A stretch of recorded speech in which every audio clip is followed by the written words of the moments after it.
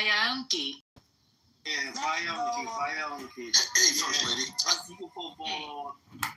Okay, go ahead, Auntie. Yeah, I take it we're talking about, we're having a discussion about just the recent breaking news about Charlie Kirk's death and how black people should operate in hearing about his death. Okay, so let me just be clear, because sometimes people like to blur the lines.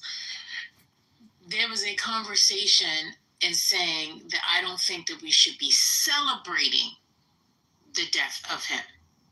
There's a difference with saying you shouldn't be talking about it or something of that sort. Nobody's saying any of that. Celebrating versus, all right, well, you know what? Okay, he died. All right, cool, let's move on. But that's really the conversation, right, in regards to that. However, I think maybe when people are speaking, they're interpreting something else different, and it may be coming across as if they're telling people what to do. I don't know. I haven't really been paying that much attention to the inside of what people are saying, but yeah, that's the conversation. Thank you for joining. Good to see you, brother. Thank you for the rundown of the conversation. I mean, it's tragic. I mean, if we're not celebrating, should we be mourning his death? I mean, no. I mean, like, and I'll just say this and then I'll be quiet. Like, I mean, from my observations of conversations that Charlie Kirk had, I don't feel any kind of way. He's gone. Good. Okay. I mean, he's like Cameron said it best. Niggas die every day, B.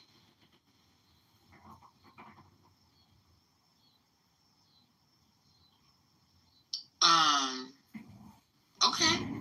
Hey, I believe people are entitled to their opinions. I'm not sure. I wasn't in the space previously before where this sentiment came from.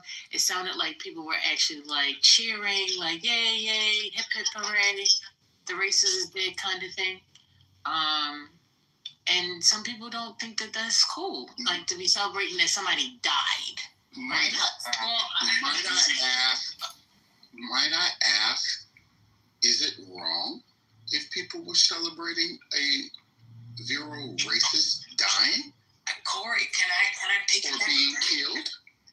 Like, I just heard the previous speaker say, is it tragic? Yeah. Is it? I'm asking the question. Is it tragic? And I might want to grab it. I'm gonna look up what tragic is. Yeah, Corey, I hear you, brother. And I said that kind of facetiously, like, I mean, tragic, that he died. And that's why I was going on. I went on further to say, like, I know I've listened to Charlie Kirk for quite a number of years now and heard the vile things that he said about black people and heard the vile things that he said about like the people that look like me and exist in this world like me. So am I sad that Charlie Kirk is dead? Fuck no, I am not. I am not. And I'm not going to try to force myself to feel any otherwise. It is, and I'll say tragic loosely that he lost his life, that he is no longer amongst the living. But I kind of feel like, yo, you know what? You reap what you sow. Well, it's interesting because I remember when Osama bin Laden was assassinated and killed. Americans celebrate when international terrorists or what we deem terrorists are killed. But when it's somebody that's spreading domestic terrorism in various ways, then we're supposed to view that very differently when it's on our side.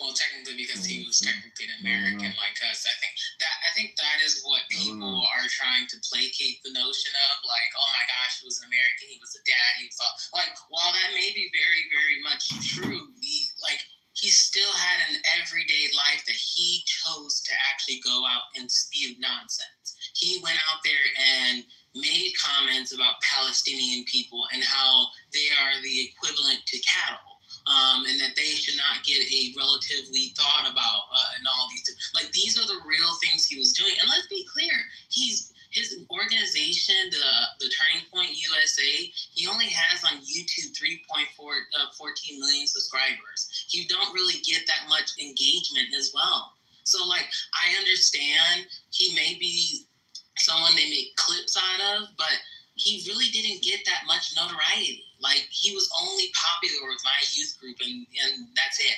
Well, he is popular with young people. I've got kids that are in college. One just got out of college. So how should one feel when this individual makes the world a dangerous place for your kids? How should you feel when it comes to their demise? Yeah, he was literally in the middle of saying something. He had just said something about trans people doing mass shootings, and then he said something about gang violence and those type of mass shootings, which we all know that dog whistle. So, I mean, he was in the midst of doing what he does the best, and I would say he's pretty popular. You guys, well, he did. Not for you, not for anybody on the stage, but for people who think that Charlie Kirk is actually going to I understand he may do something with the young people at the time because our brains are very much influential at the time. But as we get older, we see the shit that he's actually doing. You see the harm that he's actually doing, and then the people who surround himself around in that circle. Like, let's be real. Let's go back and watch that video again of him getting shot. You can literally see a lot of those people who were around him are white people. Like, they're not any of us. Yeah, as I said before, I don't think anybody should cry over his death.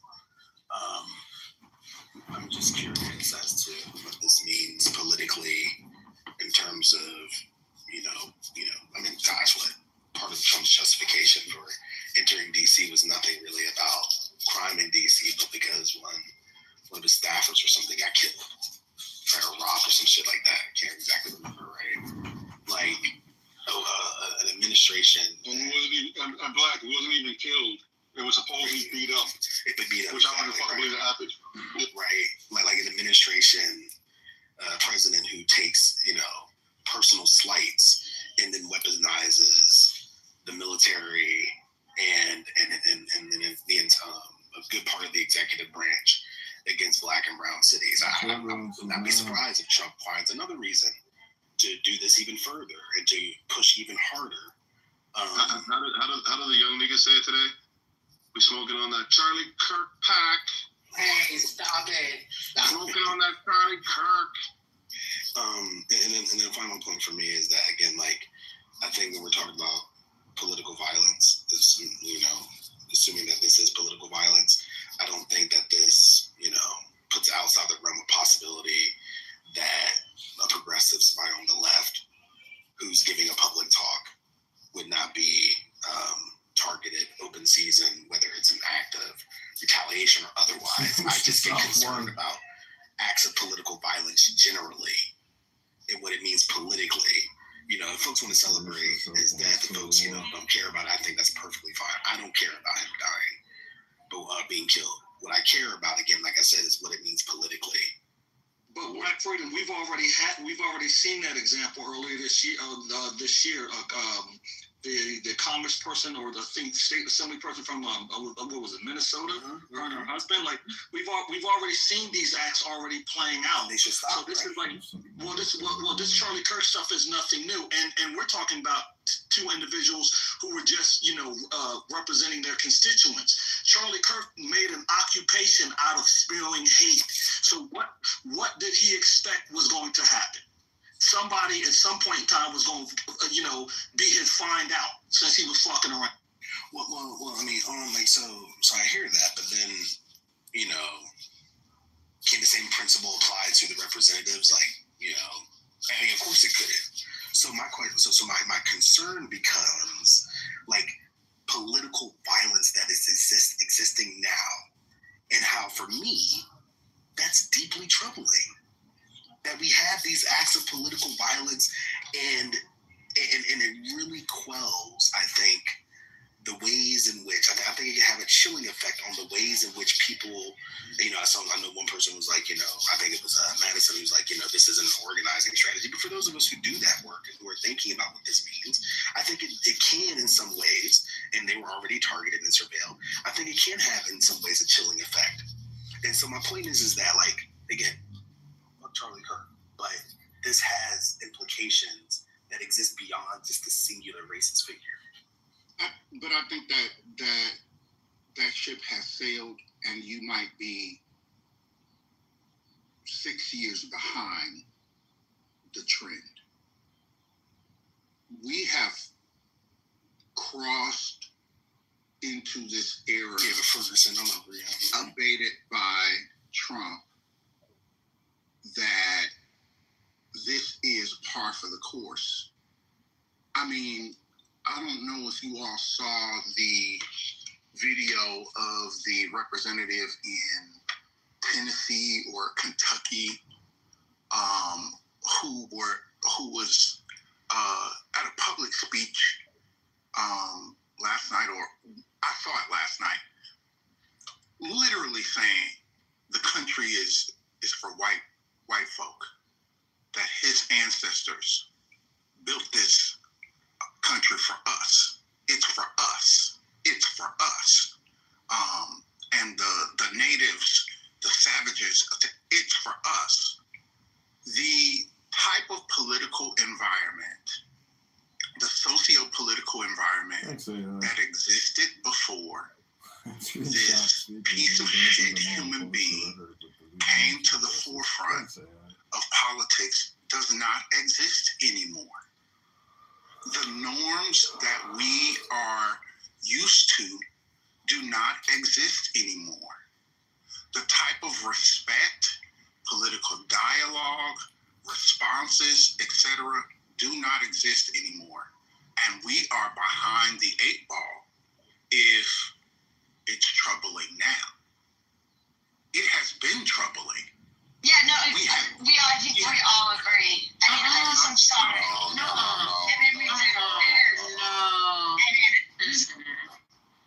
No. See you later. No, ma'am. Can Corey finish? Can Corey finish? Please let Corey finish. Thank you. French. Oh, not you. No. Hell no. Don't bring him back up. Yeah, don't bring him up. He can't speak English well. Yeah, so we have passed the point of troubling and being troubled. At this point, it is, this is gonna sound crude. I felt it as it was coming up. The same way that we have anesthetized, however you said the word, I probably said that wrong, ourselves to school shootings, which was the conversation they were having, right? The same way that we have gone numb to that is how I feel about this. Like, we passed the point that this is not regular anymore. You look like a psychopath. I agree with that, Corey, and I think that for me, that's why I have the position I have on this. It's like it's not that it's now becoming troubling, but I think that there's been an uptick. Like, I mean, obviously this has been happening for centuries. Hey, Barbie. There are ebbs and flows. I feel like that we're in a flow moment right now. And in recent history, we can date it back to, the activists who were found dead in their Hey, be quiet. Hey, for real. Nobody is in the mood for that. We're not doing that today. You about to get out of here, for real. For real. You're not about to do this. You're not about to do this. You're not. I don't give a fuck. I don't give a fuck. You're going to be quiet today. I moved her down. How much Addy did she have to get? Who was talking? Go ahead, Bakery. No, I mean, like we saw this when it came to the murder of the activists. So, I mean, what could be considered a murder? There has been any official determination. I don't think they were just found dead in their vehicles, and the vehicles were burned. But I think it was clearly a murder. It may have been by law enforcement.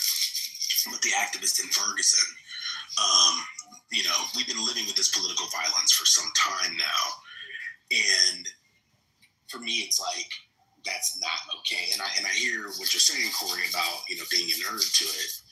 for me, I'm just not. And it's hard. It's just like I'm not, and I mean, in a different way, but just like I'm not a nerd to school shootings. Yeah, I'm not either. But a separate idea that has come to me is that this is the point. This is the environment that they have been trying to cultivate. I agree with that. Yeah. This is exactly the point. They gonna show up at this motherfucker's funeral and perform and do all the things. I would not be surprised if Donald Trump is the eulogist. They gonna do all the things for the purpose of continuing to foment this violent response. This is the point. So they not mourning Charlie Kirk. He is about to be beatified. He is about to be their rallying cry.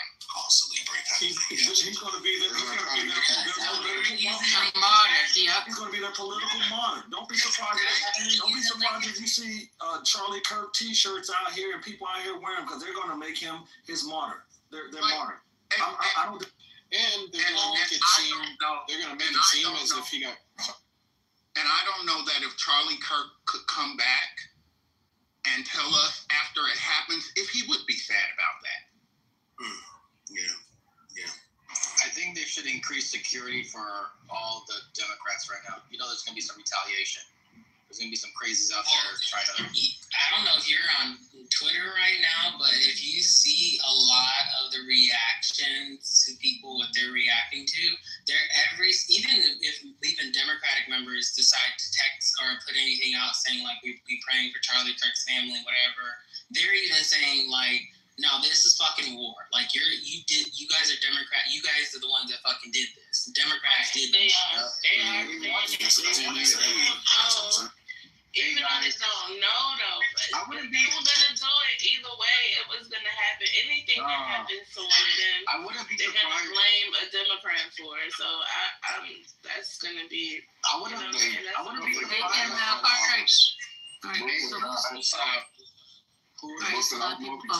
Go ahead, Jamila.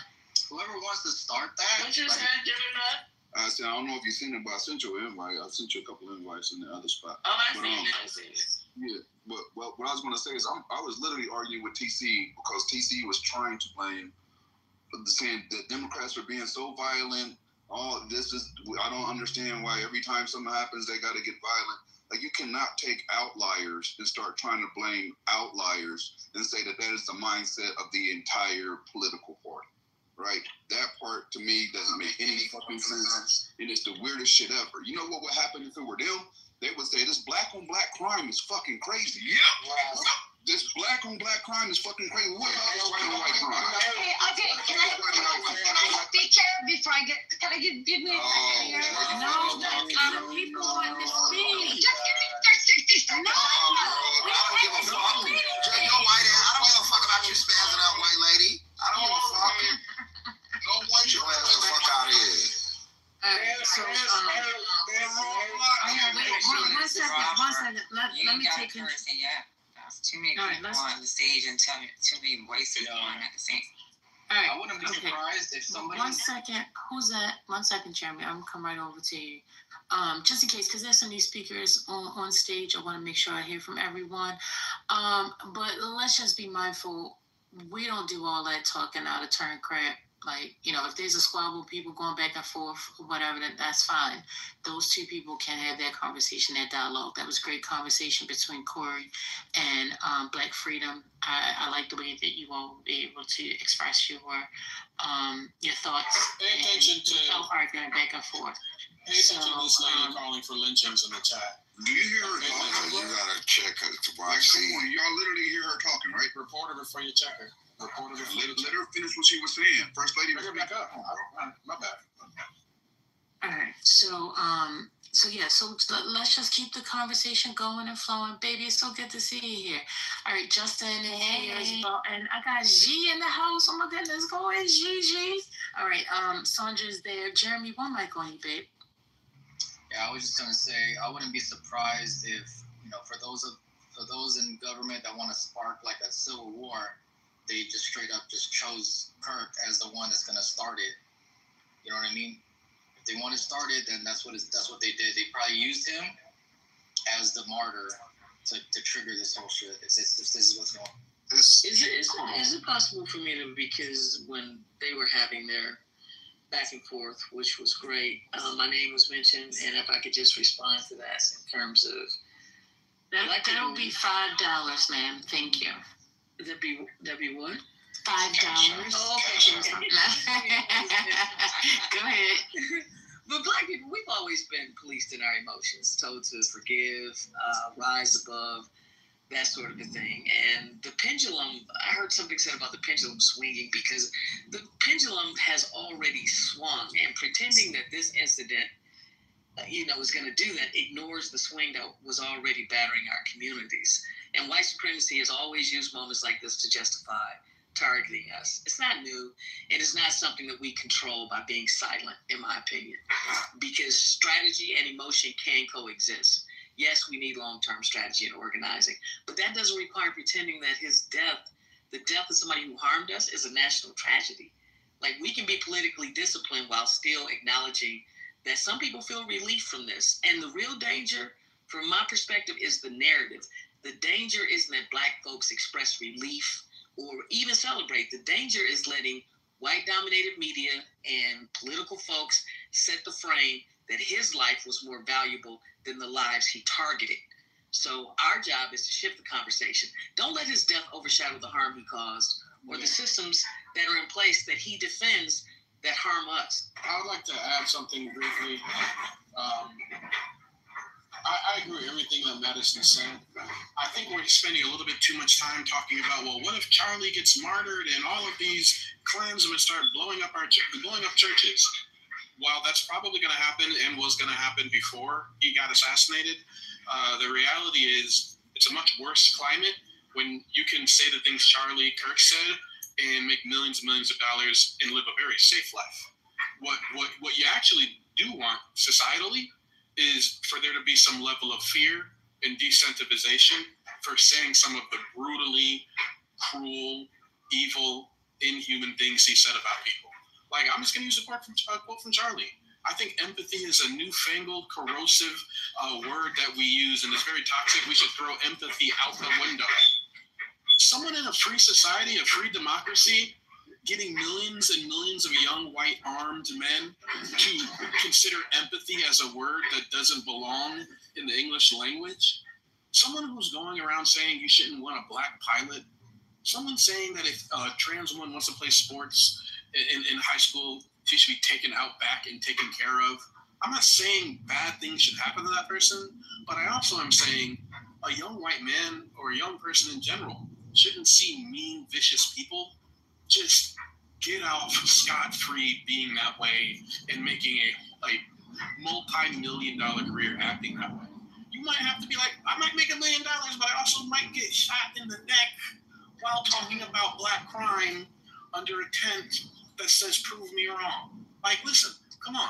I don't celebrate anything, but I tell you what, if you look at other communities and how they feel about their oppressors when they go, they do not go around warning other people in their community about being too celebratory. It just is what it is. All right. But here's the thing, though, right? Why aren't we talking about the game plan? Because if you go to some of these other spaces that are happening right now here on this wonderful app, they're planning. They're already talking about war, right? That's the conversation we need to be having versus having an argument about, why this Black person telling you not to celebrate and so on or whatever. That ain't gonna help us. What's the strategy moving forward? Oh, I have a Like what? There's what? You have to learn. There's nothing you can really do. Yeah. No, the main issue. Wait a minute, there's other people that want to speak though. Wait a minute, now let me get to some other people. G, how you feel? I'd like to speak. If there's a chance, I'd like to speak, but you tell me. I'll get to you, Chunks. Then, G, you didn't say anything. Sandra, did you want to say something? 1, 2. No, I just came to see what you got. Great, no worries. Please stay right there. Hey, Mega. Bart, baby, How you doing? I hear you say that. How are you? Hello, how are you, beautiful? Hello, my darling. Did you want to say anything? Yeah, I'm very shocked. I've been on a deep dive on Twitter. Yeah, a month ago there was a post that said that Charlie Kirk feared being murdered by Israel. Funny enough, and a month later he gets shot.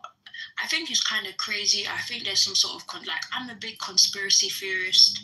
I think there's some sort of weird agenda behind this, in which they're trying to prove some sort of point, or they're trying to distract people from something. It's very only suspicious. been a couple hours. We don't gotta go straight to Jewish conspiracy.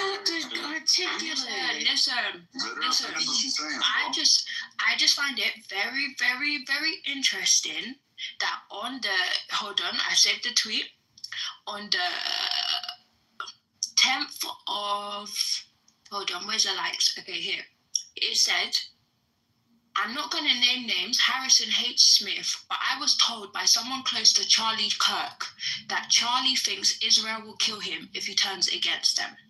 That was on the 13th of the 8th, 2025. A month later, he gets shot in the neck, point blank. Even the guy arrested, they said that guy wasn't the guy that shot him. Do you get what I'm saying? For that shot to be so on point, sorry, that's crazy. That's giving a professional hit. That's not giving a random Joe around the corner that picked up a gun. That's giving long range target, shot. That is, I don't know.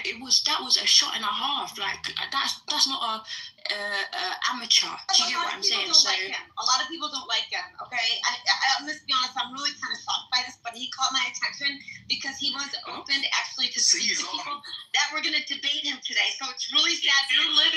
Miss White, you can't keep cutting people off.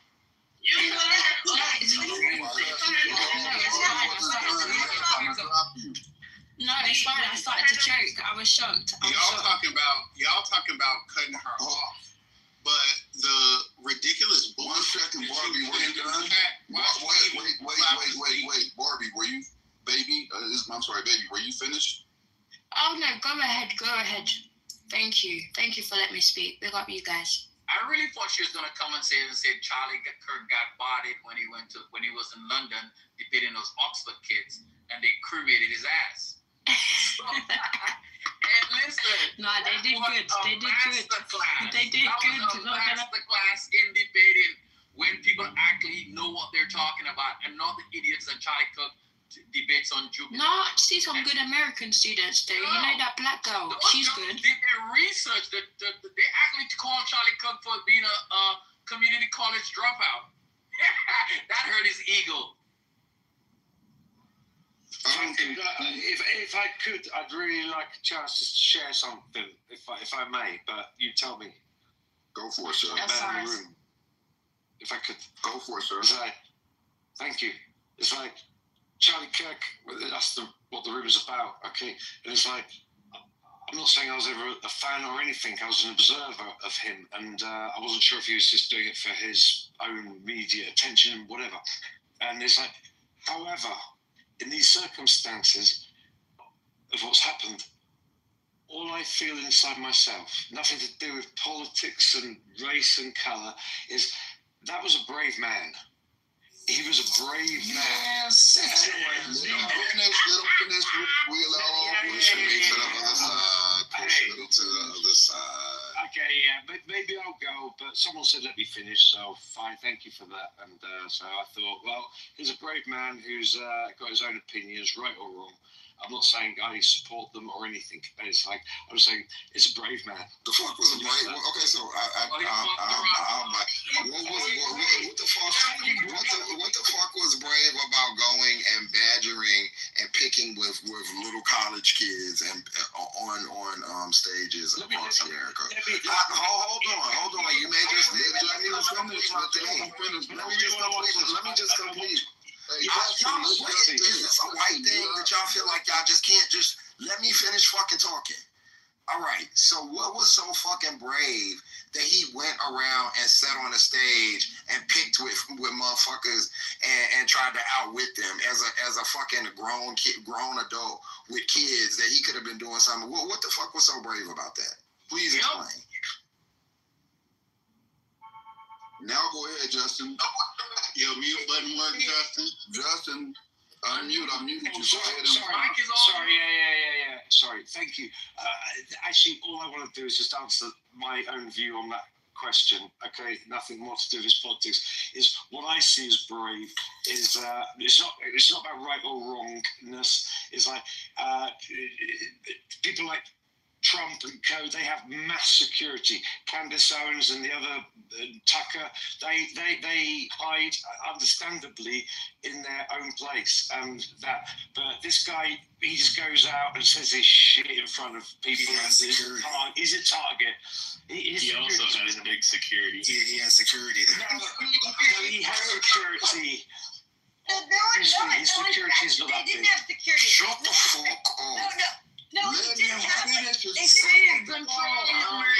This is why I stopped doing cocaine right there. That's the problem. Hey, this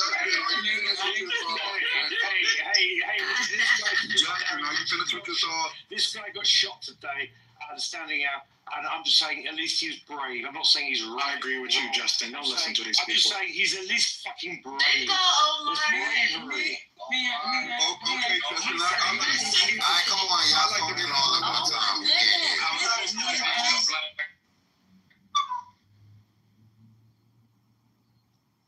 Thank you. Articulate leave. Yo, why y'all? Come on, one at a time. What? I'll boom this bitch. I'll boom it. Please take your finger off the button. We're going to control the conversation. All right. Don't boom the room, Miss J.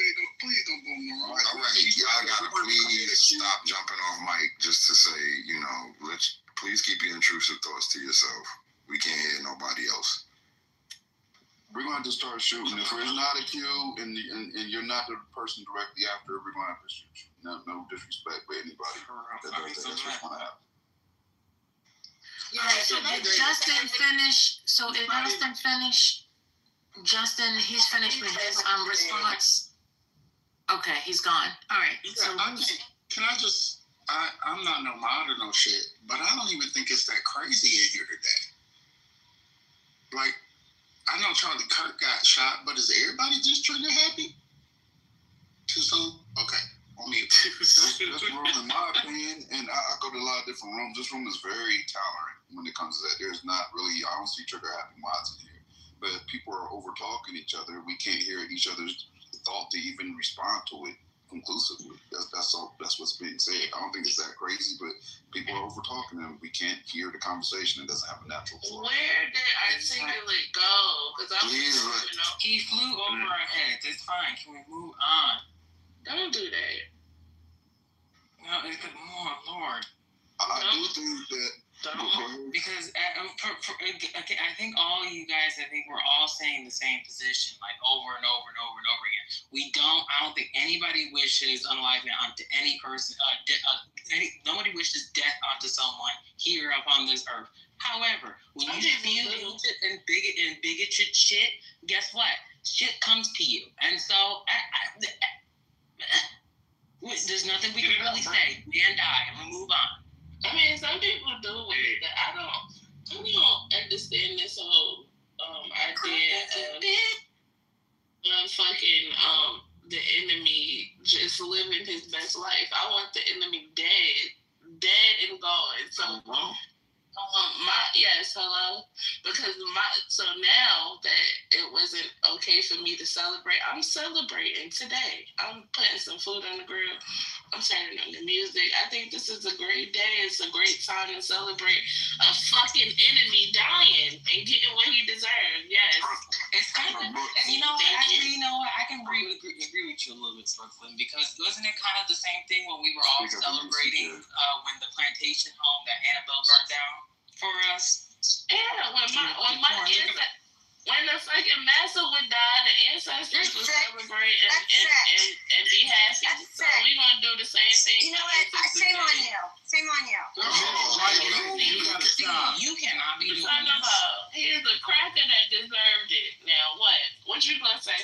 Miss Cracker I Barrel, was chill about out. to say this. Look, I want to y'all being racist. Give me 1 second, right? I don't stand with him on any level.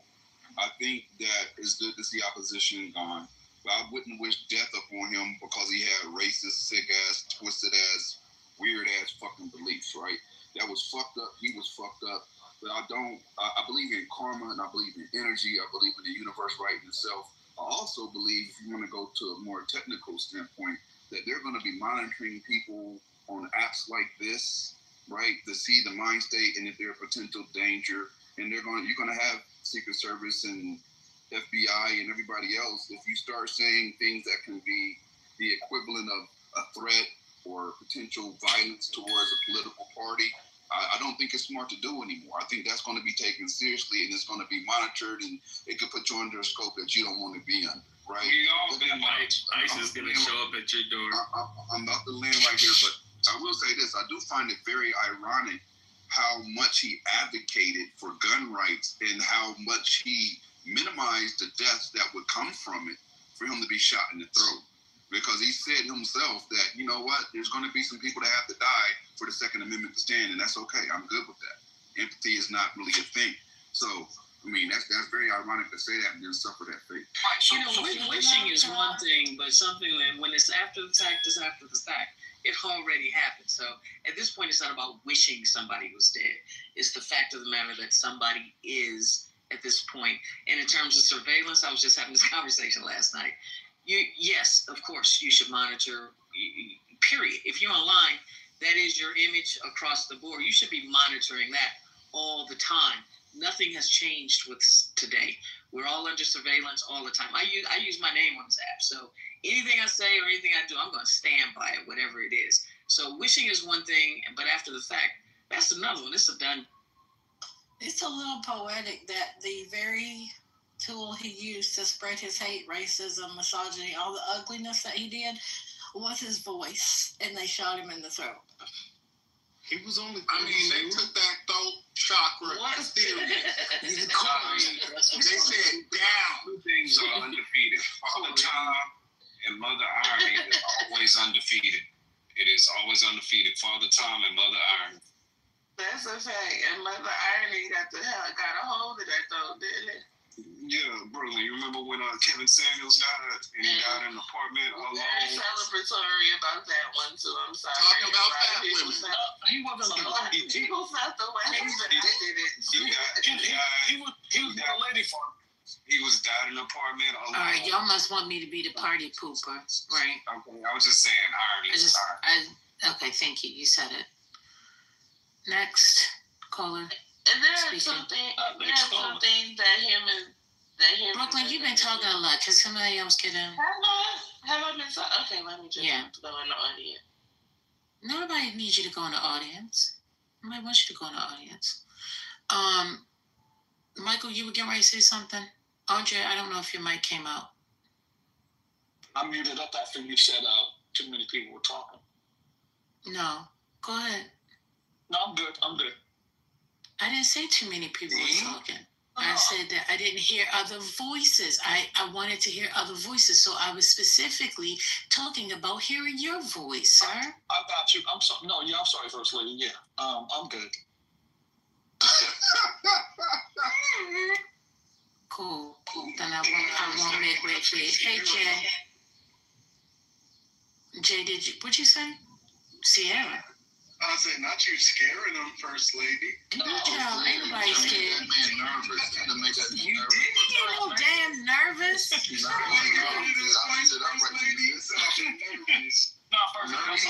you don't understand how nervous you make the straight man. No, First Lady, you put on the mama voice out here and shit. It was talking to her like, damn, First Lady. First Lady, I'm walking. You need to stop this lies. These are lies. I don't understand. Men are telling you.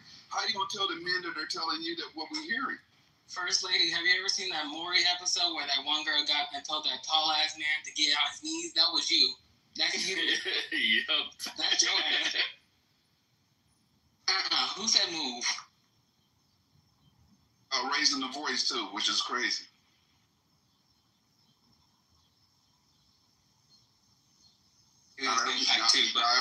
scared. She done scared the room quiet. Shut up, Gemini. So, First Lady asked about solutions. I think the stats can't be that much different now. But the same amount of now there are two parts to this. The same amount of percentage is way more than it is us. So the numbers is off. Of white people that own guns, black people own guns.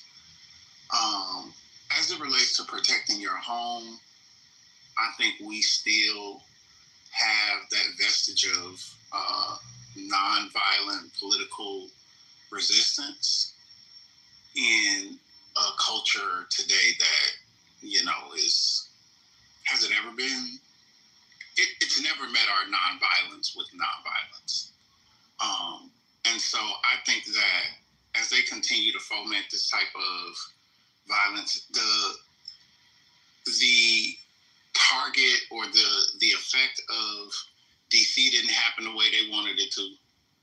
Black folk weren't out in the streets acting crazy, and we haven't had some instance of violence to trigger us, right, to go, Detroit on their ass. And so this might be theirs. And I just think that, for the people who want to, go to a gun range, get a gun card. Now, the stats say that most people are killed or injured by their own guns that they own in their own home. So, take that safety course a bit seriously. But, this just, well, but this sitting around, kumbaya and talking about it, I don't think it's going to change anything.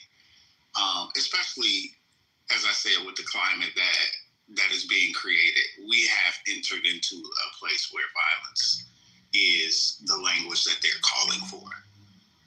So let me make sure I understand. You're suggesting that people should go to the gun range, pick up some firearm, and get ready for the revolution? Sure. Is that what you're saying? If you need to. Sure. I'm asking CJ if for his clarity, not for you to, chihuahua around. Go ahead. She about to get the belt. Yes, that is essentially, if the revolution comes to your front door, meet them. Now, the problem is, and this is why we have to have these conversations in community and with people that got better sense, right? We are on the precipice of moving into an all-out dictatorship.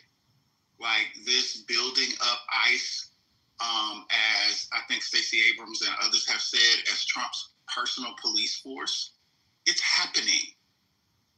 As we're sitting here talking now, I'm sure, right?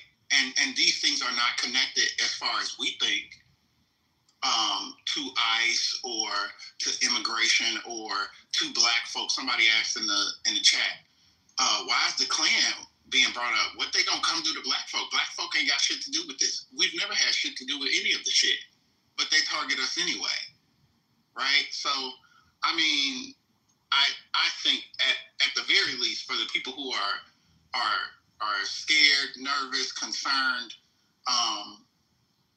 go to a jiu-jitsu class, do something. Don't just be sitting waiting for it to come meet you unprepared in any type of way. Trick, you on stage? I see you here. I know you had mentioned the fact that he was right in the midst of talking about trans mass shooting or something, and then that's when he was building a question on trans mass shooters, and he says that there's too many trans mass shooters, and that's right when the shot comes out. It is now, and again, it's actually when he said the gang violence. Then he says the gang violence. Yeah, take this with a grain of salt. There is a picture of an individual on what's called the Lucy roof at the Utah Valley Center moments before he shot. There's a video of some guy on the roof. My mother said she wanted to extend her thoughts, but I'll save that for later because I know you guys are talking. I'll talk to you guys soon. Yeah, I mean, there's a famous photo of Jesse Jackson at others pointing at the top of the Lorraine Motel.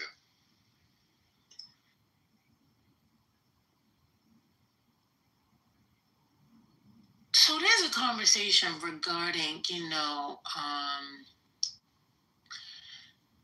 this looming thing that Black people always have to be, empathetic, caring.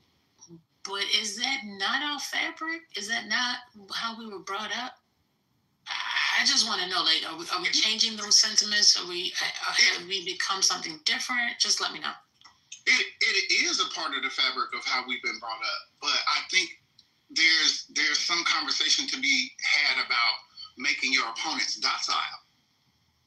I think there's something to be said about that. And I've said this before, that if Black folk tapped into a portion of the rage that we have inside us genetically and turned it on this country, we would fuck this bitch up. However, we have accepted the docile nature that has been cultivated and bred into us, and then that coupled with the political ideology of someone that we have, turned into a saint and a martyr, right? That whether or not it served us the way that we wanted it to, whether or not it continues to serve us the way that we want it to, respectability politics and not being angry or showing emotion that would put your life in danger, all of that contributes to what you're saying, First Lady, and I think that sometimes we chalk it up to, well, we were raised to be kind and empathetic and the laudable parts of it, without talking about the reason that we were raised that way was so you wouldn't be the next Emmett Till. Right, so that's what I was saying about the revolution, right? Because the way I hear this conversation started, it just sounded like, all right, we're ready to fight kind of thing.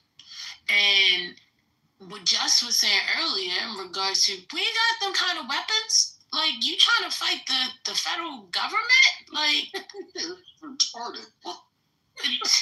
What's going on? So that's what I'm trying to figure. I'm just trying to figure it out. I'm trying to figure out what people are saying. I don't think that it's the federal government that we really have to fight anymore. It's their goons. Who do you think is bad for white people?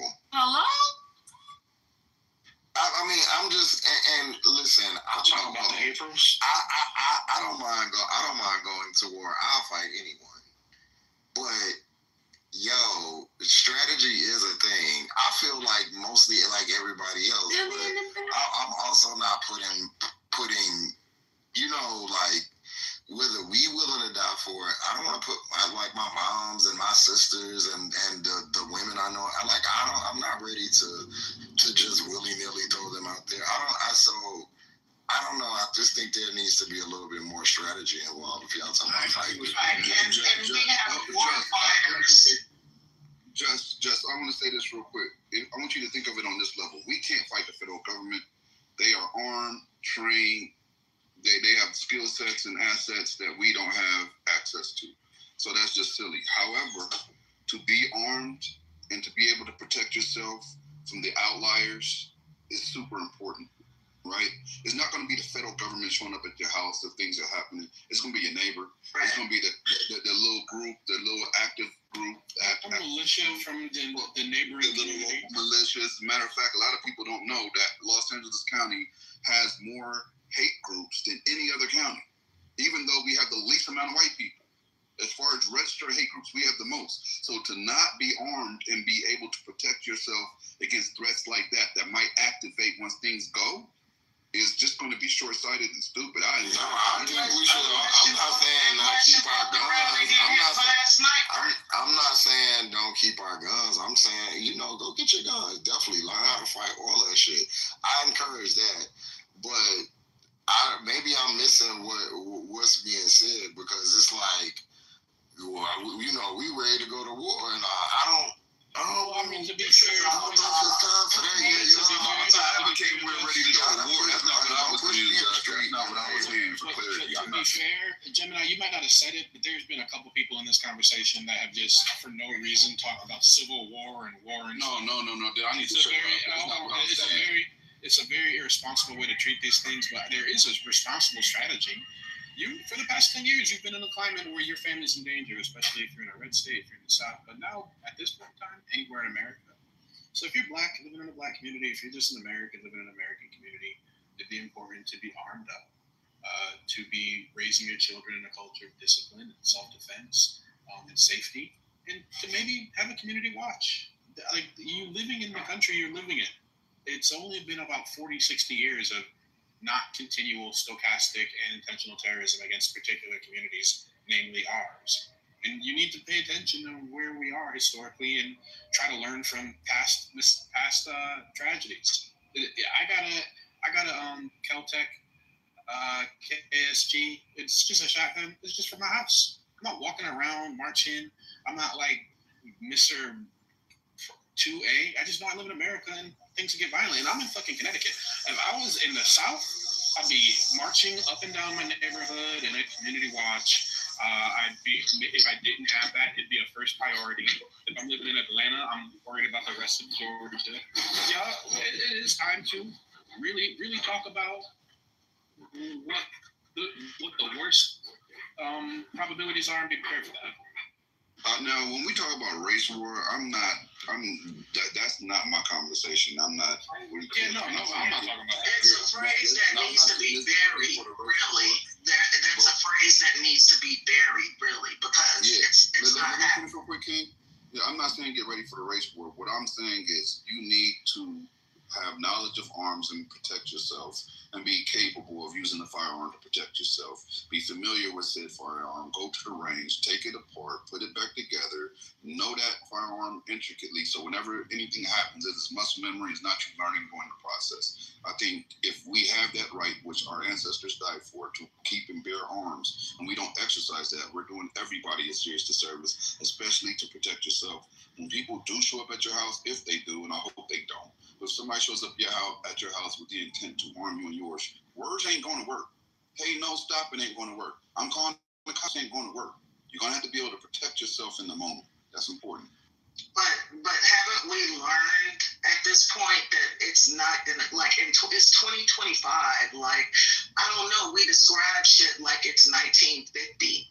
All of these shootings have been from long range. It haven't been, well, there was the one with the Democratic senators, but they were coming home from dinner, right? They were coming home. What'd you say? You're at a baseball game, King? Right, You're right. But it wasn't long range. And I'm headed, again, I'm minding my fucking business. I'm headed to a concert tonight.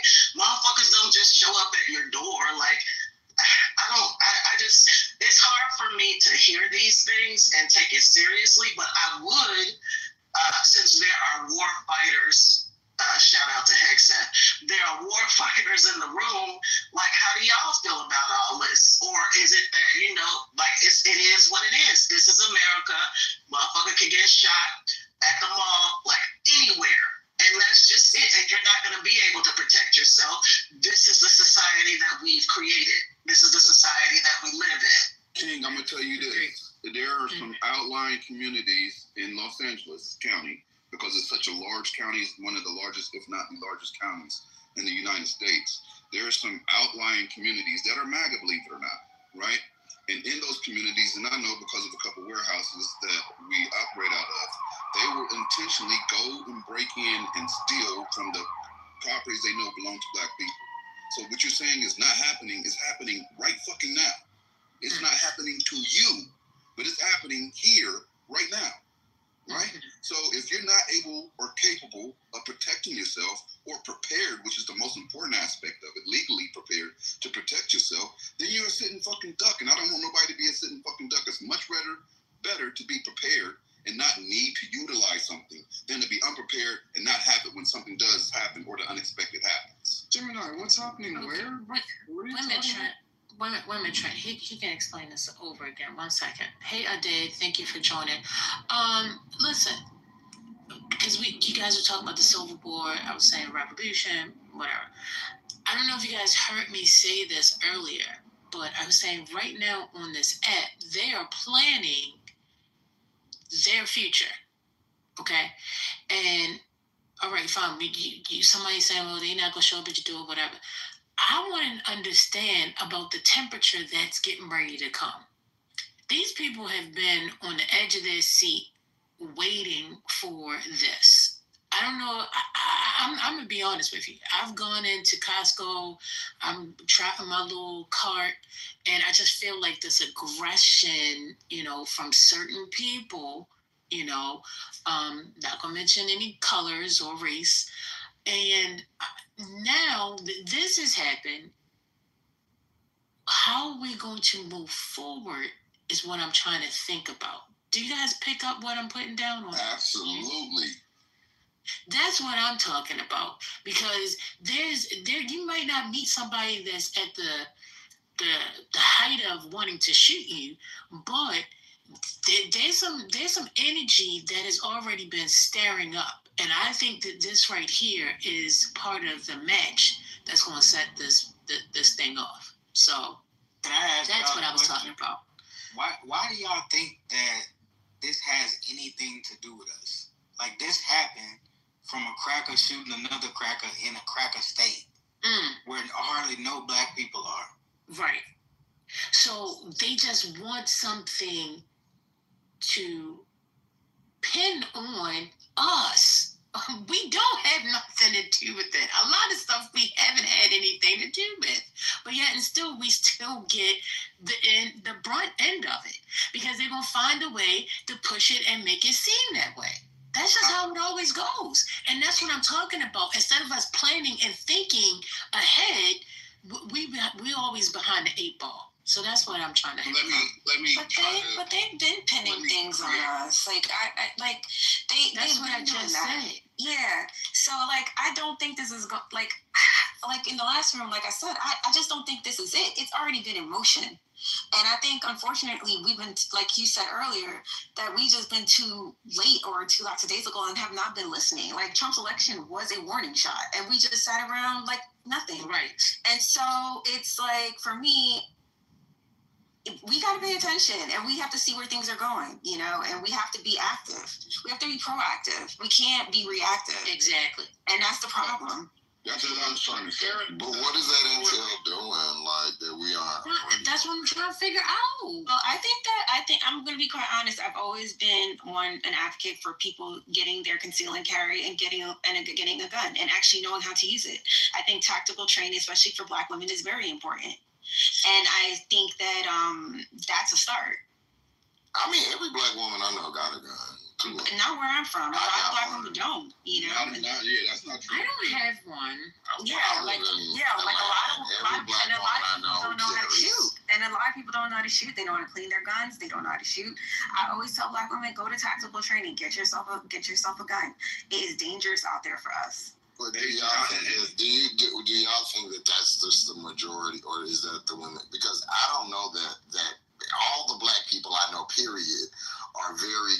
Even the people that aren't. My mama got a gun. She's not a gun person, but everybody that live around me that's Black got a gun. Like it's just a thing to have. That sounds like an Atlanta thing, but this is not. But most Black people live in the South, y'all.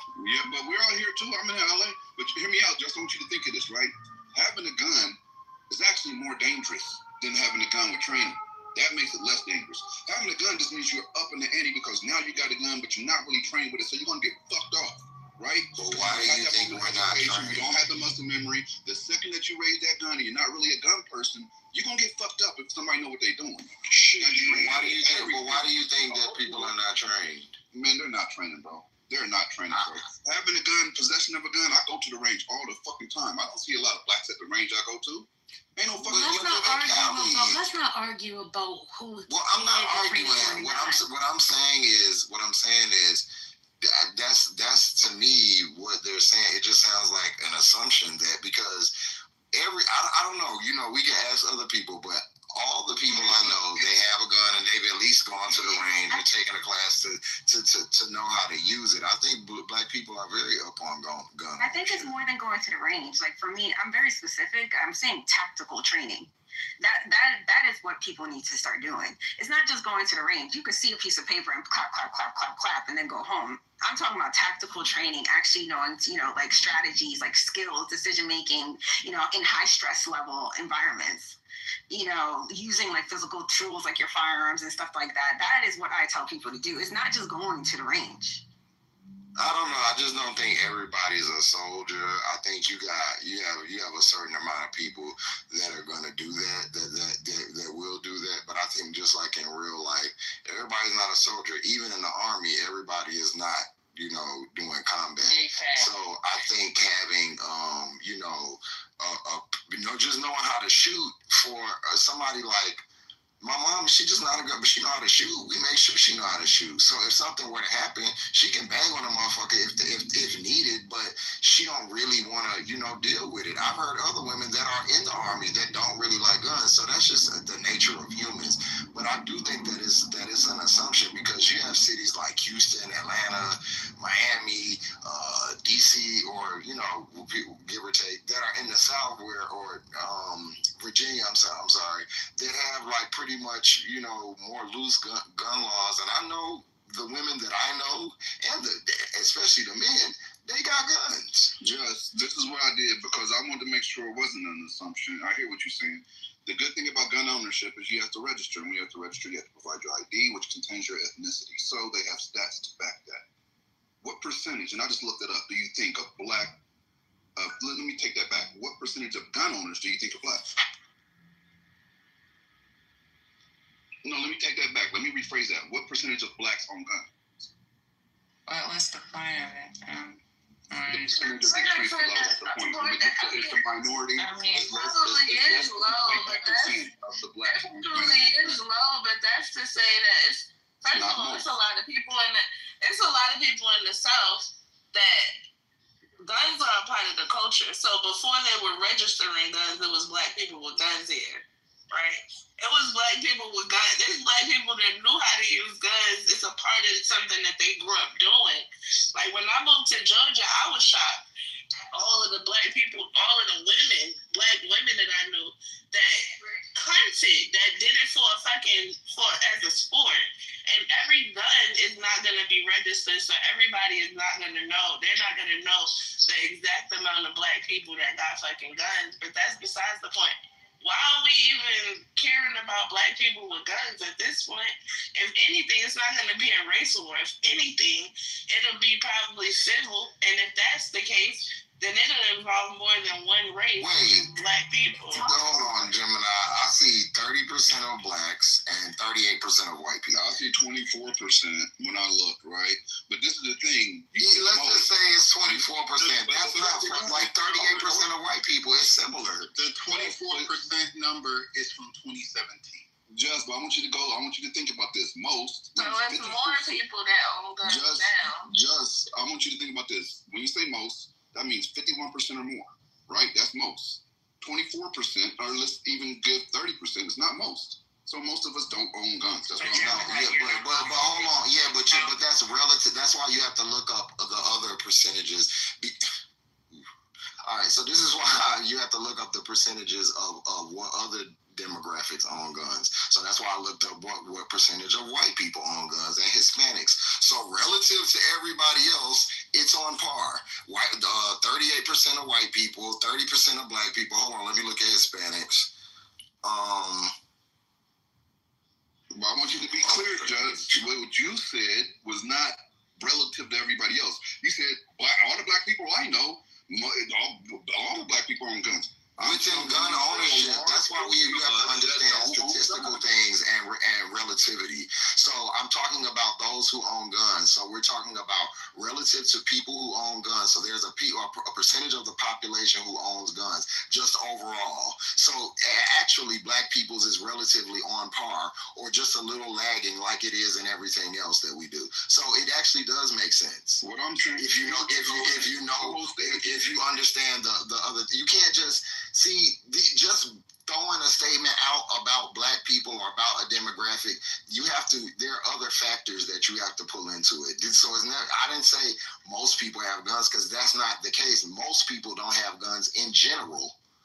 Right, but when you start saying all the black people I know, I'm telling you, like, a lot of black people I know don't. Which I qualify by saying I live in Atlanta, a black city, and a southern city. Right, which is probably unique to your region. But let's take it outside the relative part, because I agree with you on the relative part, right? It's got to be relative to other races, and we can look and see we're on par and behind. I don't want us to be on par or behind. I want us to be ahead. I want us to be double. Like, I want us to be armed to the point where we have an advantage. That's the point I'm trying to make. Yeah, there's no such thing as that, and it's kind of like the gun conversation is an important conversation to have, but an important aspect of the gun conversation is realism. There's no way for black people to arm themselves into safety. In fact, the higher percentage of us that is armed only results in a higher percentage of gun regulation in our communities, as well as more arms amongst our oppressors. And so this guns isn't in any way going to be the thing that liberates black people. It's a last line of defense when crackers are barreling into your neighborhood and kicking down your doors. And so you should have, in the same way that you should be raised how to throw a correct punch, which most of y'all don't know how to do, you should also know how to fire a gun, disassemble it. You should be aware of what guns are best for your protection within your homes. Again, I highly recommend shotguns. Pistols are kind of overrated. But you should just know basic safety and self-defense. But you 2A radicals pretending that you're in any way, with any amount of investment, will be prepared for a wartime situation. You need to talk to more actual, like, special operatives, people who are veterans. The only way you get better at war is being in a war. What are you talking about? Dr. Articulous. I didn't follow the conversation.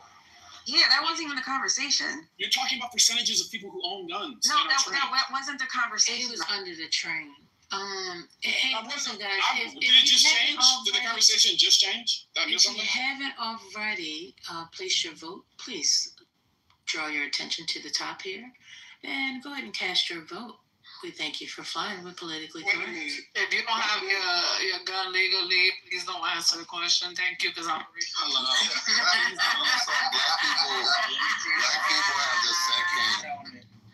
Black people have the second highest registered gun ownership of any demographic, and we're not the same. So we actually are. From this data, it would show that we're actually more apt to having guns, because we're definitely not the second highest population or demographic in the country yet. If we're at 30, it says that Hispanics are at 20 and Asians are at 10. So that would say that black people are definitely up on gun ownership or guns at a higher rate than other demographics, right?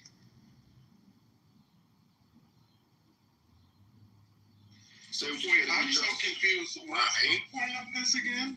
Yeah, what did I say, Jess? I said let's not get caught up in it, but they ain't listening.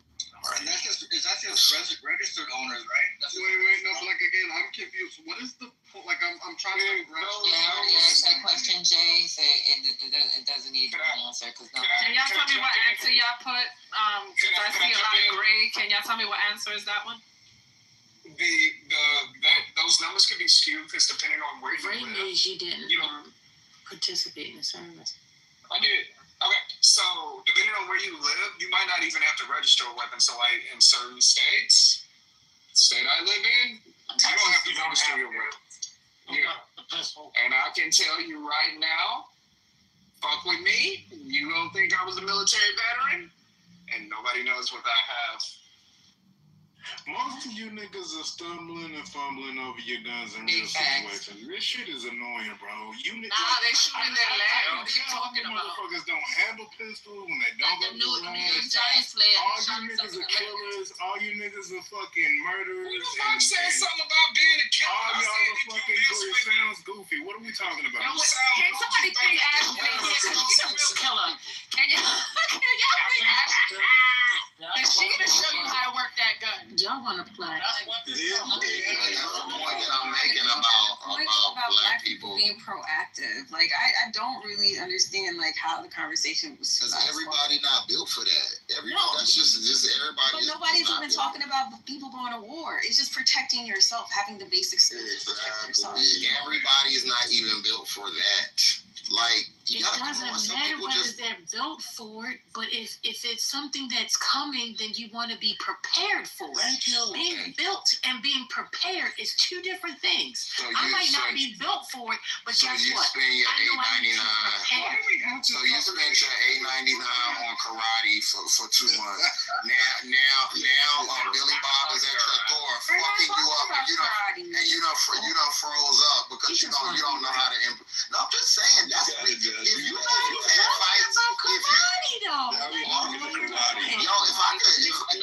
could just like nobody else can get a word in because everybody keeps cutting me off. Well, I'm going like to. no, then we just gonna keep on cutting each other off. So we just gonna get all that together. I got a lot of words to say. I mean, I can nobody's even talking about $8.99 karate. What are you talking about? No. We're talking about guns. Remember this. Talking about guns. Okay. So now you got a gun and somebody at your door and you done clipped up and you can't shoot it right. Yeah, okay. Send everybody to war. You have a lot of dead grannies and panicky ass women. That's why everybody ain't at war now. Let me be honest with y'all. It doesn't matter. Okay, so let me put y'all on it. ML could probably put you on, and Haitian can too. No matter how much training you got, until you're confronted with the situation, I can tell you a lot of people freeze up. Okay? Yep. A lot of people freeze up. They don't know how to use their fucking weapon, and they could have been trained for years. We got soldiers that constantly go to the range. I can tell you only got to get qualified, once every 6 months now? But we take them to the range at least once a month now. And these motherfuckers are still fucking freezing up. And they are still shooting the wrong way. And when people are fucking moving, it's not the way you trained in your little 4 weeks or your little 2 to 5 days tactical course that you may have taken. So when you're talking about training, you guys haven't even trained the way some of these soldiers, these airmen, well, I'm not going to say airmen. Don't talk about the Air Force. My dad was in the Air Force. The soldiers and Marines have trained. We train 8 months out of the fucking year. And these soldiers still make mistakes. So when you talk this shit about training, your best bet is to take Taekwondo class and learn how to defend yourself. Let's not get on the police. One moment. Because let me just set this straight.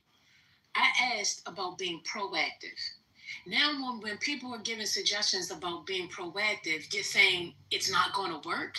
So we're just supposed to stand there and allow the people to just come at us, right?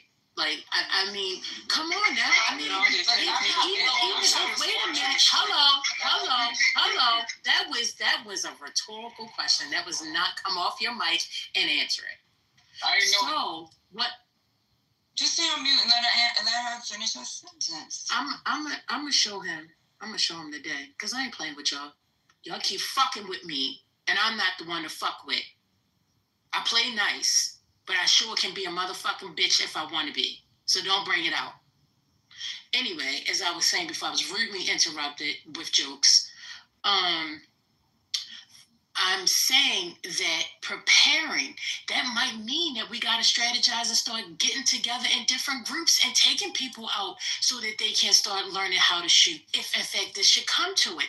I'm just saying they're talking about a conservative war. What is that supposed to mean? I'm just trying to prepare instead of being taken, and like, oh, well, we didn't know this was coming. We didn't know. Why don't you know? Why can't you see it?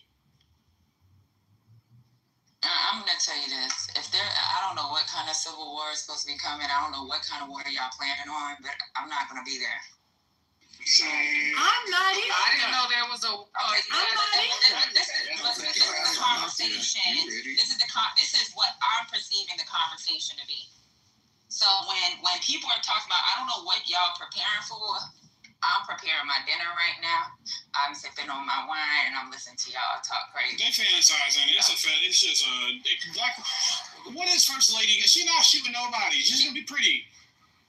Hold up, you don't know what somebody's gonna do. He's bringing context to the conversation. That's it. I mean, so we're not. He doesn't have a gun. You think he's outside trying to train with a fucking weapon? No, we gotta protect her. Okay, so she's just playing devil's advocate. So make it make sense. I wasn't roasting her. I'm agreeing with it. I'm agreeing with it. Okay, there you go. Once again, let me hop in here for 1 second. I'm so confused how we got from Charlie Kirk and shot to all of a sudden it's going to be a war on all black people in America. We need to get guns. We need tactical training. Let's be very honest. This is equivalent to the niggas in Chicago saying that if the military ICE were to come here, we're going to blow their asses down. No, the fuck they're not. Like, it's the same thing here. It's quite literally the exact same thing here. Let's say if, in a wild fucking fantasy, we were to get the entire black community to come together, excluding some of the niggas in the military, because respectfully, some of y'all we're not doing our side. Let's really think about this. Do we actually think us, with our handguns, because all of a sudden, and maybe some ARs, all of a sudden y'all niggas are popping out with rocket launchers and tanks too. I'm gonna give us the benefit of the fucking doubt. Let's say we somehow got our own fucking Air Force jets and shit too. Do you really absolutely think that if the military we're not talking about that. Why are you bringing that up? Jay, I'm gonna finish what I was saying before you cut me off. Patty, it's so weird. Like you guys keep bringing up this. We're not talking about that. We're not talking about that at all. Jay, I should not have let you cut me off. Well, then guess what? Jay, Maybe y'all need to clarify because I'm gonna tell you. What y'all talking about? Because I'm lost. Hey, what you're not gonna do is out-talk me. How about that? Yeah, you're not gonna out-talk me because I'll drop your ass. First of all, when you guys are speaking, maybe you need to listen to how you speak, Agent and Gemini. Y'all sound like y'all trying to start a civil war. Everybody gotta have guns. I got 2. I might get 4. You only got 2 hands. And if you're shooting with 2 weapons in 2 hands, you a fool. So you might want to go get your money back from your tactical class. What I was about to say is this. What I was talking about, and I made it clear, if anybody's listening, they would have heard me say this multiple times. I'm not looking for a race war. I'm not preparing for a race war or a civil war. I've said that multiple times. Anybody else talking about that, they can have that conversation. I made it clear that's not what I'm talking about. What I am talking about is that we should be able to be prepared to take care of our homes. Home defense. And if you're not prepared with a firearm to take care of your home, you're not prepared to do shit. Everybody should have a firearm to try to take care of their home. Not against a war. I don't think we can have a fight the government or fight some huge armed force. That's fucking retarded. And I'm not retarded. But I do think to have a weapon to protect your home and training to use that weapon is important. Yeah, I mean, what we were referencing, and we said it several times, we were talking about civil unrest. We were never talking about fighting against the military. We're talking about the environment that we're dealing with right now, which is specifically violent towards Black people. So anyone else who has mentioned war, me nor Gemini have said that in our conversations. First Lady had asked a question as to what can be done, what should we do as a people. I said we need to be more proactive instead of reactive. I said that I think that Black gun ownership is one of the things that's important, or one of the things that are important. That is what me and Gemini said. I don't know where this war conversation. Yeah, I am Maya. I said, yes, everyone should get a gun and take tactical training. I don't know. You're the snitch. We know you would be the snitch in this war. But at the end of the day, I said what I said. Maya don't snitch on all of us. Okay, what I'm hearing is buy more guns. Let's get more guns out. That's what I hear. So that's why I had made the statement. At a public demonstration, I'm not doing all that. But that's why I made the statement about Black people and the percentage of guns that we already have, because I think what you're saying is already in effect. Like, Black people already have guns in great amounts in a significant amount. I'll say that, to protect their homes. I don't think Black people are ignorant of that. So I'm trying to figure out the in between what, black people at a base, black people just buying stuff to protect their home or their property, their belongings, whatnot. I mean, their family or whatnot. What's the other end? The other end is like a race war. So that's why I guess that's what it sounds like. But how do you get to that extreme? Because I mean, my thing is we're talking about because we already doing that. I already brought up the example of how we've had pockets of like racist militias being brought up, and if they come to your area or your neighborhood, what is going to be the response, right? We already got guns. Those in your area, not mine. I don't think that's the.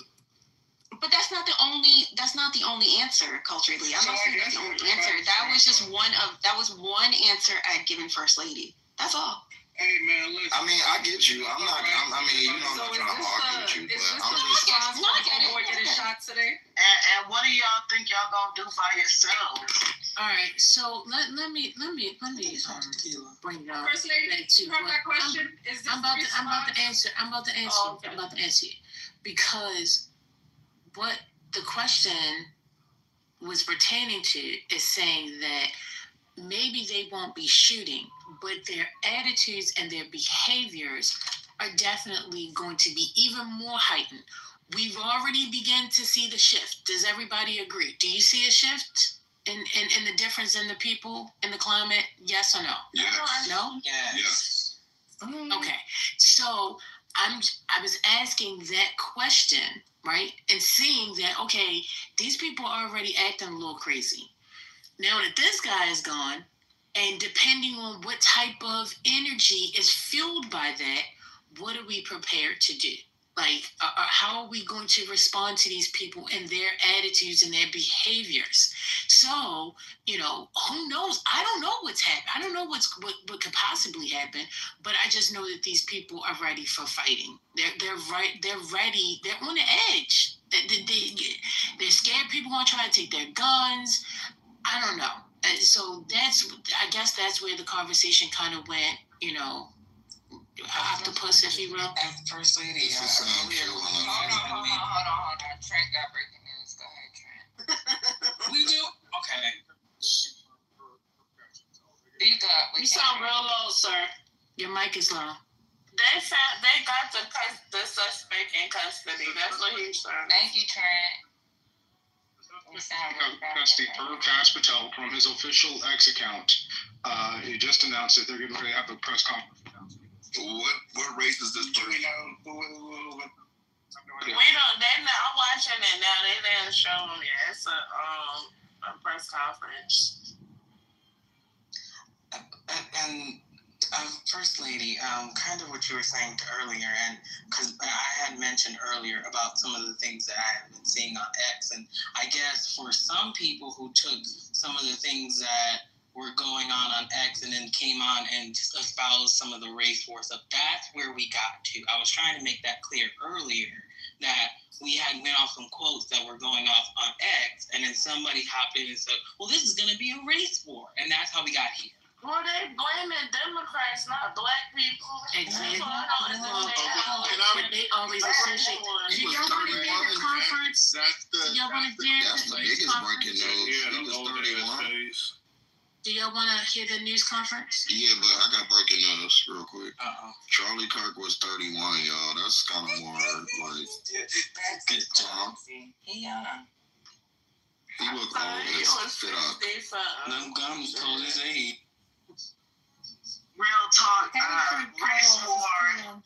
That phrase has been mentioned 100 million times. Y'all don't want to hear it? That's fine. I think. Yeah, we got the Hey, come on, y'all. Ladies about to play something. Vacancy personnel from the Salt Lake field office responded immediately. We have full resources devoted to this investigation, including tactical, operational, investigative, and intelligence. To be clear, the FBI will fully support and co-lead this investigation alongside with our partners.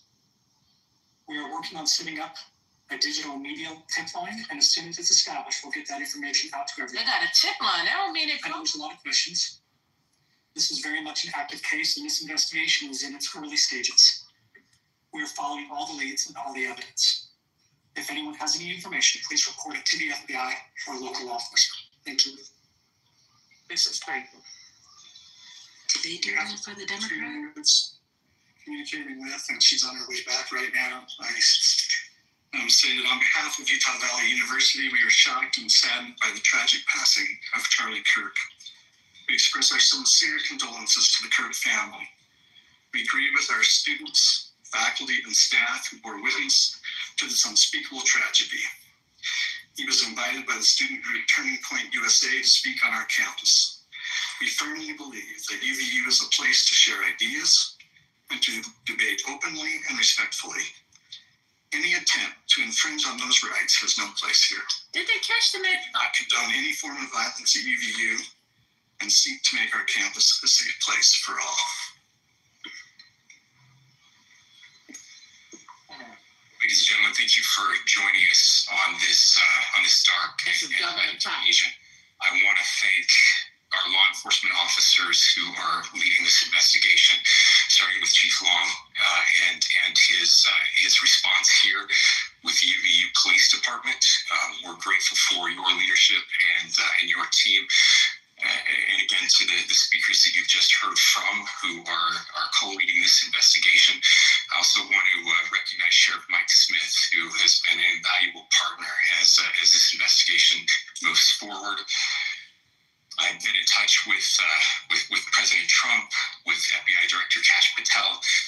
We are completely aligned with our state and federal partners as we work through this case. Now, this is a dark day for our state. It's a tragic day for our nation. I want to be very clear that this is a political assassination. We are celebrating 250 years of the founding of this great nation. That founding document, the Declaration of Independence,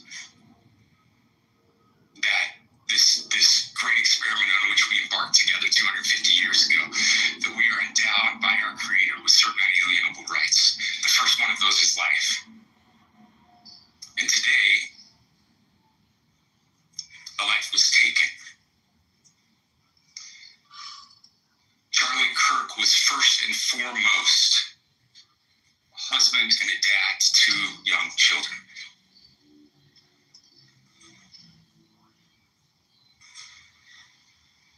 He was also very much politically involved, and that's why he was here on campus. Charlie believed in the power of free speech and debate to shape ideas and to persuade people. Historically, our university campuses in this nation, here in the state of Utah, have been the place where truth and ideas are formulated and debated. And that's what he does. He comes on college campuses and he debates. It's foundational to the formation of our country, to our most basic constitutional rights. And when someone takes the life of a person because of their ideas or their ideals, then that very constitutional foundation is threatened. Now, we have a person of interest in custody. The investigation is ongoing. But I want to make it crystal clear right now to whoever did this, we will find you. We will try you. And we will hold you accountable to the furthest extent of the law. And I just want to remind people that we still have the death penalty here in the state of Utah.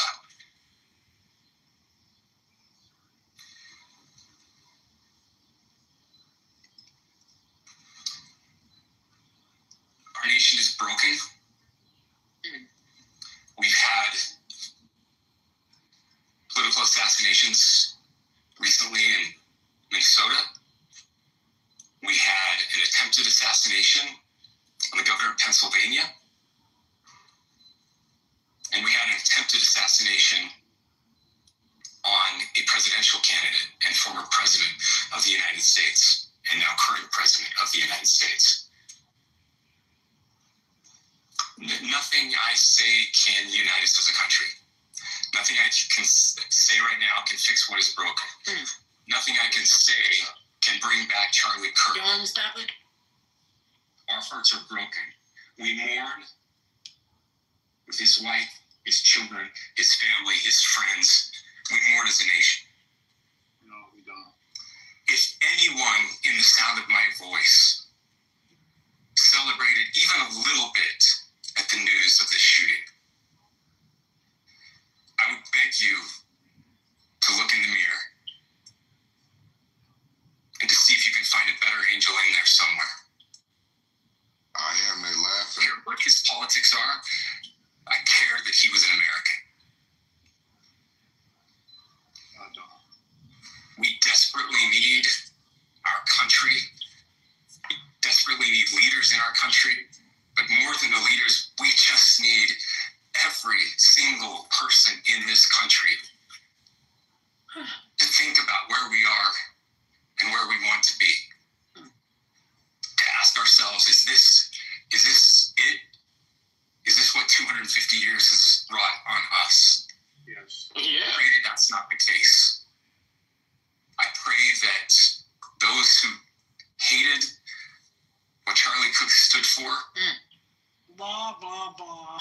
will put down their social media and their pens and pray for his family, and that all of us will try to find a way to stop hating our fellow Americans. With that, we're happy to take a few questions. The FBI director is posting that a suspect is in custody. I would just like clarification. Do you or do you not have a suspected shooter in custody? We have a person of interest in custody who is being interviewed right now. And it's not George Sand. That is not George Sand. That is correct. So the Eagles are looking for another shooter or anybody else for that case. Yes, we are actively looking for anyone and everyone who has any possible information relating to the shooting. Can you tell us details about the suspect being taken into custody, where, and how long ago? We cannot at this point, but we will get you that information when we can. Is there believed to be Did he have ballistics on? Like in the shooting? At this point, there is no information that would lead us to believe that there is a second person involved. They don't have the shooter, right? They said they had somebody in custody. Do you want to talk about They got a 60-something-year-old man who may have been guilty of the only information we have was No, not him. They had somebody else. closer to TV here on campus. We do have that. We're analyzing it, but it is security camera footage, so you can kind of guess what the quality of that is. We do know dressed in all dark clothing. We don't have much better description other than that. Where's the came from? The shot came from here on campus, from a location, and potentially from a roof, yes. And a longer distance shot from a roof. So to clarify, with the security camera footage you have and the person interest that's in custody, does that match up? That's what we're trying to decipher right now. So did the FBI and DHS have anything on the threat now this morning? I'll just say that the investigation's ongoing, and as soon as we have further information, we will be sure to release it. Any indications foreign intelligence involved? As of now, I can't comment on any of that. Can you talk a little about the security of the event itself? Who was there? Security? Yeah, that's the question. What happens on these kind of events? Where was security at? So my name is Jeff Long. I'm the police chief here at UVU, and I'll tell you right now, we're devastated. We're a small police department. We have a very large campus. We have over 40,000 students, and we love our students. We love our visitors, and we're different by what happened today. This is the police chief's nightmare. Yeah, I think it's a wrap. I don't give a fuck about these niggas. I was saying police chief was making excuses. Yeah, no, he was literally making excuses because my university. Because most likely it's the white Republican that did it. I don't want to talk about it. Charlie Kirk had his own security. We know he had his own security. They had campus police and they had the local police. These people were all present at this event. I don't know. Like I said, sometimes when you say things, you advocate that we in the United States would have a number of mass killings, shootings every year. You know, it's a price we pay to have guns. That's what he said. You say you can talk all that shit until you are the person paying the price, right? How many other people had to pay the price? Children in high school had to pay a price today and get shot. There was a young boy, 13 years old in Washington State, I believe, who had access to 23 fucking guns in his home, explosives. His parents are not being charged. They took his ass in for plotting. We have a lot of shit going on by people who want to go out here and do these things and then encourage people towards violent behavior and hate. And when it comes home to roost, it comes home. To say that, I never knew that he said that. I'm finding out a whole lot of things he said, but that right there to say that, you know, it's a price we pay, and he knows, but nobody else is willing to say it but him.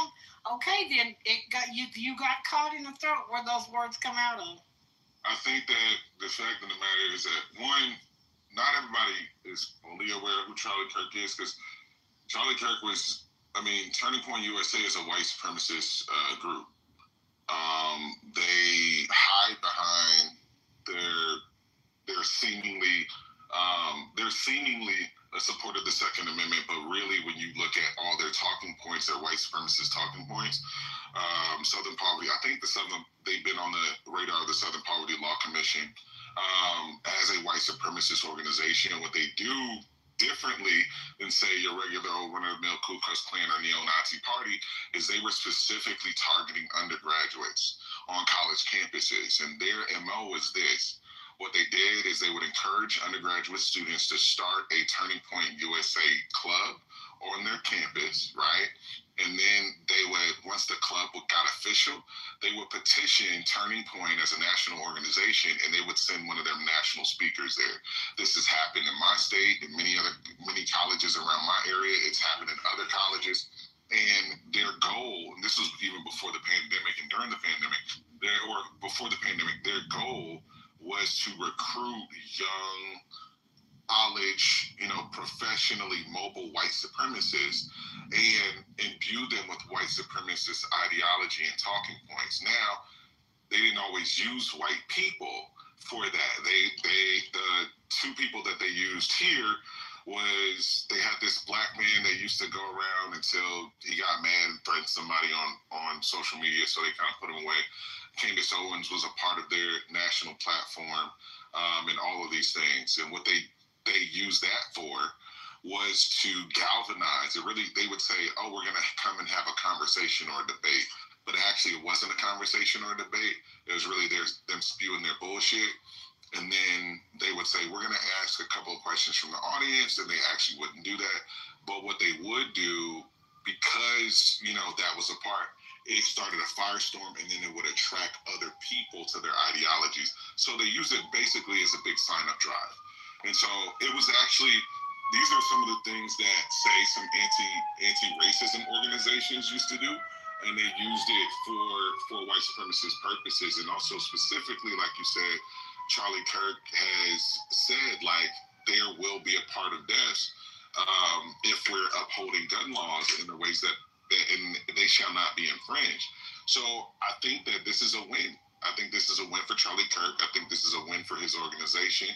I think things happen exactly the way he wanted them to, and I think that we should be celebrating. Wait, you think Charlie Kirk wanted to get killed? Don't even respond. Don't respond. Yeah. Well, we know these motherfuckers. Don't respond. He said that there will be a number of deaths, right? And those things are okay in order to protect gun laws. And so... Wait, you think a 31-year-old man... Marshall, don't even entertain this bullshit, man. Come on. You think a 31-year-old man with 2 kids and a wife wants to die for the cause of gun rights, that he doesn't want to go home to his family at the end of the day? That's what he said. That's what he said day in and day out. I said earlier... That was his whole platform.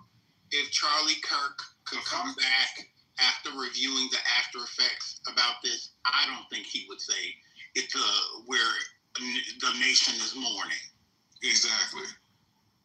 I mean, I just don't think it's a good idea to be dismissive about somebody who's politically alive. This is not politically violent. Hold on.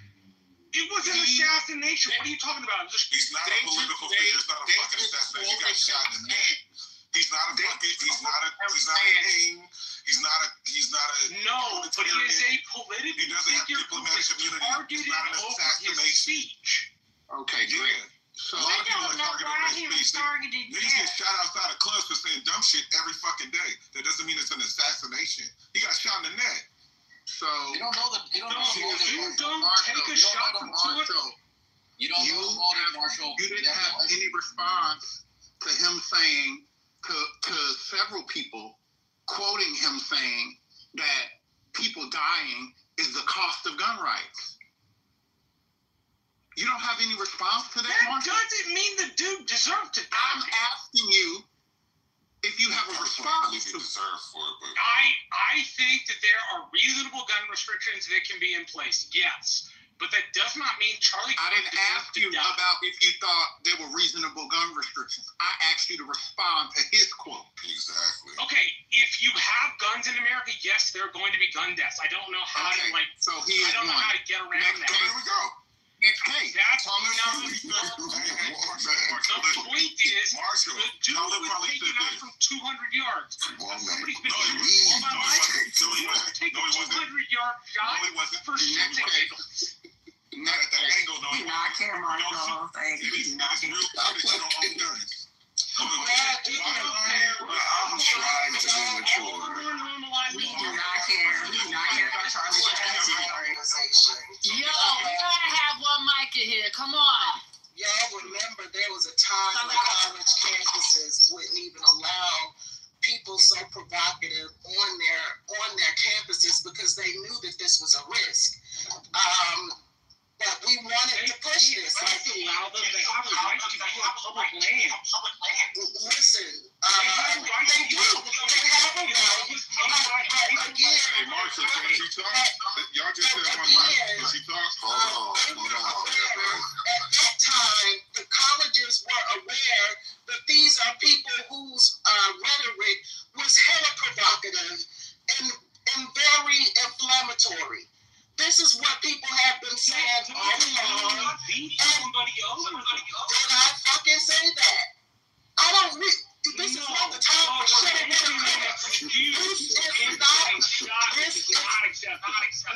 That's you saying that. I don't give a fuck.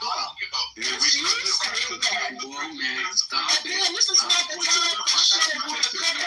This is not the time for blame. This is a time for a confrontation with reality and to accept reality. Why people be mad? Why people be mad when you like? The reality I said why? Why? Why do people be mad when?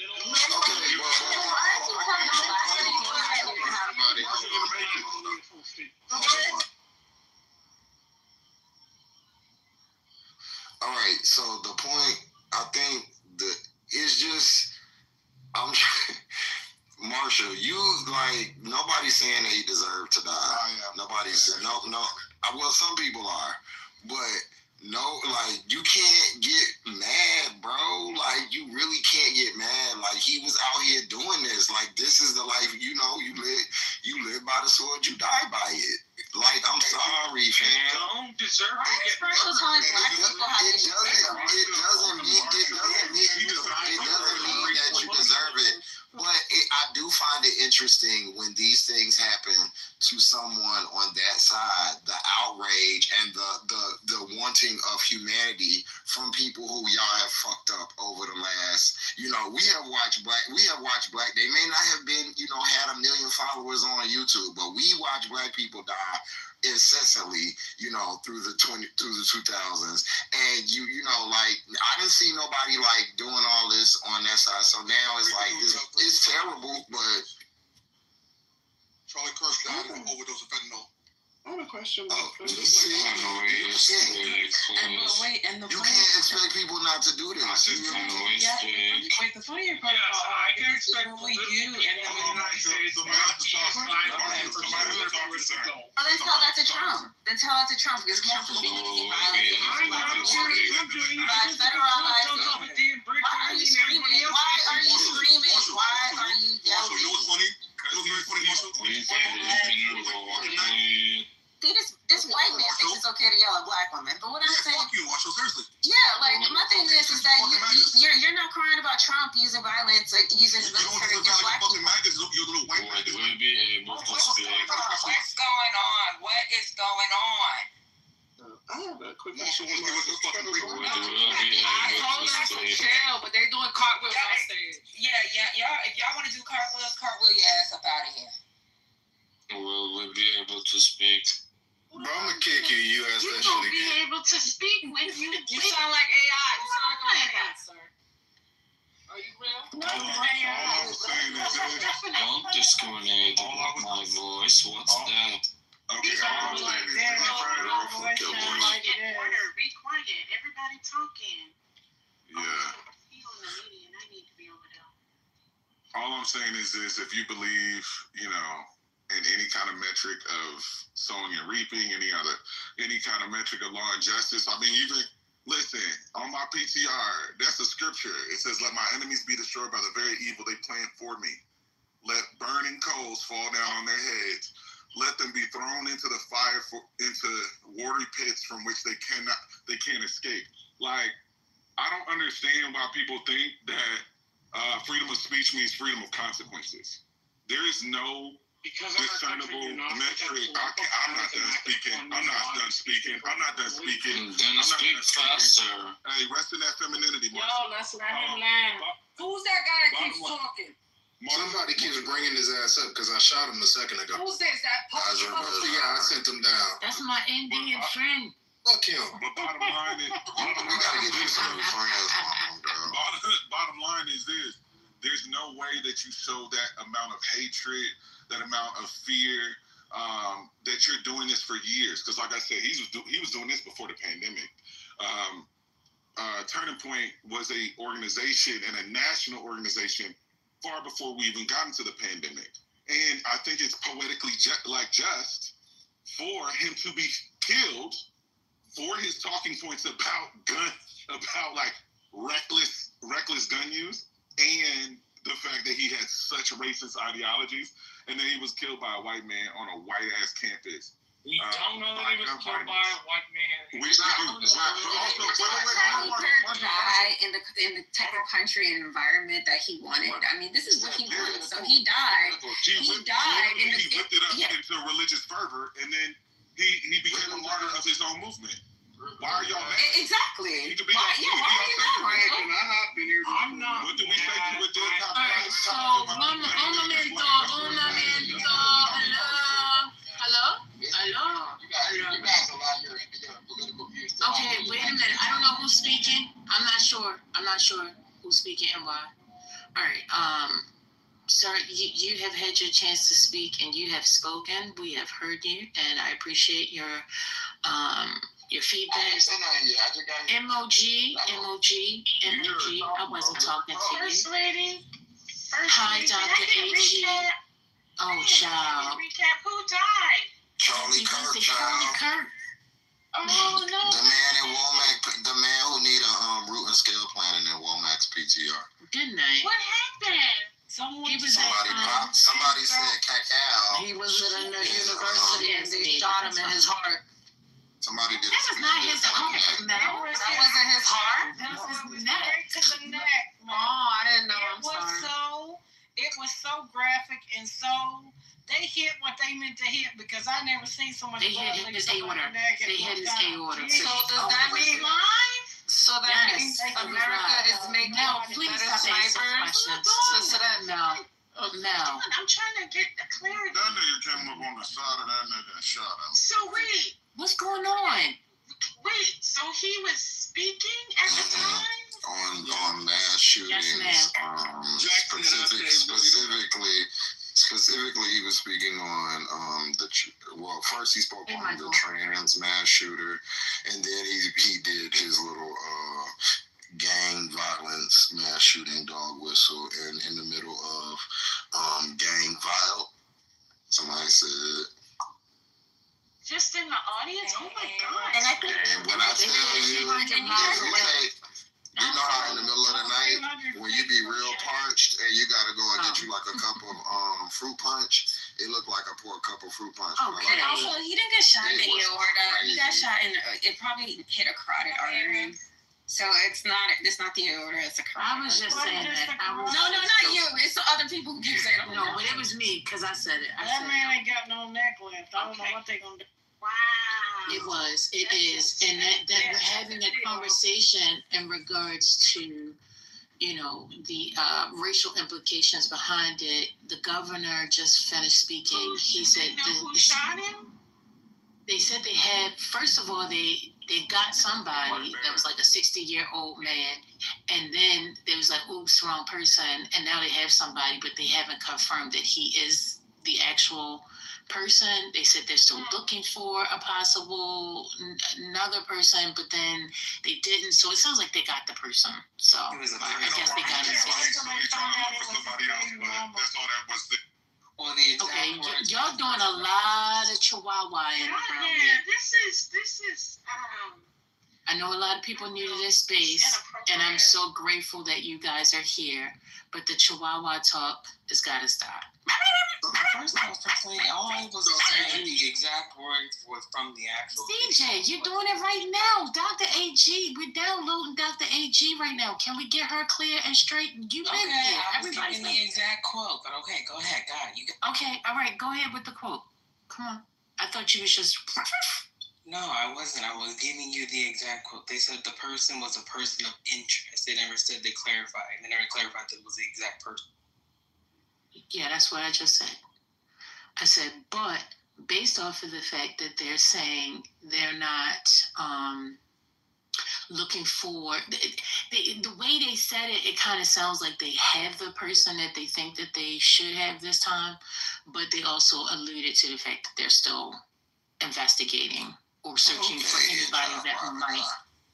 They made a pretty big deal in the press conference of saying that they want people to call in with any suspicious stuff, that they're still looking. It was pretty ambiguous. I mean, they said yes, of interest, but you didn't get the feeling that they were anywhere near ready to say yes. However, they did say that they do have the camera. It was from a rooftop from one of the buildings, and they've got the camera footage of it, so they can match that up to the person of interest. Thank you, Angela Lansbury. Who it is? AG, you there? Hey, Corey, let me get it up for you. Yes, I'm here. So you were saying that some people's responses were inappropriate, if I heard that correctly. Yeah. Can you share how you feel? I'm one of the inappropriate people, I'm sure. No, my personal thing is I'm not celebratory or any of that when any person loses their life in violence. So that's why it was inappropriate. Okay. No matter how I might feel about the person or whatever. Go, fucker. So some of us, me included, I mean, some folk might think it is celebratory. Yeah. I mean, everybody has their own kind of thing. It's no judgment. I just wanted to give you the perspective that some of us have said Charlie Kirk has reaped the whirlwind that he sowed, and we have no quarter for sympathy. We are not in mourning as a nation. We ain't giving no excuses. Oh, this is tragic. This is what you planted in the ground, in the universe, and it grew. It just happened to be the weed that choked you the fuck out. That's my feeling. I don't have any negative association with the results that he has reached. And me, April, Just, and other people have read direct quotes from Charlie Kirk about his feelings about people being killed by guns. And he was one of those people who is now killed by guns. Somebody else earlier read a quote from him saying, like, this empathy thing is some bullshit. Like, people, if we want the Second Amendment, you know, people gotta die. People gonna die. So, I mean, that's where we are. And some folk have said that it's celebratory. He just said it was the price to pay. And it comes off as celebratory. You may not intend it to be, but it comes off that way. Okay. So Marshall, Stop telling black people how to feel. Stop telling us how we should regulate our emotions. Hold on, Marshall. It's celebratory, Marshall, but at the same time, He said it comes off as celebratory. He didn't tell y'all how to feel. All right. Can I respond? Patty? What I'm going to do is I'm going to let me go ahead and start moving motherfuckers because y'all play too much. Check this out. He said he didn't say nothing about telling you how to. He said it sounds celebratory. He didn't tell you how to feel. Come on up. None of yous. You want to come up? Come on. Oh, that's the dog she's talking about. She's talking to her dog. I recognize. Let me just respond to Marcus real quick. Why? I don't care if it comes off as celebratory, Marshall. I really don't. Because what happens often is white people, especially in this country, feign morality and empathy and sympathy and care and calling to our greater angels, like the fucking governor said. But that shit is not present in your politic. It's not present in the laws that you pass. It's not present in how you treat homeless people, queer people, trans people, none of that shit. And so now all of a sudden we're supposed to tap into this wellspring of high morality? You could kiss my motherfucking ass. Excuse me, I'm not going to do too much because there are some ladies here that I respect. I don't care. No, I was going to say a bit more than that. I don't care how it comes off. It's political violence, no matter what you think, disintegrates Republicans. I did not interrupt you, and you've been doing this shit continuously. This is the shit that we're talking about. Like this patriarchal position that white folk think they can have when talking to black folk. Don't lecture me on what the fuck I can say or feel in this instance with what you and your ancestors and this motherfucker's cohort have done to black folk in the way of political violence, and y'all have been silent. That's actually not what I said. What I said was political violence, when normalized, takes down Republican democracies like it's going out of style. It's like the worst poison you can inject. They don't finish this Put talk. on steroids and then stuck through a trainer. It destroys republics. It destroys democracies. When it becomes something that is just common, it destroys the entire ability to live in a democratic system with rules and a constitution. You may not like that. You may disagree with it. You may even think that Charlie Kirk is a little bit deserving of this. But the increasing tempo of political violence in my 34 years of life. Welcome to Black Life, Marshall. That the country is tipping itself toward an edge where it will destroy itself. Oh, you should have thought about that when you were destroying voting rights. Let me get into what you did this with some 2 Minnesota legislators. You should have thought about one mic at a time so we can hear each other. One to mic. live against women.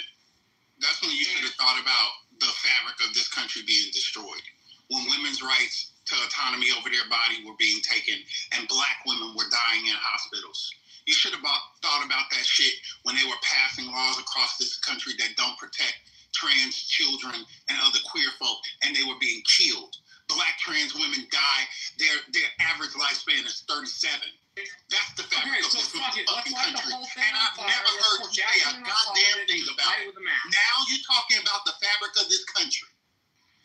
I'm not all of the white people. I was making a point about You the avatar for today. Don't let me there down with their exchange. So yeah, I'm not gonna let y'all do that. I'm not gonna let y'all do that. I'm gonna be honest with you. Okay? So I'm not gonna let y'all like use him as the avatar for white people. I'm the only one that No, we're not gonna do that, Corey. Not in here. Alright, cool. I hate to tell you that, you're not gonna do that to Marshall, because Marshall never does. Marshall tries to have an open conversation. He's never disrespectful.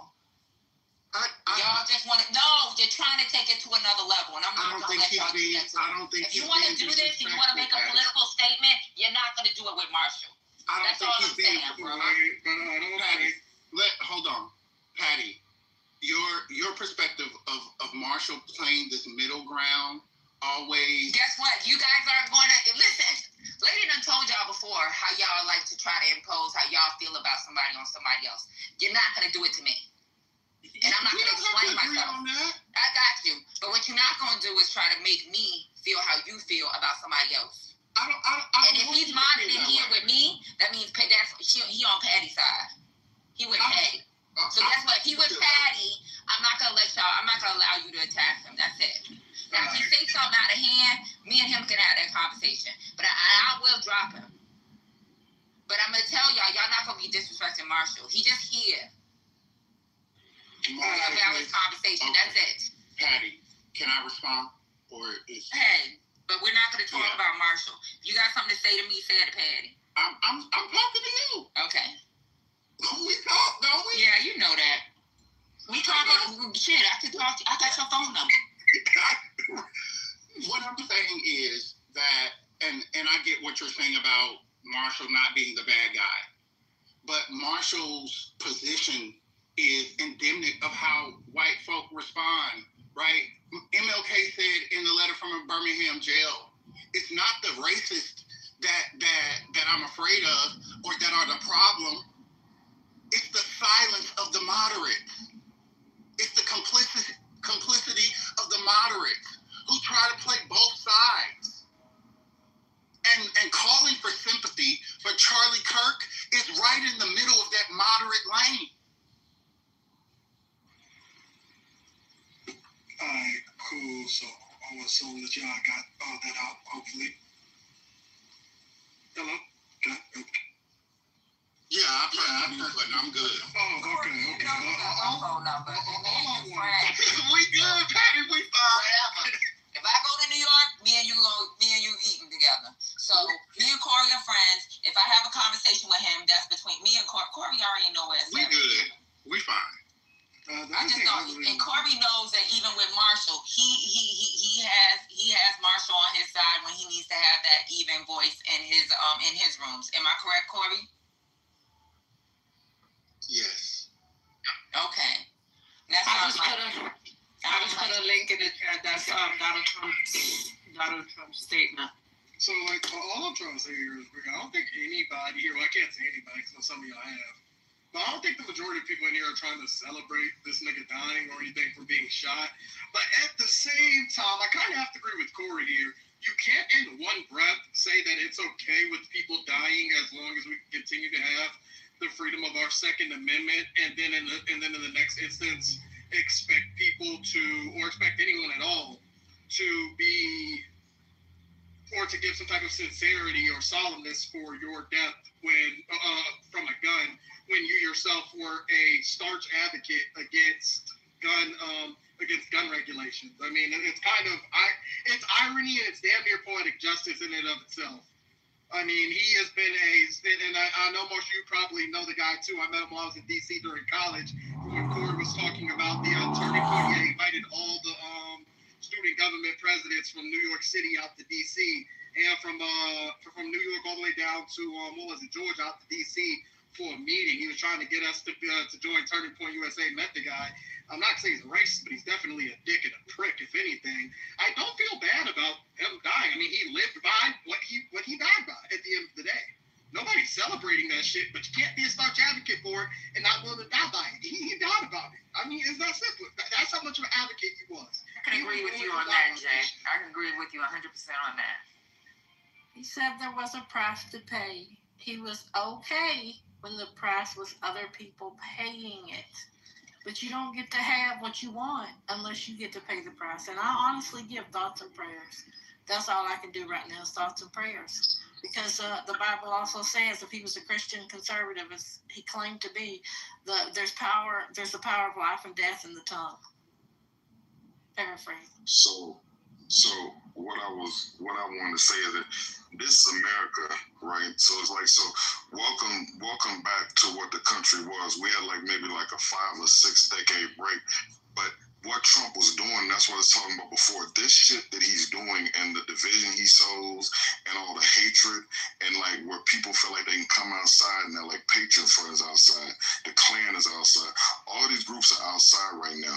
He's doing things in American cities. In the 60s, so you had 3 black and 2 white that got shot the same way that Charlie Kirk got shot.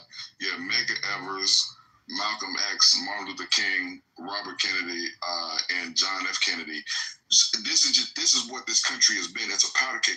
They killed 600,000 white on white crime or whatever. They killed each other. Abe Lincoln got shot. This is fucking America. Do y'all understand this is the country we live in? This country was a country that was just here with people living on it. They got discovered. They killed the people who were farming and working the land, killed them, took their land, and just kept moving forward and kept killing people. Then they went over to Africa and pulled people over and brought them here, tortured them, raped them, bred them, killed them. This is fucking America. This is what America is. So just this shit that's going on now, I'm saying nobody should lose their life, but just from the anti-lynching bill was just signed into law in 2022. 2022. So all the nigger barbecues where they had the lynchings and people, you can go back and look at pictures with little kids out there with hot dogs and shit or whatever, while a black man is hung by a tree with his genitals stuffed in his mouth. This is what America is. So it's unfortunate that this happened to Charlie Kirk, but get ready for more of this shit. The only thing I get concerned about is that I want black people to stay the fuck inside. Black people don't shoot nobody, don't assassinate anybody, because they waiting to unleash the military on our ass. So it's good. This white on white shit, just keep it like that and just stay safe, black people. That's all I got to say.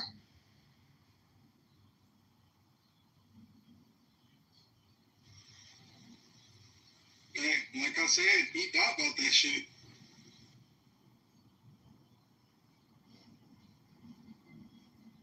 People often talk tough when they think they can never be touched. He had security. He had security everywhere he went. Why? Because the way his mouth ran.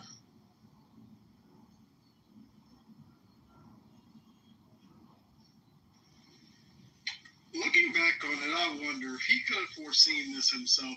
Would he have still been the same way? Would he still have been such a strong advocate over not having any type of gun regulation at all? Would he still have If he was a real G, Martin Luther King knew that his life was in danger, speaking out against racism in the Jim Crow South, in Thurgood Marshall or whatever, going down the South, almost getting killed. You changing all these laws.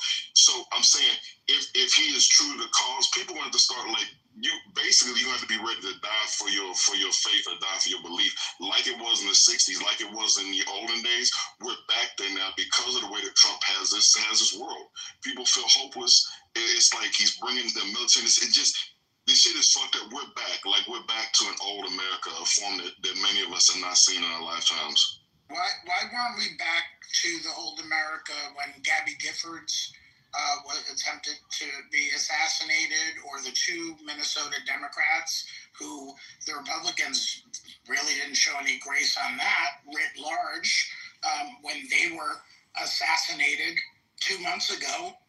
So we are so shocked that in a country where the MAGA party, who is in charge, the Republicans, people in the White House, and people who co-sign everything they do, like Charlie Kirk and all of them people, we are surprised when their rhetoric is violent, when their policies are violent, and when everything they do is violent towards so many people in this room and so many millions of people across America, and we're surprised that there's violence.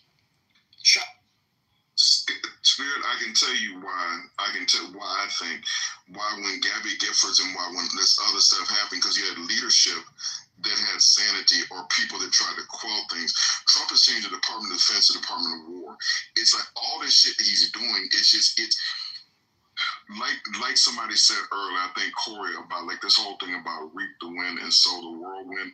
They are literally just putting things in an atmosphere now that haven't been there. Like America's a powder keg. We are super segregated. We super hate each other. It's like we just sort of keep this thing together. It's like fucking glue and strings or whatever. But to that point, now with this stuff now that's going on, who's going to be the one that's going to really down talk this? We on stage talking about, like, people feel like that Charlie Kirk got what he deserved. Like, what's the administration going to say? Are they going to quell it? Or is it going to be like, like, okay, we're taking the military in Chicago, like we're taking the military into Baltimore, we already have them in D.C. I'm saying Trump is putting shit in the atmosphere, and it's like we're gonna have to deal with that. I just want people to stay safe, because this shit is not getting any better. It's like it's really got to get worse, I think, before it gets. Michael, I find it ironic, right? And I'm not arguing in his death, just for clarity, so people keep saying that, but he said that empathy was a made-up term. He rejected it as a valid concept. He said it was used for political manipulation, right? By the left, to be specific. He said they use it as a manipulation tactic for their agenda, right? He said that valuing empathy was dangerous, so he don't want us to empathize or sympathize, right? And he said that gun violence has there's going to be deaths, and that's just the cost of liberty. And he said that with the lack of what? Empathy. So now all of a sudden we're supposed to sit here and cry? Like, are we serious right now? Here's what I was saying. Here's what I say. I'm almost done. And he also said that systemic racism was a myth, right? It didn't exist. And when you start denying the obvious that's impacting us in significant ways, that means you're advocating for our demise, right? So why would we sit here and shed a fucking second of sorrow for him? Are you? Yeah, no, you're fine. I don't have any sorrow for him at all, so I hope I didn't come across like that. I'm not celebrating this. Like that in general. That wasn't to you, Mike. Oh, okay. But here's what I was going to say about some of the stuff you were saying is that, so if somebody tells you a lie, you don't have to believe that it's true. You don't have to behave like it's true. We need to be better. He was a piece of shit or whatever, basically. Like, he literally was a piece of shit. The stuff he said, I don't know if it was just a persona. He was a piece of shit in real life or behind the scenes. He was a good person. But what he gave out to the world, he was a piece of shit. So anything he said should be looked at as just lunacy and just something that was said by a piece of shit. Nobody should follow it, basically. That's what I was going to say as far as that. Okay. So, did anybody read? Mel had put something in the chat. Did anybody say what? Did y'all know Trump had a response? Yeah, it was. And we've been waiting for fucking responses for other shit. So he responded, and the dude just died a couple hours ago, and he said the great and even legendary Charlie Kirk is dead. No one understood or had the heart of the youth in the United States of America better than Charlie. He was loved and admired by all, especially me, and now he is no longer with us. Melania and my sympathies go out to his beautiful wife, Erica, and family. Charlie, we love you. He also had flags. He also had the flags. This man. We be waiting. We sat in this room. We'll have these conversations about certain things that's gone on. We have said, has the president released a statement yet? We checked Social. We checked Twitter. No statement. Charlie Kirk died. He released a statement. And so you hear that, right? You hear what he just did. He's inciting to violence. So he said he has a heart to the young people. So young people, they killed your champion. Get out here in the streets, do what you got to do. I'm saying Trump is literally, like I said, this kind of powder keg. Trump is sitting here with a match trying to light the fuse. He's always trying to do this shit instead of quelling it and being like the gun violence is wrong. Like, he literally, just in the statement you read, Patty, he is literally, that to me is an incitement to violence. That he's trying to like get people out there. And Patty, the key to that too is he released that maybe an hour and a half, 2 hours ago on Truth Social. He don't waste no time when it comes to his own, when it comes to the racists that he's close to. And you're right, Michael. He's absolutely trying to incite with that statement. He doesn't say that gun violence is deplorable, it shouldn't happen. It's look at your champion. What y'all gonna do? Indirectly, that's what he's saying. He's dog whistling, and he'll have enough distance to be able to say, I didn't incite that. But you know what? I also don't hear anybody that supports this Kirk, whatever guy that you said this. I don't know why he's saying we love you because he ain't here no more. But anybody that supports him, why wouldn't we have the same energy for January 6th? Exactly. So why was that same energy not present on January 6th when the violence was incited, right? And somebody died as a result of it. Where was that energy then? All right, piece of the space. I did some homework on this guy, this Charlie Clark guy. I just want to say this, right? Kirk, Charlie Kirk. So let's be clear who he is. So right now, he got killed on what's known as the American Comeback Tour, right?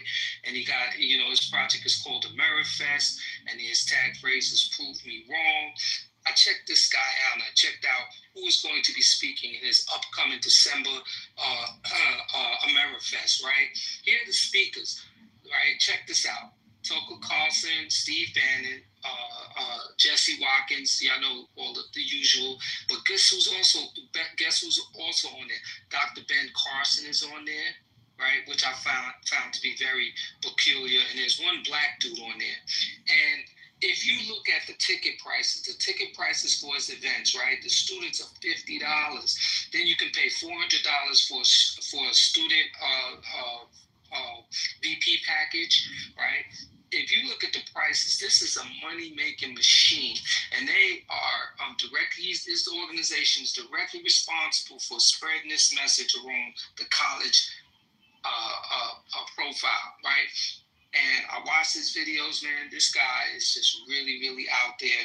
He's been under the radar for a lot of us because we never heard his name. But rest assured, behind the scenes, this guy's raised a lot of money for Trump and his cohorts. And guess who's on there? On this list, this is the guy that I hear a lot of people on this app sucking up to and giving praise to. Grant Cardone is on that list as well. So this is a guy. He was not a guy that really brought anything to our country at all. He was just intent on spreading vitriol and this argument. And now when you listen to him, you can see that there are a lot of people on this Clubhouse who utilizes his very talking points. It's scary shit. So y'all need to check that organization out.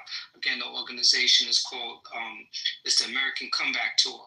And y'all should just check that out. Go to the website, see who's involved, see who the names are, and get familiar with those names. And there's also a U.S. representative, Andy Biggs, is on there as well.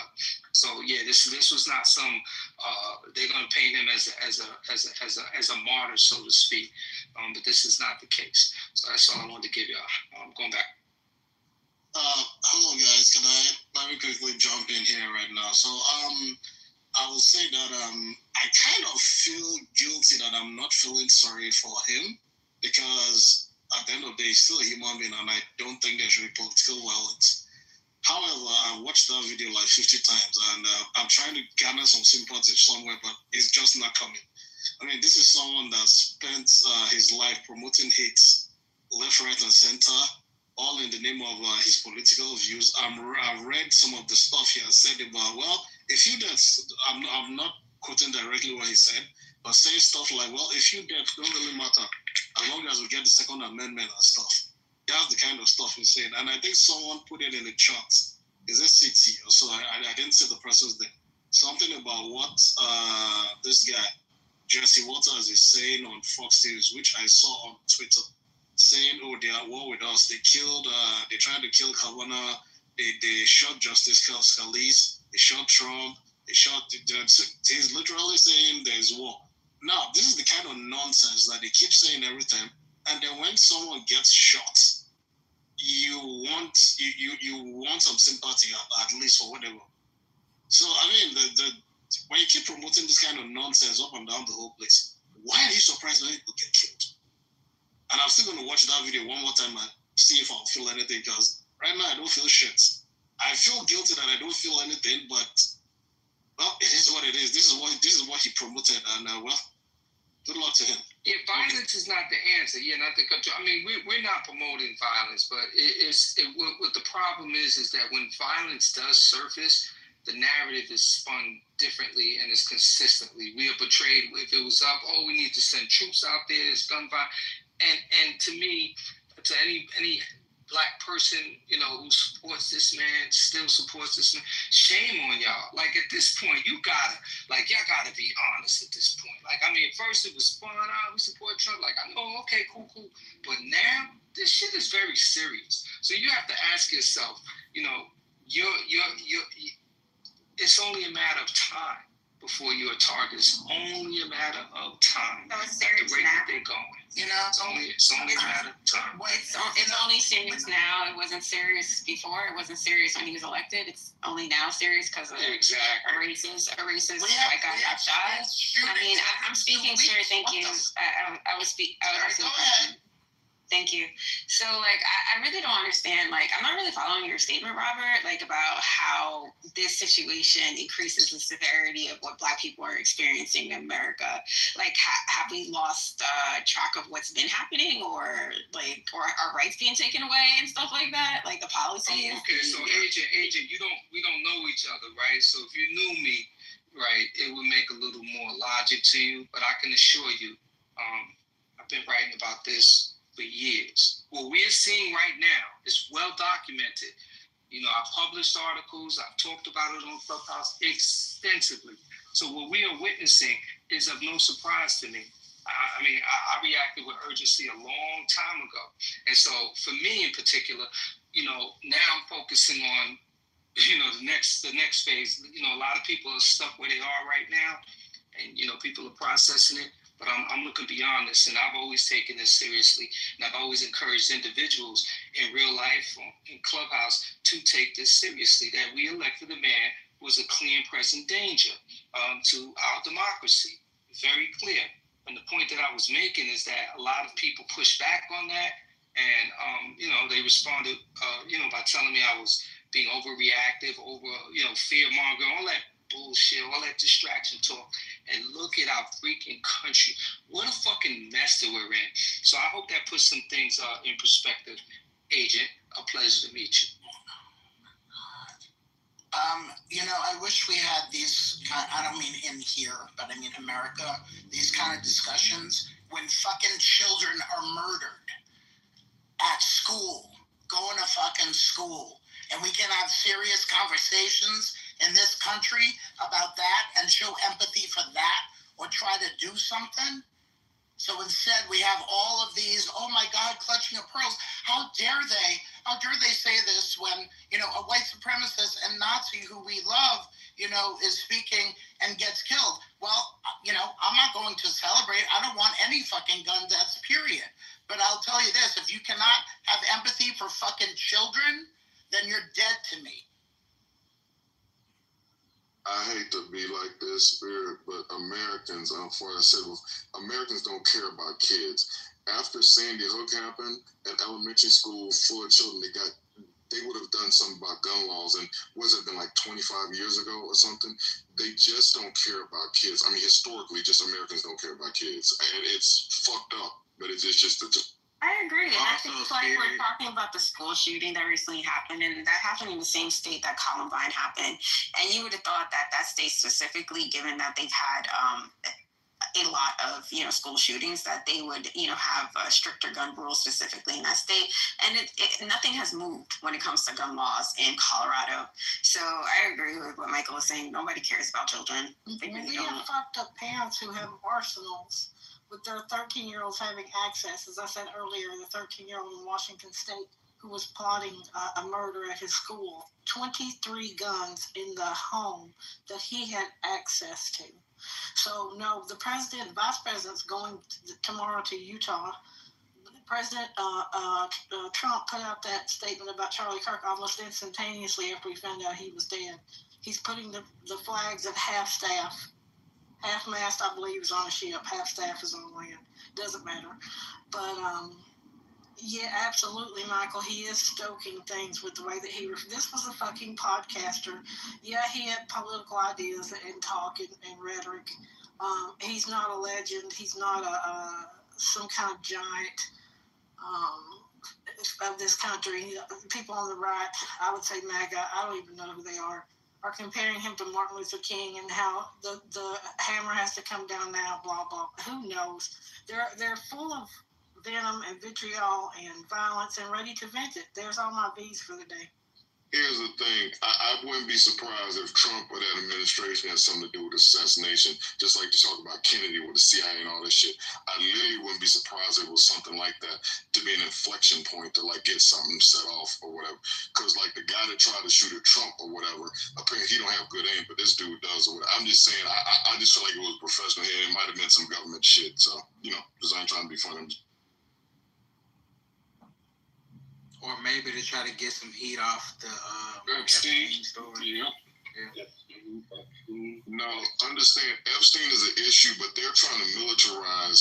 They want the military to be our police. He wants everything to be like what he saw in D.C. He went out the other day telling me he can walk the streets. Now, he's been talking about this. Again, I go back to the April 28th executive order he signed, where he talked about getting the military into non-lethal ways of policing the public. He wants to be like North Korea. He wants to be like Xi Jinping. He wants to be that military force that's policing the American people.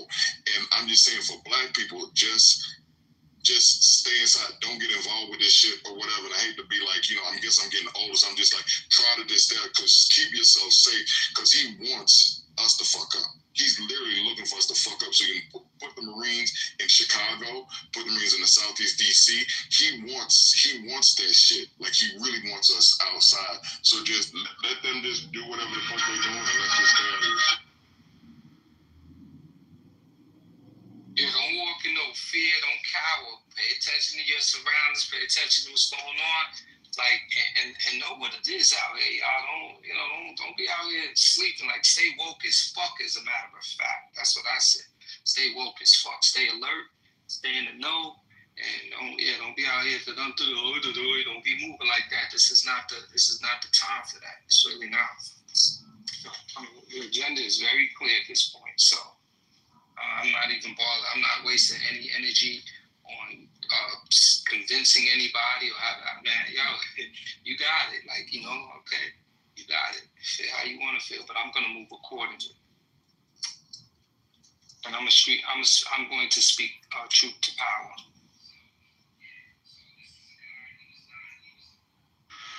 We still within the first year of Trump taking office.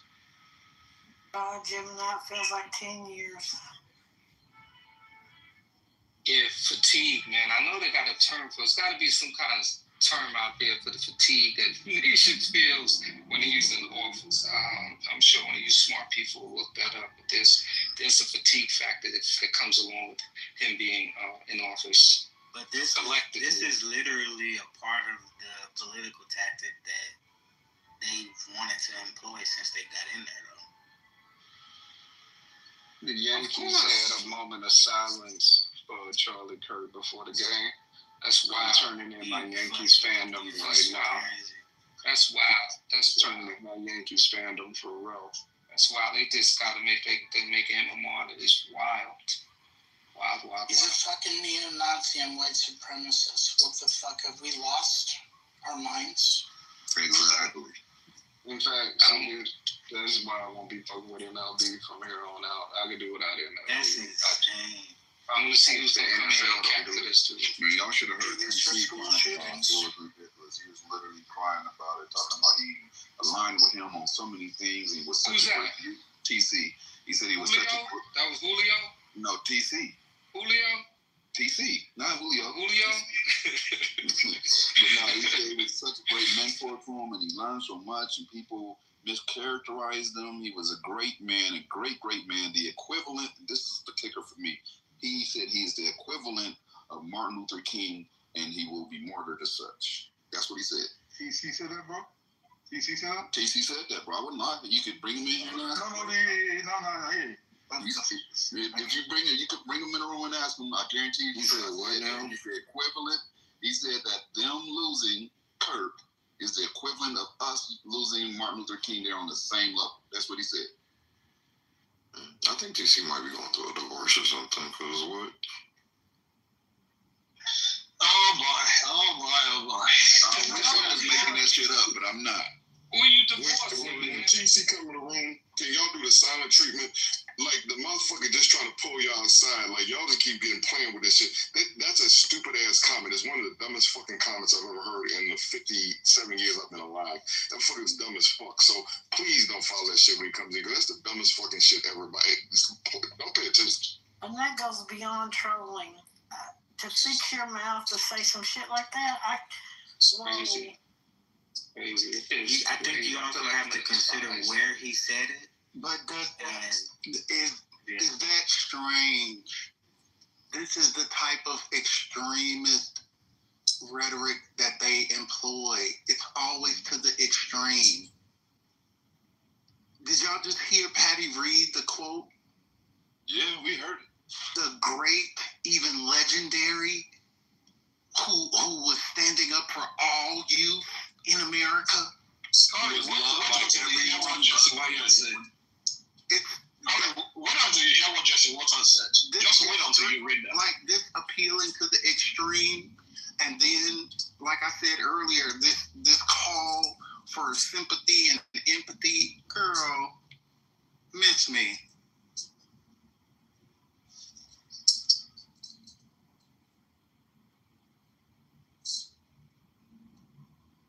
And he gonna use this better than his assassination attempt.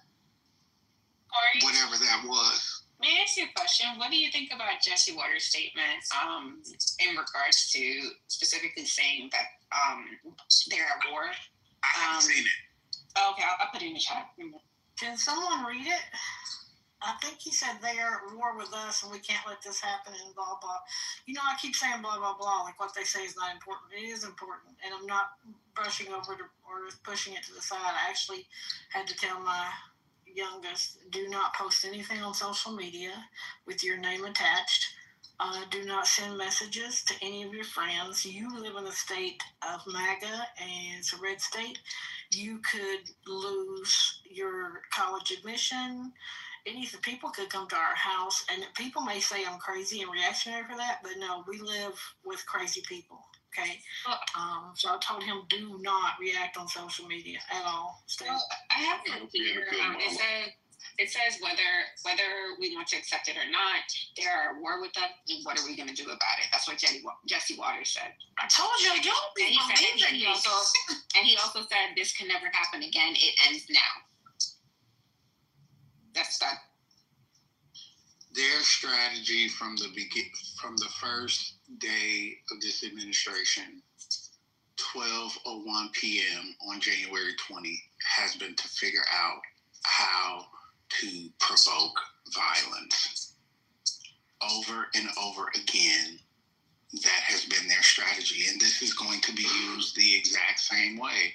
Like the entire their entire rhetoric for people who are saying, like, why are y'all talking about race wars and all of this? Like, what was it, last week when another Southern white legislator was talking about we need a Marshall Plan for babies for our culture, red-haired white people. Like, this is the war. And when people were saying, like, why do we keep saying this race war, or why black people, this ain't got shit to do with black people? No, on the surface, no. But black people stand in the way of their achievement of this Marshall Plan for white babies. Black people stand in the way of what the Kentucky or Tennessee, wherever he was from, legislator was saying last night, that our ancestors built this for us. Talking to a room full of white folk. That's a fact. So I asked the question last week, the week before. So where are we going? Where are we leaving? That's number one. And then I just have a slight pushback, Corey. I believe they started planning November 5th at 10:11 p.m. Eastern Standard Time. Oh no, they were planning this the first term. But yes, as we heard, right, the quote unquote adults in the room got in their way. Which is why there are no adults in the room. Exactly. And this administration, every fucking job title that there is being fired and replaced like a revolving door for anybody who gets in the way of the agenda that they have. And most of this was detailed in Project 2025.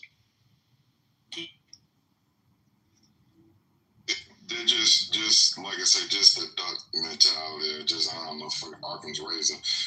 As far as with like the Trump assassination attempt, how many assassination attempts, if you just go back and think about people that have been assassinated, from Fred Hampton to Malcolm X to whoever you want to think about, even Ronald Reagan got shot and like the bullet had to like go in and get it and he was like close to like dying. How many like motherfuckers that got grazed in the ear and then they had like something that looked like ketchup coming out the side of their face or whatever, no blowback in their hair. But this shit today, if you saw that video, it's like a gusher came out of this motherfucker when he got shot. I'm just saying, it wouldn't surprise me if the government did this shit and it's an inflection point for this race war they want to jump off. That's what I'm saying. The black people talk to now, when they get with the youth, anybody, just stay your ass inside. Don't get pulled out into this shit until it's absolutely necessary. If they try to frame a black person for this would be the worst frame job of all time, bro. They can't do it. Like, Utah. They black people in Utah. Yeah, in Utah, because he couldn't even the person couldn't have snuck in. This is white on white crime. Leave it over there. And we just need to stay. But yeah, they can't do black for this. It happening in Utah was a blessing for us. I hear you, but here we go. Here's the equation: A square plus B squared, right? So they've already started blaming it on the left. Black folk live on the plantation of the left. Black folk are dangerous. This is dangerous. This is why Trump has been calling for law and order. We have to implement law and order everywhere. These cities where crime is rampant, law and order, send the military. Oh, the courts are getting in our way. We can't send the military. So the citizens have to rise up, and these militia groups and all of that bullshit. And so race war, no. But the lines are essentially politically drawn, and black folk, by and large, happen to be on one side. So the blowback, it will inevitably come to us. We're on the same page, Corey. That's why I was saying. That's why I'm not celebrating. That's why I'm not celebrating this, because we're on the same page. Anything that happens to them on that side, and that's what I'm saying. Stay inside. What's the breaking news? Police are saying that dispatch audio reviewed by this People magazine. That's all I could find. Described a person of interest in all black with tactical gear and a black long gun. According to other transmissions, the person wore aviator glasses, a black bag, long pants, and longer hair. Right. They say they were wearing all black clothing and tactical gear. So we know by the shot this was someone who knew what they were doing. But the only mentions of black are the clothes so far. Oh, sound like that's you on just described purpose. the Unabomber. That's on purpose. I know. Sound like you just described the Unabomber. That man who saw all those people. Oh yeah, that doesn't sound noticeable at all. You can describe every article of clothing. That's all the white boys' uniforms. Yeah, I was gonna say that's every killer's uniform. Yeah, but not his face. Okay. Let me just get my word up. So everything that just sounds like general description of a person who does bad things. Like that just doesn't sound like black with black aviators and a black long gun. Okay, and so you mean to tell me somebody dressed like that in Utah in the summer, nobody thought, this is interesting. Why is this motherfucker dressed in tactical gear with the long gun? They literally just described John Wick, bro. If they're the white collar, problem. They just described Neo from the Matrix, and then y'all let that rock.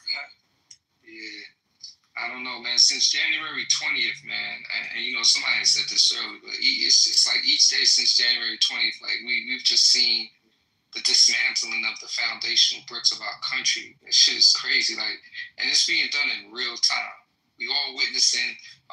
We witnesses to the very questions that we used to ask when we were studying in school, like authoritarian regimes and dictators, right? Y'all remember that? And we would always ask, how could people have let this happen, right? And now, in real time, in our grown-ass lives, we see how it happens. It happens over a period of time. It doesn't happen overnight. And, right now, our country, we're in a dismal position. I was on the call today with my team for a project, and we can't even price this shit out because, there's a labor force issue. There's pricing with the tariffs. There's like our developer can't even render a freaking a pro forma because nobody knows. Like, you know what I'm saying?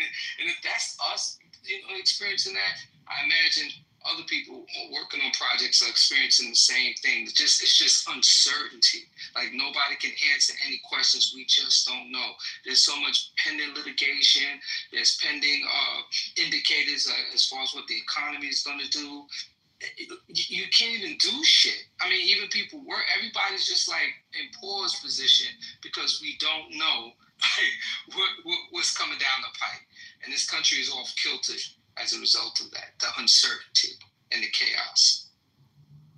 I keep thinking of the guy who went into the movie theater, I don't know how many years it is ago, and all that kind of gear, and shot the place up and walked out, and the cops, they just took him in. It's funny how those people will never end up flat on the ground.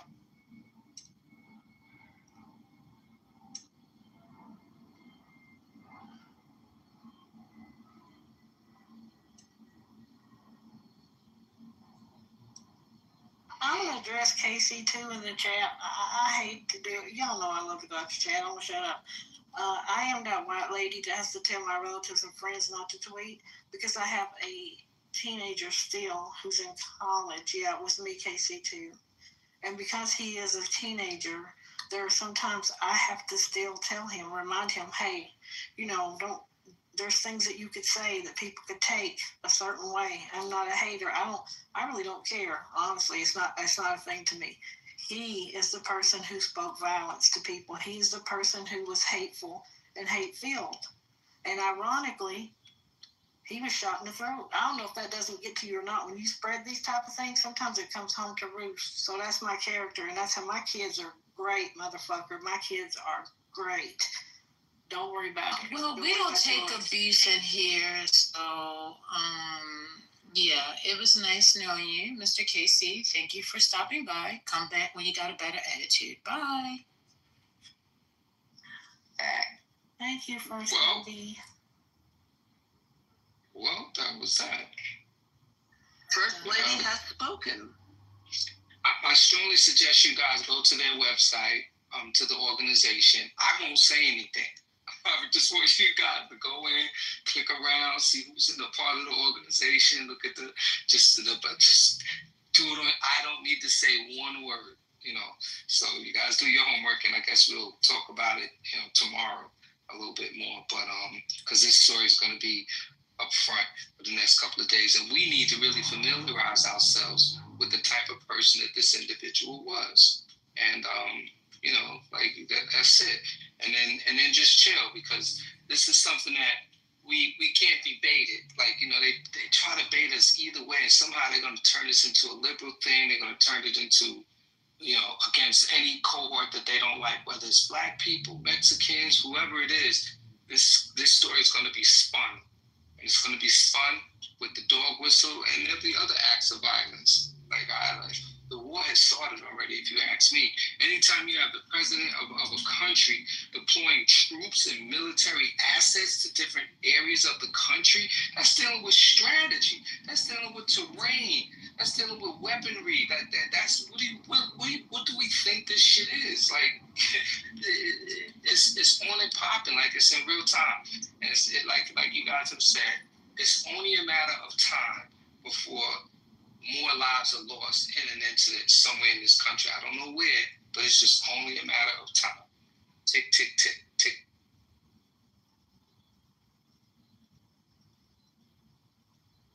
Thomas, I just sent you a question in the chat. I said, who are you speaking about, Thomas? It should have had a comma in there, but I'm not going to be a grammar Nazi right now. Yeah, can you tell me who are you speaking to, Thomas? When you say somebody is victim talk, and then you said effing moron. Who are you speaking about? Go ahead, stand on all your 10 fingers. Go ahead, let them type. Type away. Not the typing sound. Mm-hmm. I got scared because I thought she was talking to me. I just got here. I was no, not you, Thomas. See, you've been consistently scaring people all day. It's consistent. It's Put a name on it. Yeah, People to put a name to on it. His name is Thomas Peterson. Not Peterson. Yes, not Peterson. It's Peterson. Let me not be stereotype. I ain't gonna stereotype Peterson because that name, I don't know how many axe murderers and like kill. Anyway, let me be quiet. But that name triggers me. Why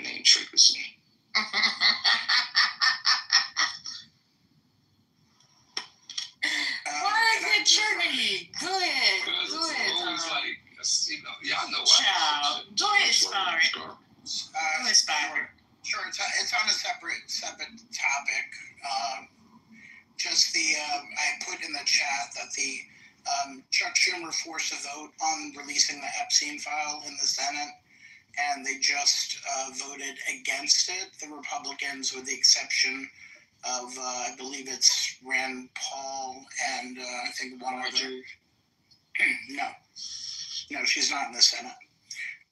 So yeah, it was a 51-49 vote to not release the files. Wait, what's the ratio? 51-49? 51 to 49. Oh, that's pretty tight. He needs to revisit that. Well, it was Josh Hawley and Rand Paul.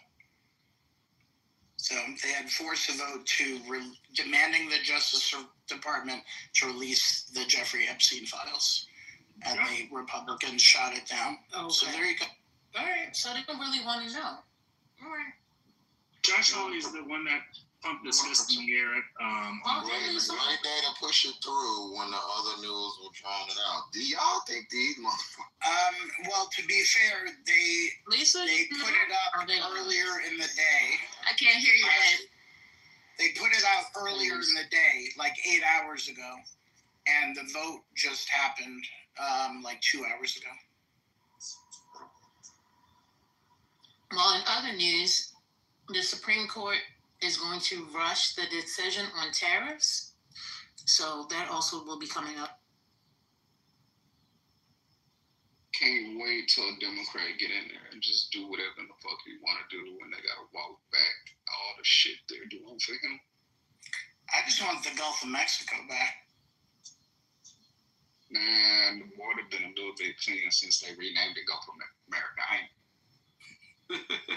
That's a damn lie.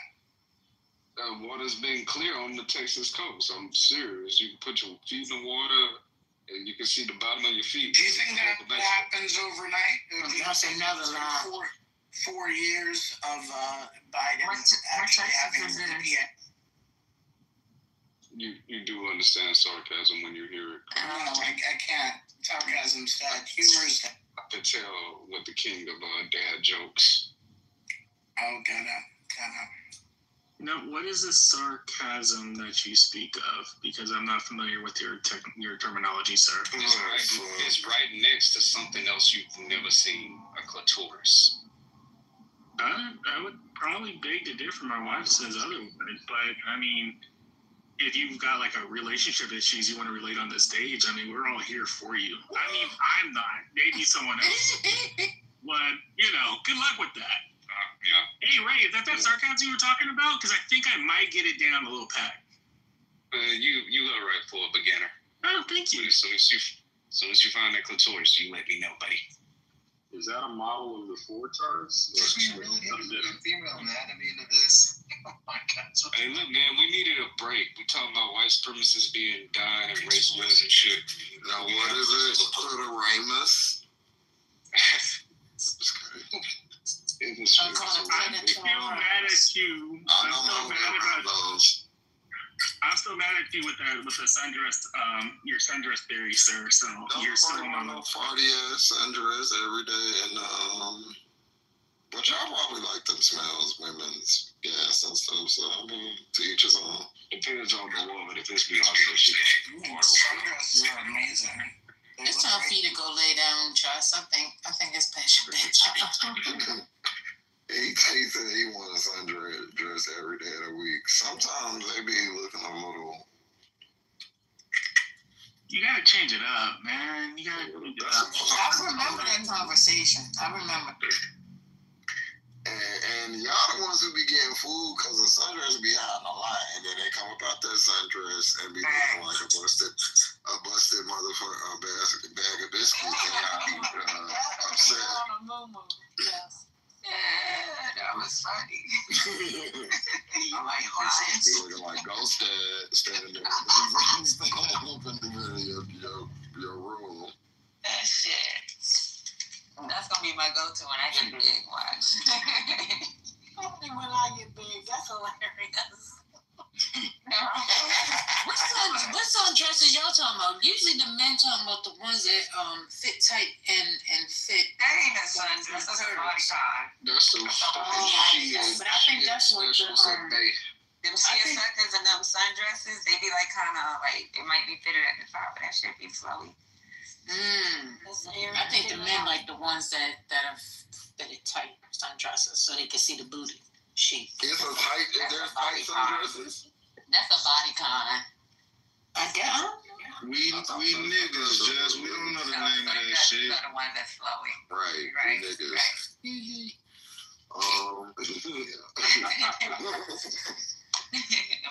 I thought the sundress was the ones that they wear in the spring. They usually they kind of look like a nightgown.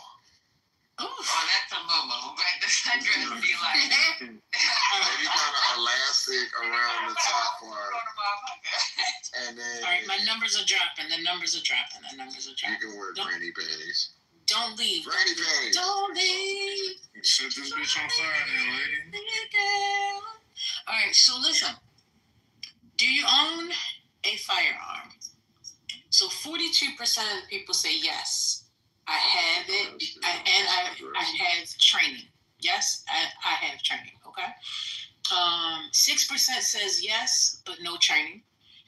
42% say no, never had one.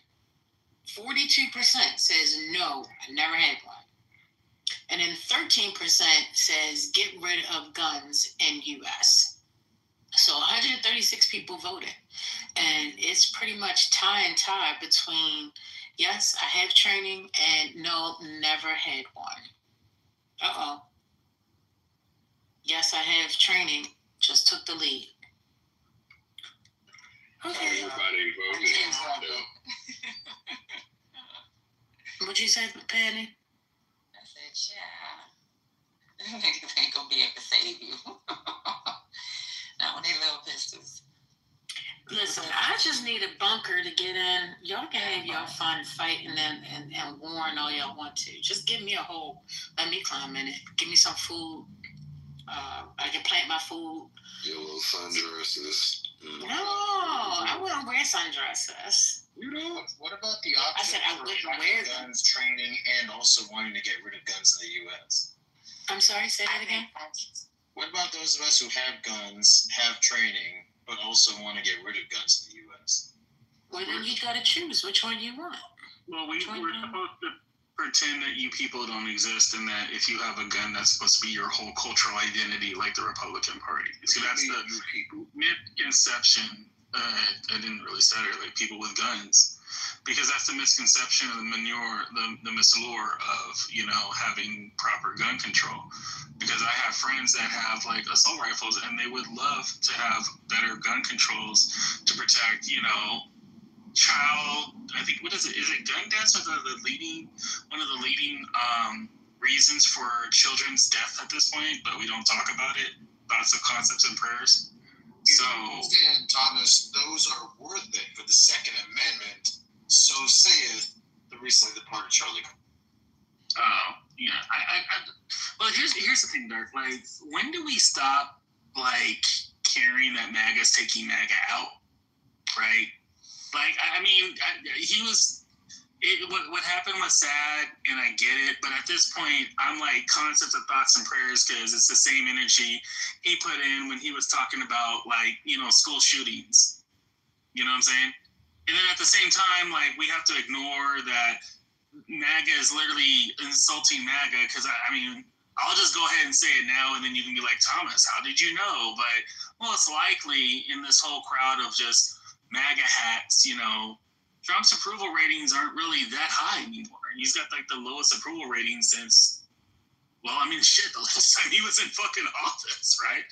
So it's like at this point, it's sad, it sucks, but when do we stop covering or they start protecting the fact that MAGA is taking MAGA out? And I think someone said to the stage earlier that they're going to just find a way to spearheaded to that this is a democratical issue, when the truth of the matter of fact is y'all are really just targeting each other because you don't like what the other person's saying. I mean, what was it? Scotty, you said that Josh Hawley voted for this Epstein thing, right? Yeah.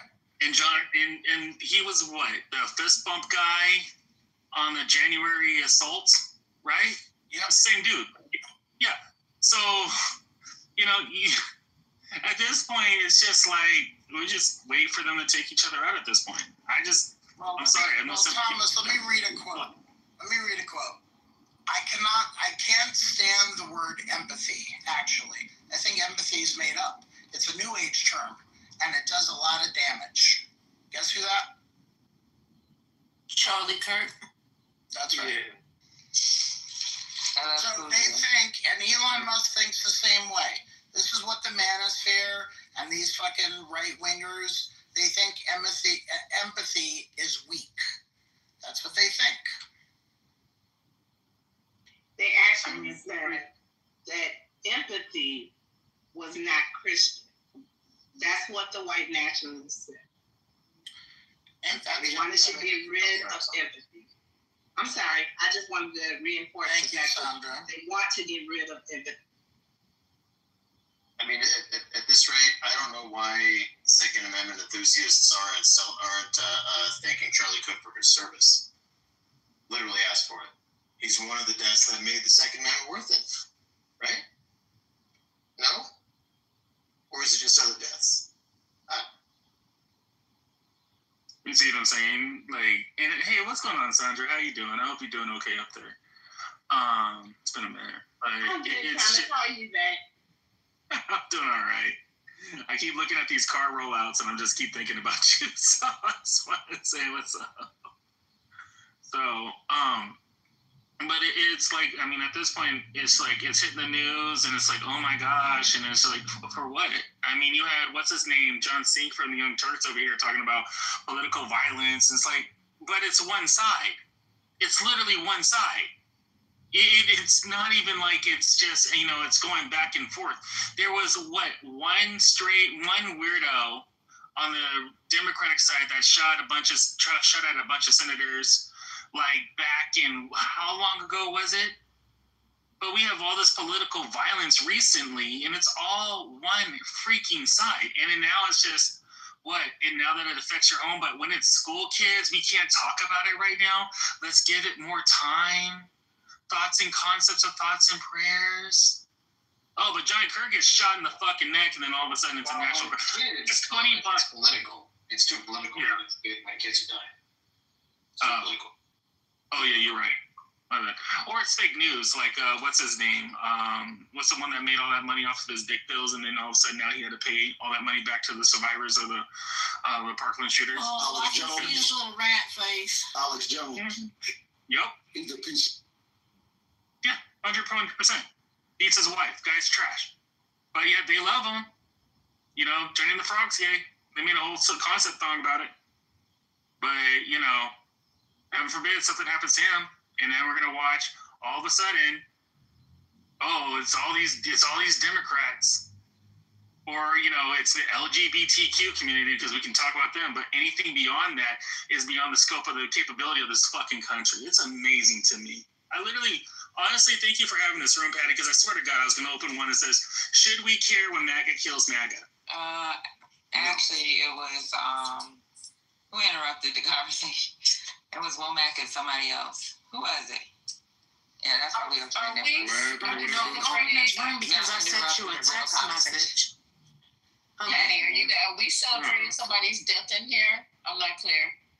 No, I'm not celebrating nobody's death. Anybody's death. No. I can't hear you.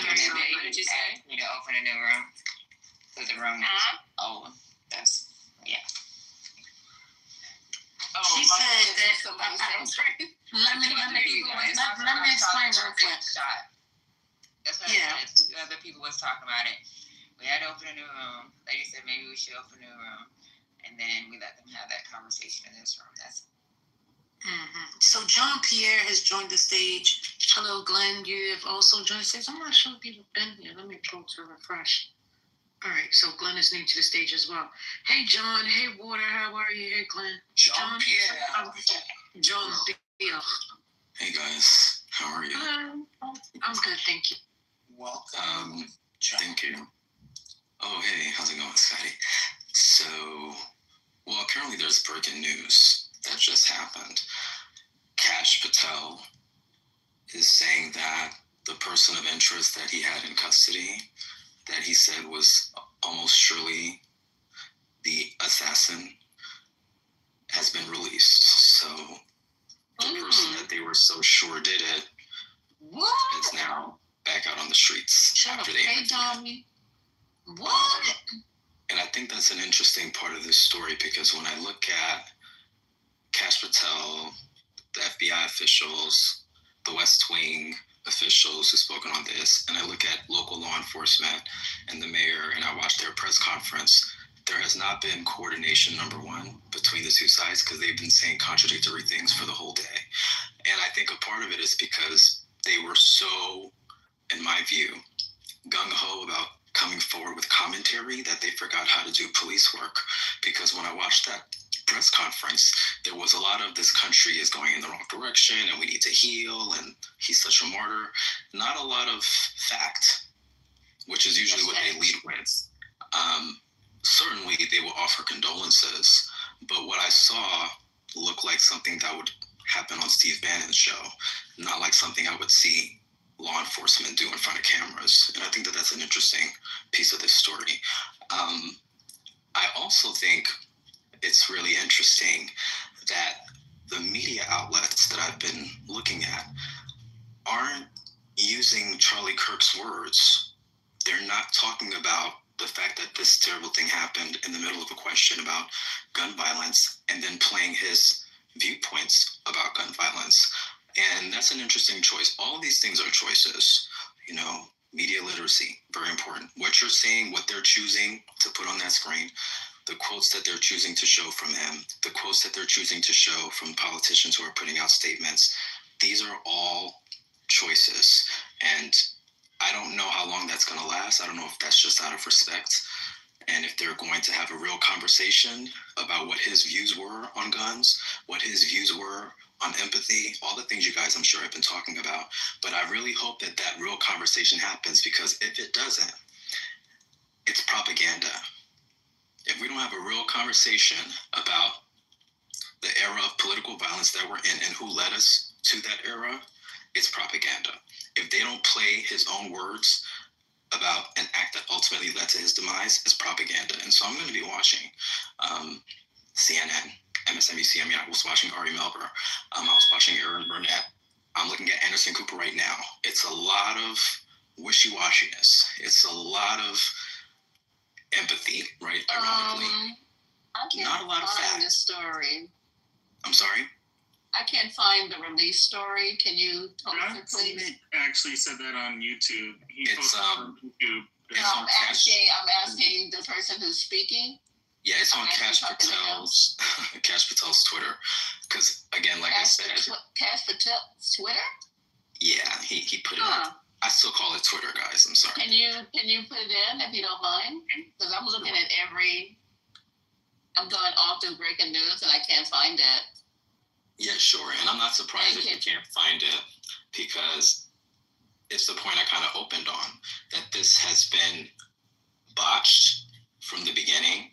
The communication, the coordination has not been done by the book, because they're so gung-ho about blaming this on the left and using this story in a political way that they're not doing good police work. They're not doing good communications. They're not doing, frankly, good politics. And so that's the reason why you're seeing that happen, because normally these outlets would have been tipped off about it, and then you could put a statement out, but they're just going straight to Twitter, right? That Twitter, Truth Social, these platforms are their defaults, and they don't even go straight to journalists really anymore. They're going to people like Steve Bannon and Candace Owens, and so the whole entire structure that would get us the information accurately on time doesn't exist in Trump world, right? And so, yeah, that's not a problem. I'll try to find it, and I'll go back. It's already been posted in. It's Meredith just. Okay. It's right there. It's Meredith already posted on there. But to your point, though, it's like, I'm not holding my breath, because it's the same thing. Remember that bomber that was blowing up those houses in Alabama, right? And it's kind of weird, because when they found him living in a van. When they found him living in a van, they tarped up his van as they were going through they were transporting it to the police yard or whatever, to the point where they were like, the police people were like, why are they tarp up the van?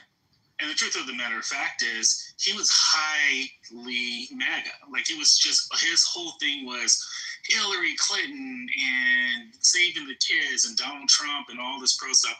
So, the revolution is not going to be televised. It's been censored. Just like the active protests that are going down here in LA, they censor that. Remember when ICE decided to take their little trips to Flatbush, right? And they got their ass beat because apparently Haitians aren't playing that game, right? That got censored also. Same thing with Compton. Compton's beating ICE Asians' asses in a high degree that they have to go down there with security. That's being censored as well. So when they find out what MAGA nut this is, and then they disown him, and then they sweep it underneath the table, it's not going to be televised. It's just going to be swept. It's just going to be more shit that becomes part of the noise. And of course, they're not going to say what he says or all the nonsensical shit that he says, because at this point, there's violence and everything else is stuff that they've been stoking for years now. And now, unfortunately, Trump got his hand caught in a cookie jar with his Epstein shit, to the point he can't hide it anymore. Yeah, I think that this is important for the left, Democrats in general, to acknowledge the culture shift that's happened with the media. What Trump world did very effectively is they engaged in a strategy to scare the media, to scare institutions like colleges out of doing the things that they've done and that they have a responsibility to do, which is to usher in truth and fact. They sued, and these institutions capitulated. You saw Kamala Harris talk about this, Barack Obama capitulated, ABC capitulated, CBS capitulated. Based on frivolous lawsuits, they ended up settling, because one settled, you saw like dominoes, all the others settled. And now they're making decisions about what to put on air based upon what MAGA wants. Make no mistake about it. When you see those negative stories, when you see them talking about the Epstein files, all of a sudden, it's not because they're so anti-Donald Trump. It's because MAGA said, let's talk about that.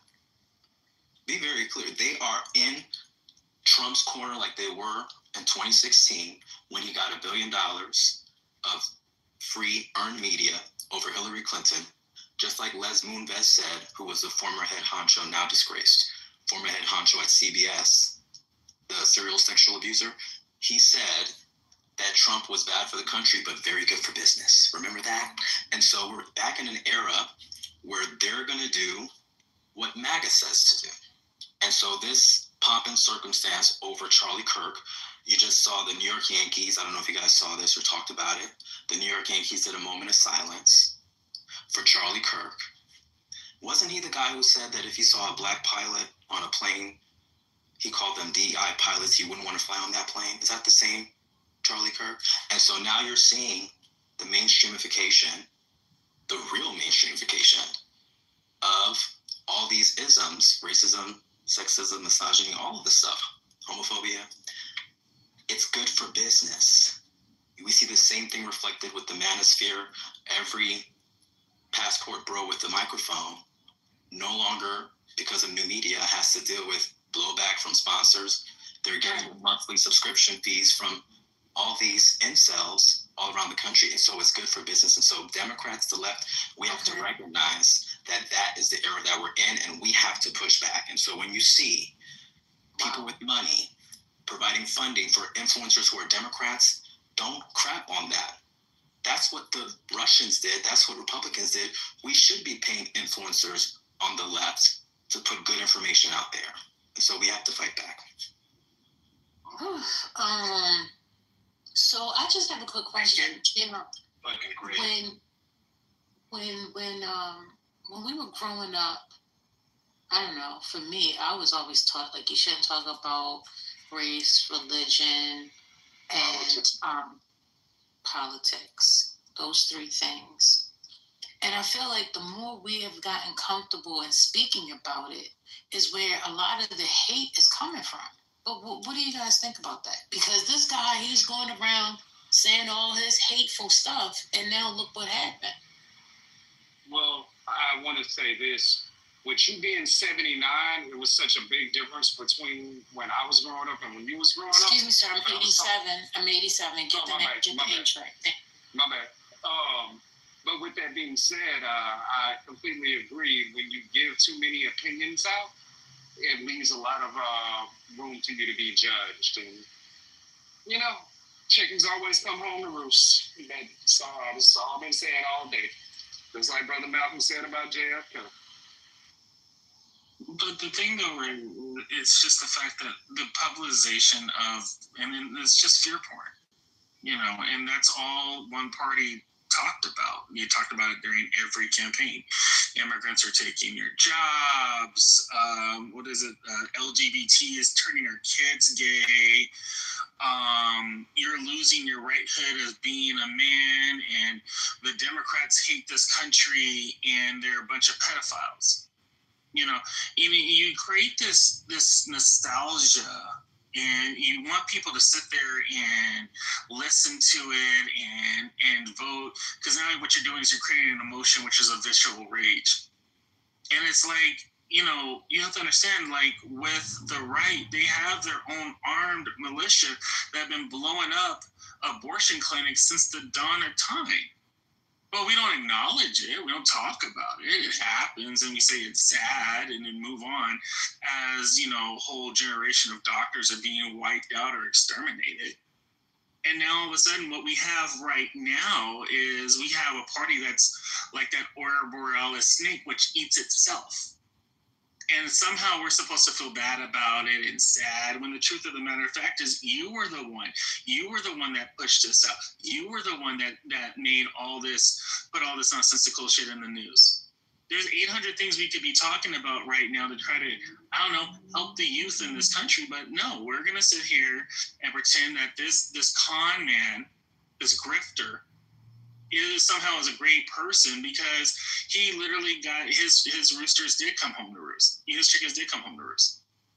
You know, I'm sorry, I'm not celebrating his death, but at the same time, I'm not going to shed a tear for a snake.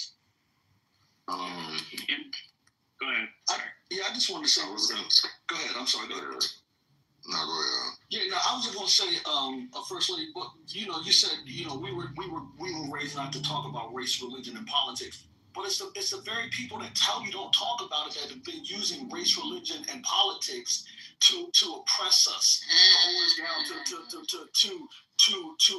to create, you know, to terrorize us. So like this whole and to what who was just speaking, Thomas, like that's the thing. They've been using race, religion, and politics to enact the very things that they're doing right now. Like I feel like we don't live in a time where we can't not talk about race, religion, and politics. It's those very things that they're using to bear us down, to bear down on us. And I was gonna say that's almost what I was the same thing what I was gonna say, but I think the reason that whole motto right there that we have, because that's American motto. You don't talk about race politics or what is it? Something else. That's why we're in the situation we're in right now. Is because we tiptoe around everything. We don't want to talk about none. We could have been over this, you know what I'm saying? But we always do this. So you don't know who's the fucking devil.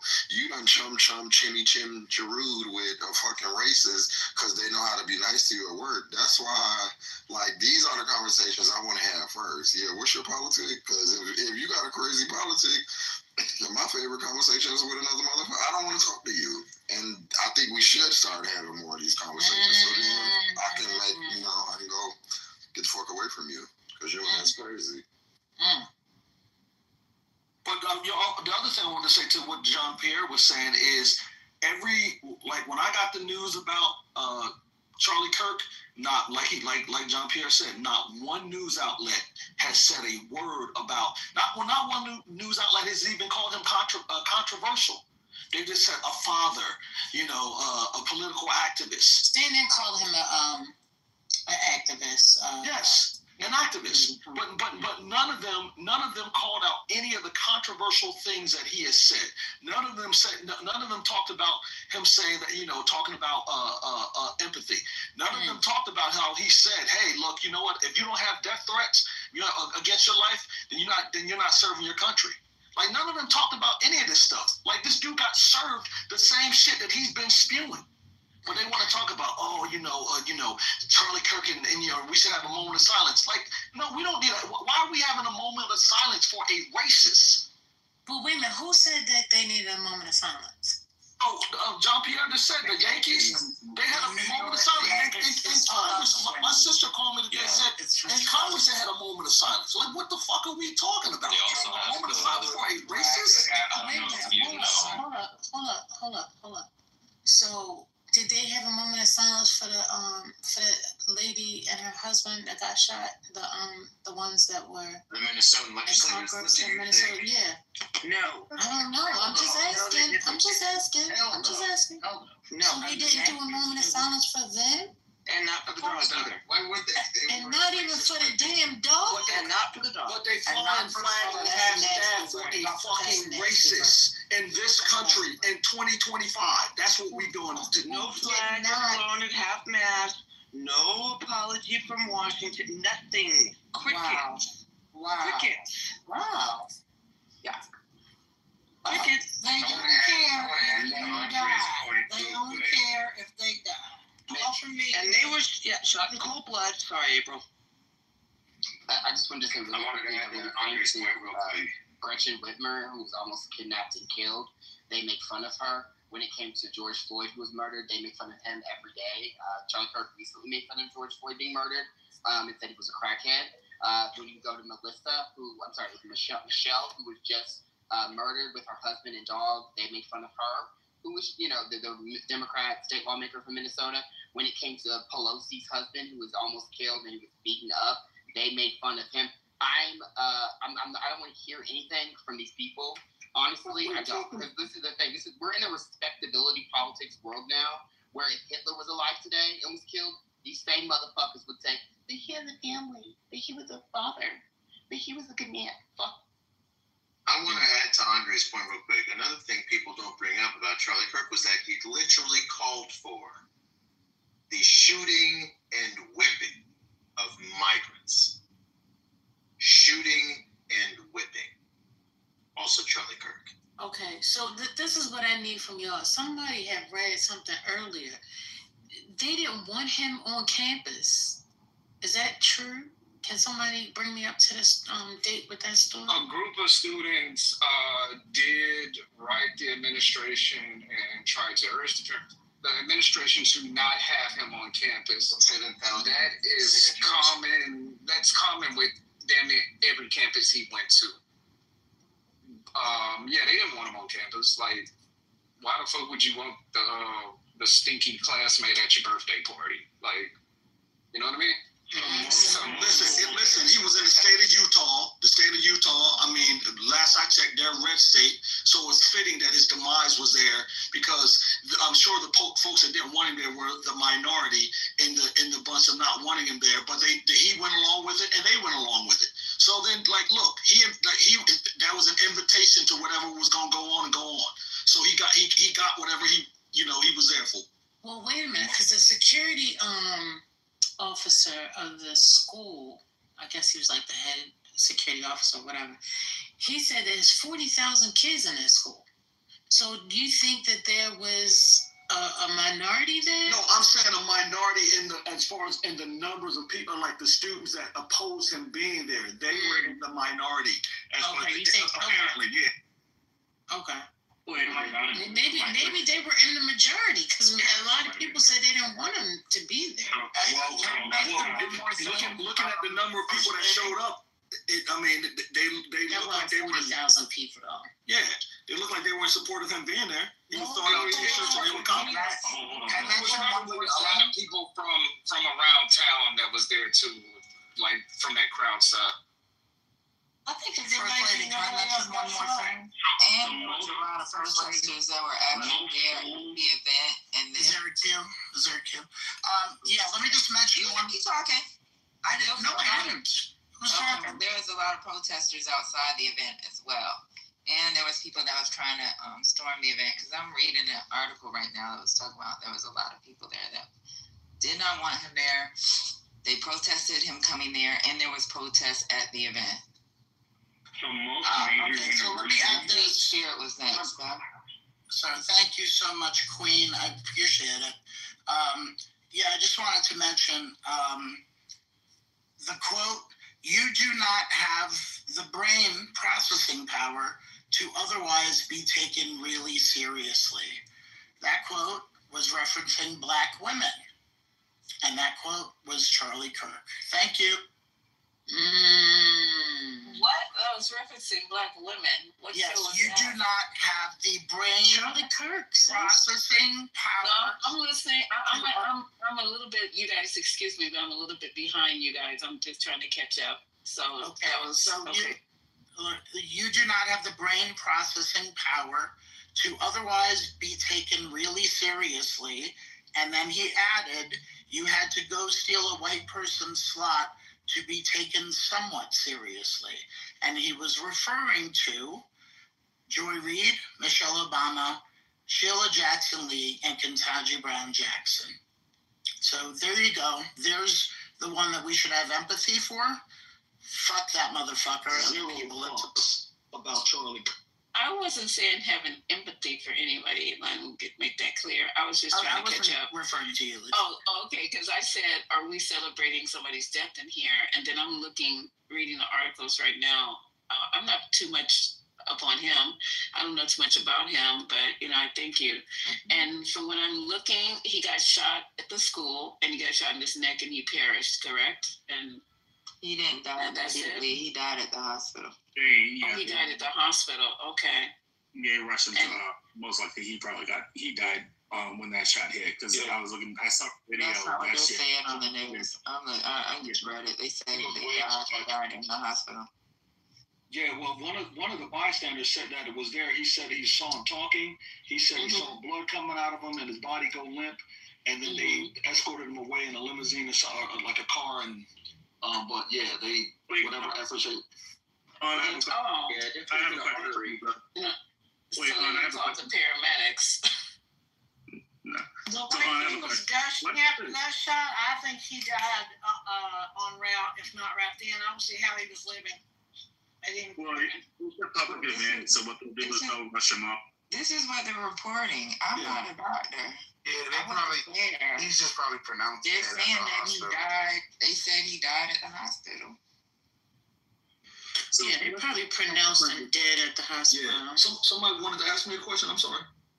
Yeah, I wanted to ask you a question. I was like, what's the crime rate in Ohio? And do we send National Guards over there? Because you're talking about a national treasure got shot that we have to put everything half-mast.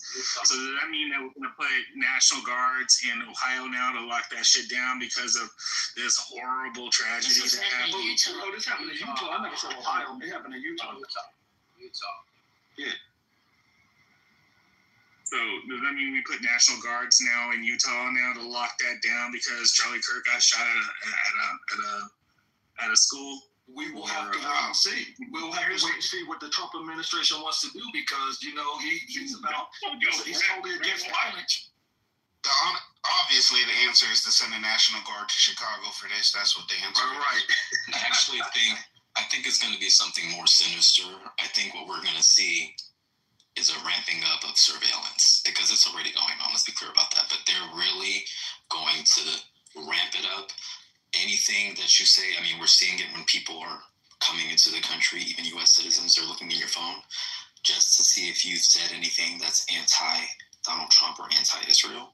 And so they're going to be watching, especially those who are influential, pop culture, celebrities, influencers. They're going to be watching what they do, and we have a great history of that, right? As we know in this country. You saw the files. Yep, one word, palantir. Right. So it's really interesting because I'm talking to my son, and he said that he was at his campus. And I was like, wait, your campus is a liberal campus. But he said, yeah, they were race baiting. He was basically race baiting. So I'm learning a lot about Charlie. Didn't know too much about him. Yeah, he goes to every campus. And everybody in the crowd is not like a pro MAGA. He invites folks to debate him. So the person that was debating him when the shot was fired, he was anti-MAGA. Can I tell Lisa? Can I tell you just some tea I know about him? Just because I've never known he is for a long time. So Charlie Kirk said just a few things that he essentially said.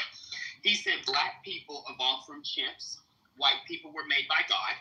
He said that's why we look like monkeys. He said black people, we should have never ended slavery, and that we're in slavery because of our own fault. That the Bible said it was fine and we should follow the Bible. He said that we should never, ever have given us voting rights because now look at what we did and the civil rights movement should have never happened. He said Martin Luther King Jr. was a rapist and a liar and not a real pastor because black people can't be Christians. He said women should never have the right to vote. He said we should have whites-only towns. This is a legitimate racist. He has said crazy stuff about Jewish people as well. This is a literal Nazi. He is the reason why all of these Gen Z men are right-wing. They all were isolating in the house during the COVID era. He is who they were watching on TikTok and on X, at Twitter at the time. This is one of the reasons why Trump won Gen Z men, Charlie Kirk. So and people online are tweeting, this is our George Floyd. Disarmament. Did you? No nuclear weapons. Women, don't say nuclear nothing. weapons. What's going No on? nuclear weapons. Okay. No Are you nuclear okay? weapons. Are you okay? Do we need to call this the psych ward? What's going on? Yeah. 911. So the last thing I was going to the last thing I wanted to tell Lisa is, by the way, a couple weeks ago, he was making fun of George Floyd's murder online. So it's kind of crazy how, and also the woman that died in Minnesota, the lawmaker, and her husband and dog made fun of them, said it was Democrats, said they deserve to die, who cares, it's all fake. Backed up the quote-unquote, it's a hoax from Democrats. This is the Epstein nonsense. Originally, he was all for getting the Epstein files released, but then when Trump said it was a hoax, he completely backed Trump up. He is in Trump's pocket and was in Trump's pocket completely. So I don't give a fuck about none of that shit. All that shit is irrelevant. I want to hear what she got to say. I want to hear what this young lady got to say. Go ahead. She might need prayer. Matt, we'll let you finish. She's having a crisis. She's having a crisis. Whatever the fuck you got going on, get us the fuck up out of here, sir. Lord. Now. Control alt delete. I'm willing to consider. I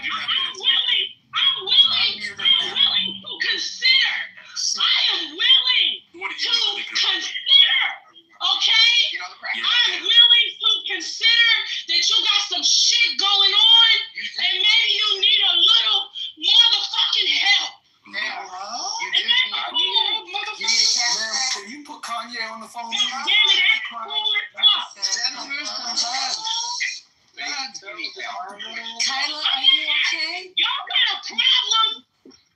No. With what? We trying to figure out what you're talking about, sis. What are you talking right, she wants to have a conversation.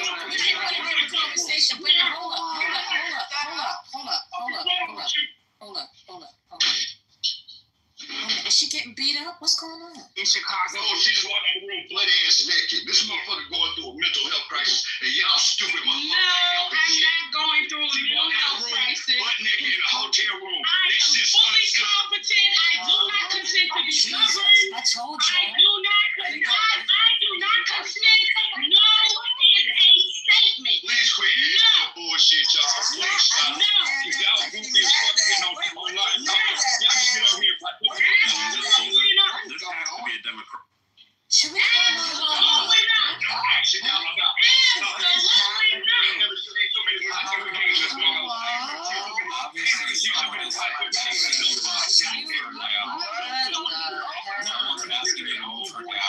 You stop talking over her. It's weird. She's talking about everybody. No, I mean, you guys are talking over her. Didn't you hear Patty and First Lady said they want to hear her? Mute y'all's mic. No, I think it's someone who's with her who's saying more. I said you go on mute, John. Mute your mic. What is the problem? No. Don't pack all my shit in my All right, I want you here. I want you here. I You do. do not. You don't. I want you You here. don't. No, you don't. I do. I really do. You I don't. really do.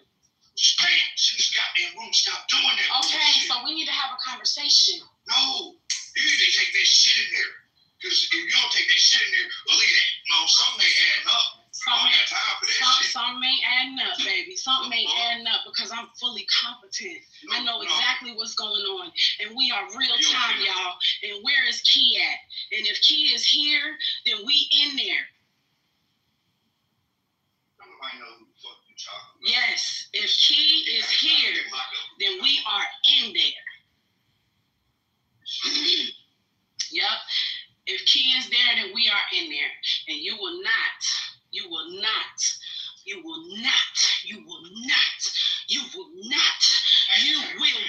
harm a hair on his motherfucking head. You will not harm a hair on his head or this vessel.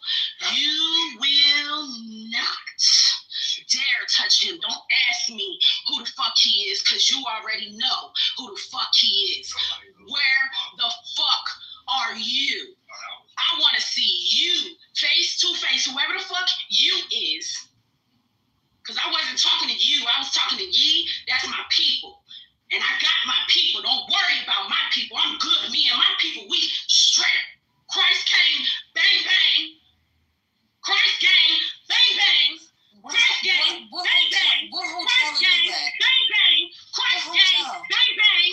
What hotel are you at? Don't you worry about where the fuck I'm at. You already know where the fuck I'm at. Where the fuck are you at? Ooh. Jesus. Lord have mercy. The spirit is moving. Why are you behaving like that? Why are you behaving like that? Why are you behaving like that? Okay. It's just me and you in here. No, you just don't know who you are, baby. What the fuck, yo? I know who you are, child. I had no doubt about that. Ain't nobody have to tell me that. No, You just don't know who you are, baby. No adult could fulfill that. You just don't know who you are. This is the baptism of the Holy Spirit, y'all. Oh, God, this is the baptism of the Holy Spirit. I'm here. This is the comforter. Oh, my God. I'm so glad that I found y'all. Oh, my God. I'm so glad I found y'all. I'm so glad I found y'all. Who's there? Is it Key? Is it Key? Who's there? I'm smoking on that Charlie pack tonight, baby. See, now you getting dropped. You can't control this, man. You either gonna talk to the Most High or you gonna prove to me that we got some shit going on and this is Key. You guys are making fun. Stop it. You either gonna talk to the Most High or prove to me that this is Key. Ma'am, you're on Clubhouse. Is there anything we can do to help you? Where are you? All right, now, this ain't no psychotic episode. Let me go figure this shit out. My nigga figure this shit out. Okay. Have a good My night. nigga figure this shit out. All right. I think Have he a good figured night. this shit out. God bless. Lord. I feel like somebody need a blessing. Woo! Christ gang, bang, bang. So you know that shit's not funny though. It's not funny at all. No, at all. You guys are some twisted motherfuckers right now. Oh, Lord. You Lord, my ass. Oh Lord, so I can drop you because that demons on me. I'm so sick of these You don't need to demons. relax. That was You not know, you need to shut my the name. fuck up though. That's crazy. When you see somebody in pain, all you can do is mock them.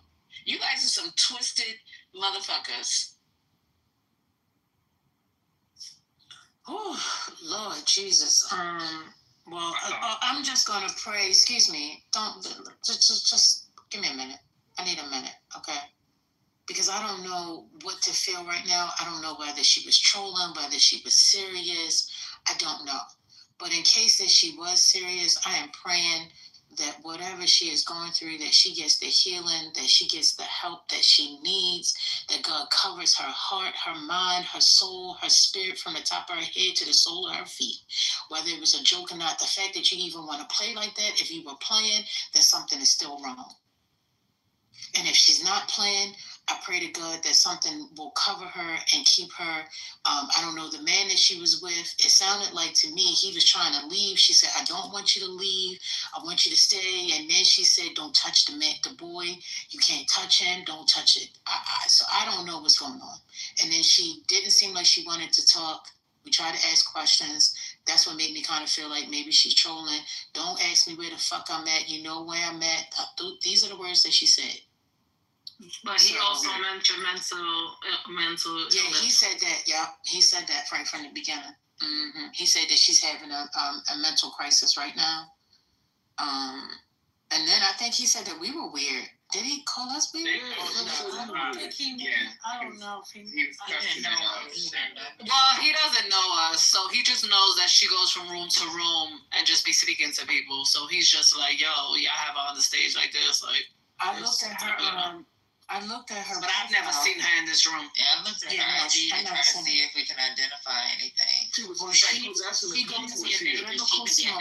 She's a biblical smoke. She goes to the Maccabees. These are all religious spaces. And she also said the power of the Holy Spirit. This is the Holy Spirit. So I don't know if she had too much religion that's then got into her mind and got things going on. I'm not sure. But if you go to her Instagram page, it was totally different. You clicked on it? Yeah, I did. Because I was trying to see if there was something that it wasn't religion. I can tell you that. Okay. Some of the names, autopathy, if you look at the names. Yeah, she was a dancer. And she was looking on her page. You did as much as you could to kind of, to keep this as, to get as much information as possible. So you did. I just want to let you and the moderators know you guys did as much as you could have. It was very hard to try to pick up and follow. So and it's just part of it's just part of social media. Sometimes we don't know the whole angle or what is the stimulus for what somebody is saying. And this was a little hard to parse out at my end, to be honest with you. So you did the best you could. Thank you. I appreciate that. People have been harmed and killed on this app. You guys, it's easy to make fun. Sometimes you just have to sit there and be quiet and let people like First Lady handle it. First Lady's voice is calming. The lady was obviously in distress, and it was terrible to listen to. And I was praying to God we weren't going to hear something we don't want to hear. So I reported her profile. I know Clubhouse won't do a damn thing about it, but at least I made a report of it. I think all of us find a way to help people if you can. Bless her. I hope that everything's okay. And that's what I was getting ready to say. It's like you're so ready to make fun of somebody and take somebody's pain and use it for your pleasure. You couldn't know that you could possibly help somebody in this moment. So that was my whole thing. And, and I appreciate you, too, for letting her speak, because if it had been in any other space, they would have dropped her before I could even find out what was said and kicked her out the room. So I appreciate you guys letting her speak, even though you didn't get a chance to do anything for her. Maybe something positive is going to come out. So to God be the glory. I'm going to be real. I thought I was getting trolled at first. I thought it was a recording that somebody was playing. And then when she started actually responding to the comments that was made, I was like, oh shit. Time to chill.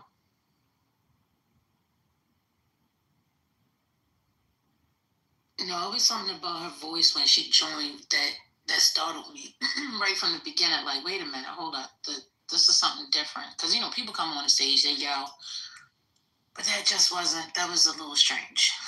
Mike P, I see you keep raising your hand. And you and I, we've had conversations. I just don't know if right now is a good time for you to come up, because I really don't want to fight right now, and I don't want the people to fight. So if we could, not do that, I would definitely appreciate it.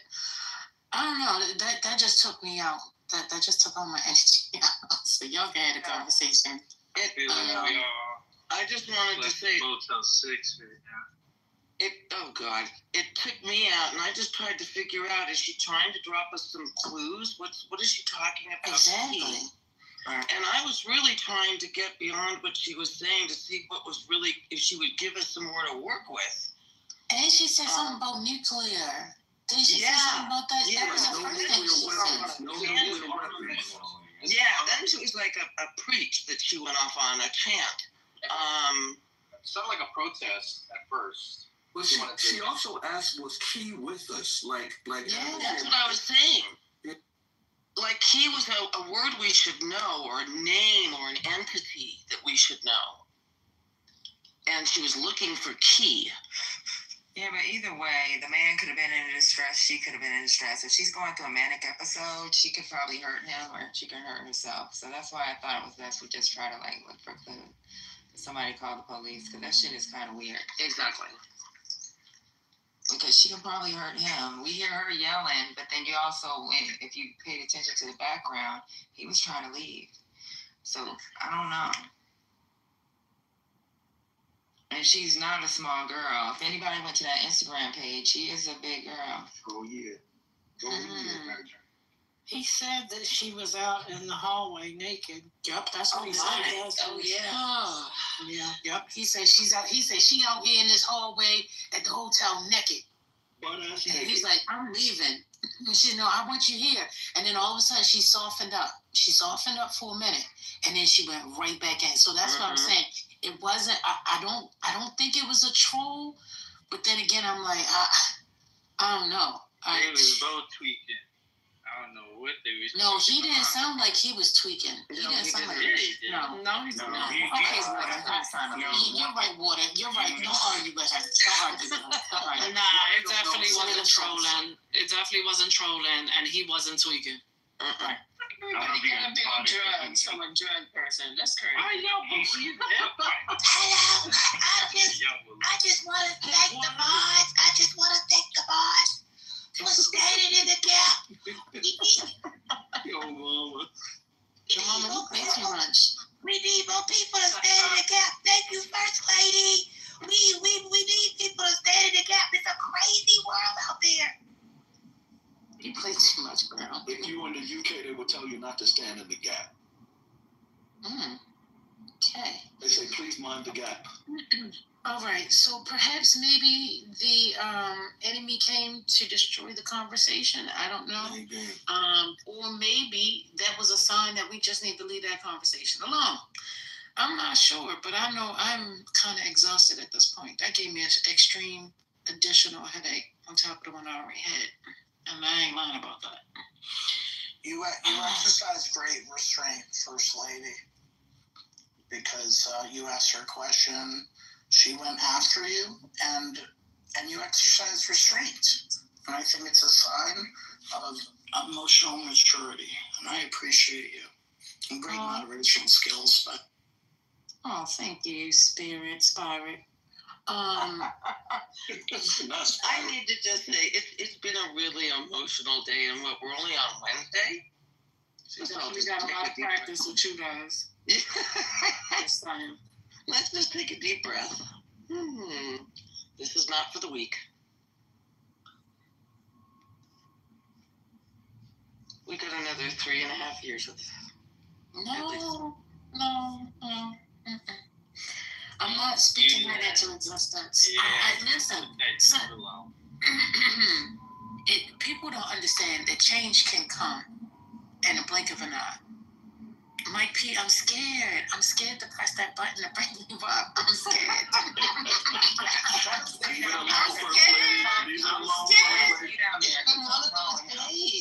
He got Miss Wilderness too. He's talking about it's a crash out. You need to stay down there. Oh, he can come up. I have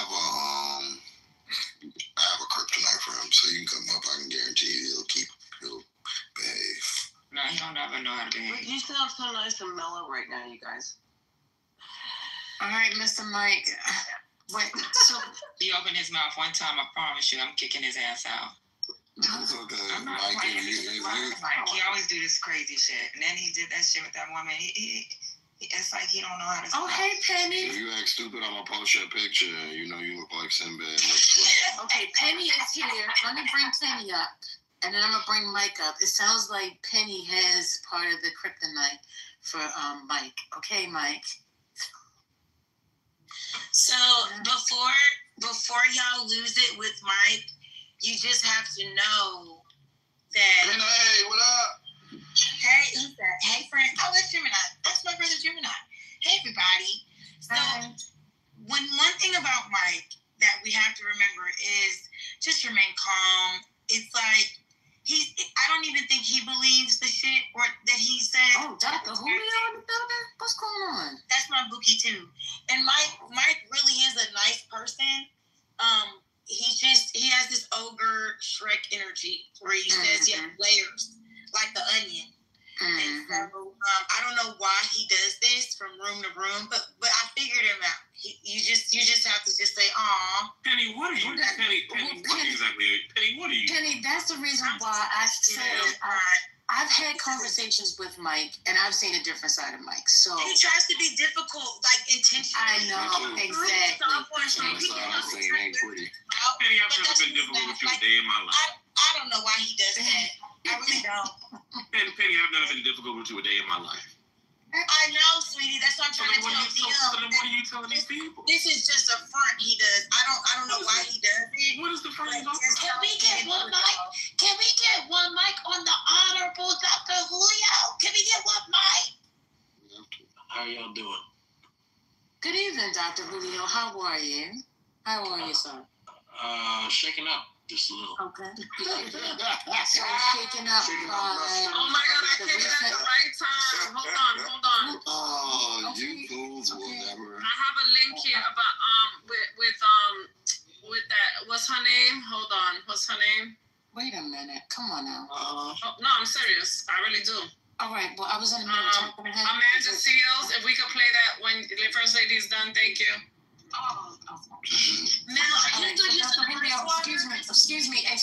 Excuse me. Y'all being rude right now. Dr. Julio, are you shaken up because of the recent events with Charlie Kirk? Absolutely. I think that we live in a the inability to have a healthy disagreement with somebody. I don't know who did it, Chris. I have no idea. What I would say is this, right? If of all the disagreements that I have with every last, one of you moderators, at least at the top three, me and Patty probably don't agree on much. Me and First Lady don't, but we could talk for hours without there being an issue. I think that what has happened today is reflective of a spiritual cancer that exists in this country. I don't give a shit whether you're Republican, Democrat, Socialist, Communist. I don't give a fuck what you are. We should be able to argue for hours without anybody losing their damn life. Period. I don't give a shit. And anyone that condones this act of horrendous violence is bullshit. Okay. Good done. Are you a doctor? So are you claiming? Not too much on the Honorable. Not too much. One mic on the Honorable Julio. So are you claiming to know the motive of the shooter? What I'm claiming you, ignoramus, is that what the action that happened. Just let people finish. Okay. All right. Listen, y'all. Listen. In order for us to have a conversation, we cannot throw, these little ad hominems. I hate using that word because I use it so much. In this case, First Lady, it would be a red herring. Okay, whatever you want to call it. Can we please just try not to be negative? And y'all keep coming off mic. It doesn't help because even when somebody cuts me off, it triggers me. And then when somebody responds in an aggressive way, then you want to play victim. So instead of that, let's just allow one person to speak, and if there's an actual dialogue between two people, let's just try to, stay on mute if that's possible. Thank you. Appreciate you. Love.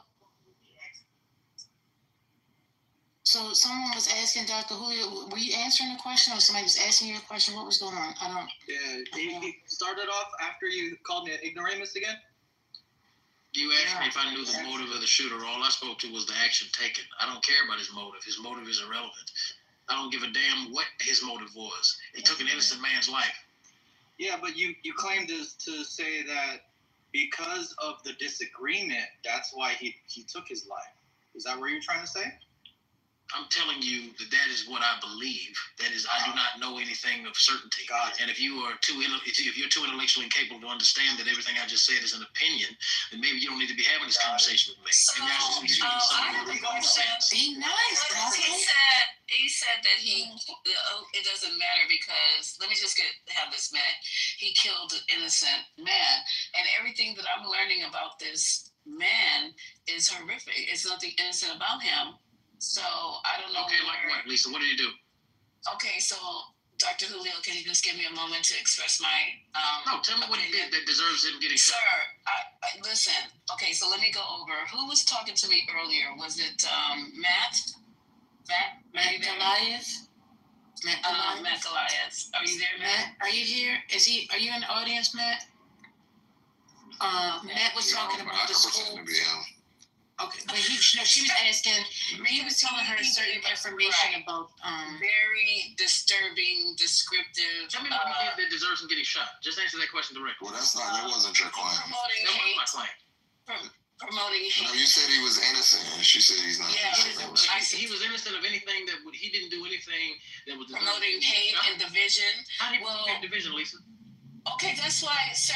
Dr. Julio, this is not your show. You can't just keep coming off and asking questions. I do what I feel like until you get me out of here. So. But why you gotta be like that if you want to have a conversation? I know you're asking a question, but you keep on, doing this rapid fire. Because she's not answering it directly. You can answer that. I'm sorry you don't appreciate my answer, but I'm just saying. Let me just make it basic. Is he still here? You can try that big mic shit somewhere else. Fuck that mother. Fuck, he gonna tell her how she needs to answer. Right. This is what happens when you let Dr. Julio on stage. Foolery. Do you guys want to play that link on time? Good doctor, not too much. Yo, mama. Wait a minute, Jazz, you got the real picture for me? I know you got a new picture. What's going on, Jazz? Hey, Jazz, welcome to the stage. Hold on. Let me play this real quick. Okay? Is that okay? Jazz. All right, go ahead. Play it. Yeah, nobody's listening to me today. I think I gotta get some headphones. So. No, baby, I can hear you loud and clear. Okay, hold on.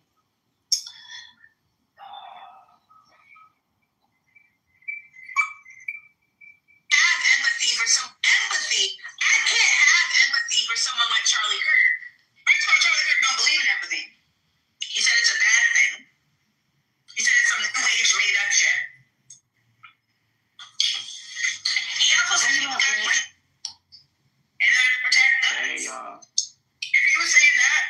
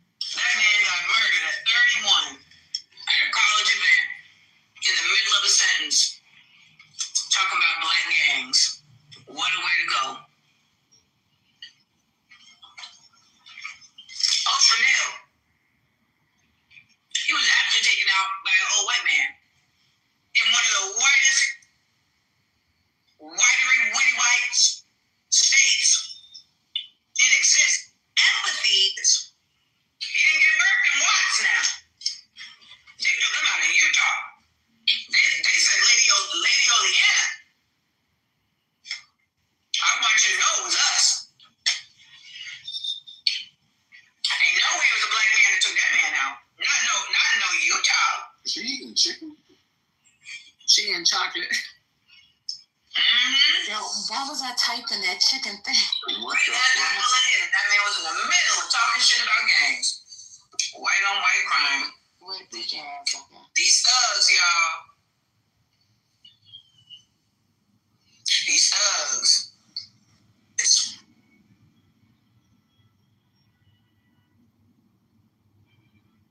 That was the end, guys. That was a mess. I don't know where you found that. Who was that? That was Amanda Seals. Oh, Amanda said that. Oh, I was trying to play it for. I thought you were saying you wanted to play the Julio with Amanda Seals. God, diggity dog. No, I was trying to play that for Austin Julio. That was here. Wait, that was Amanda still speaking? Yeah. Correct. And she was on live, and she was eating a chocolate bar, guys. For the ones that was asking what she was eating. A chocolate bar. Yes, it was a chocolate bar. Oh, she was eating a whole chicken bone. She was sometimes the chocolate gets stuck in your teeth, so you gotta. No, man. She sounded like she had the gristle. No, it's chocolate bar in her hand. You can see it on the live. Listen, I said on my social media platform that when you sow hate, you blossom. You blossom hatred when you sow it. I don't feel bad. And it was pissing me off is our people trying to find an ounce or an inch of sadness and sympathy for a man and make excuses for no matter who it is, regardless of your political views. I don't care. It's not that I don't feel bad for his life. Nobody's life should be taken. But when you sow hate, what do you think is going to blossom from it? I'm sorry.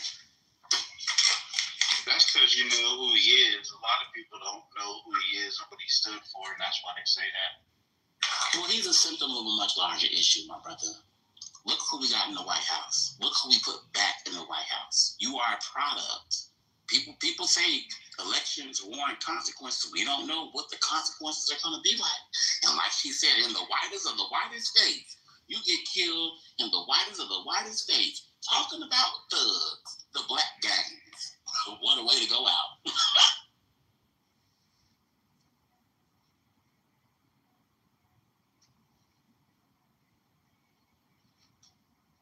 There's a famous quote that says, "I don't wish death upon anyone, but I've read obituaries with great pleasure." I've heard that quote. Is that Mark Twain? It's not Mark Twain, but they keep attributing it to him. That's what I heard it attributed to, actually. So what is the Jewish community saying anything about his departure? Probably. Can I speak as one? Yes, please. Thank you, Spirit. I'm not part of the other ones on there. Sure. No, he's a fucking neo-Nazi. What the fuck are we talking about? The Jews on this app, who are the fucking genocidal maniacs, may be saying something, but that's only because of his recent come around supporting the Israeli government because of their invasion of Gaza and the mass killings there, because the denominator there is that Charlie Kirk hates anybody not white. So if it's little Muslim children being killed, he doesn't give a fuck. If it's little Jewish children being killed, he doesn't give a fuck.